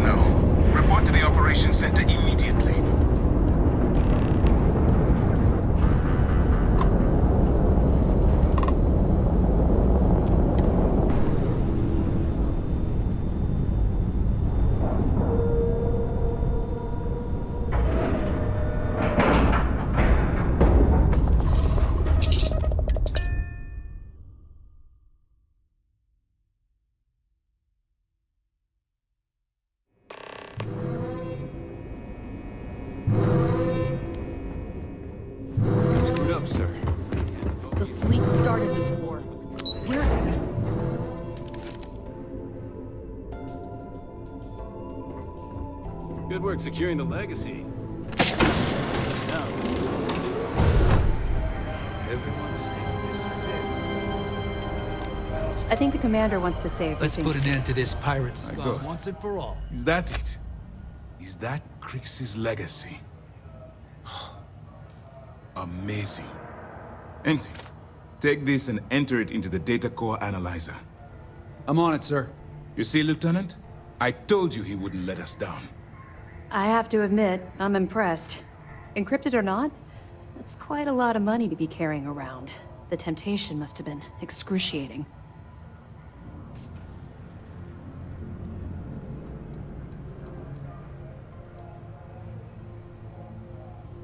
Of course. I have a team of decryption experts from Galbank itself on standby. If they can't decrypt that currency, no one can. I wasn't lying when I said that we had every contingency completely covered. Well, you came through. Now, on to other more pressing matters. We received confirmation that the fleet ships were scouts sent to probe our defenses. Unfortunately, one of them jumped away before you arrived. Which means that Delgado will have the Crimson Fleet prepping defenses of its own.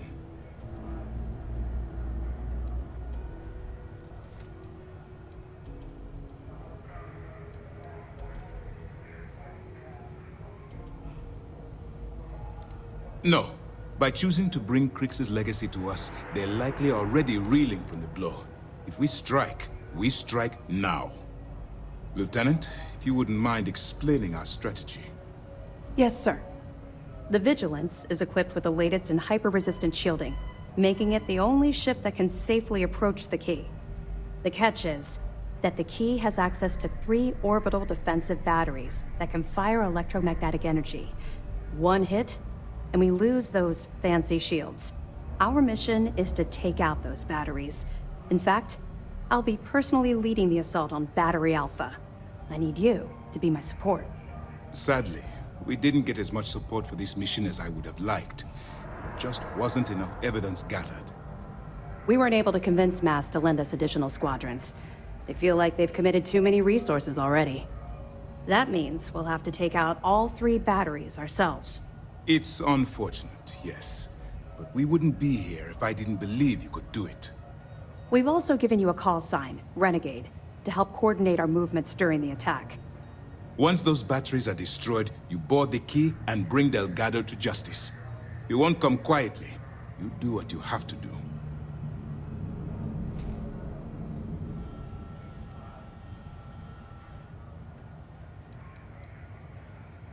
No, I don't. I knew we could count on your support. Well, this is it. After years of planning, it all comes down to this moment. All my hopes and my best wishes go with you. Good luck. The commander's briefing wasn't clear.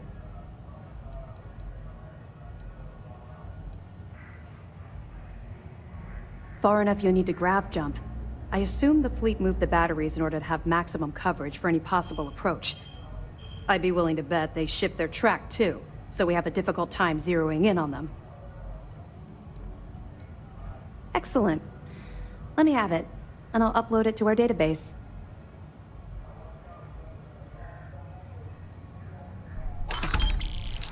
That's a hell of a story. I still can't believe Crix ended up being marooned on the Legacy. All that wealth, and the only thing he could do was stare at it. Can you imagine? I almost feel bad for him. Must have driven the guy crazy. Have any more? All right. Keep up the good work. Keep your nose up and your weapons charged. Anything else? I'd hate to be the one who let that scout get away.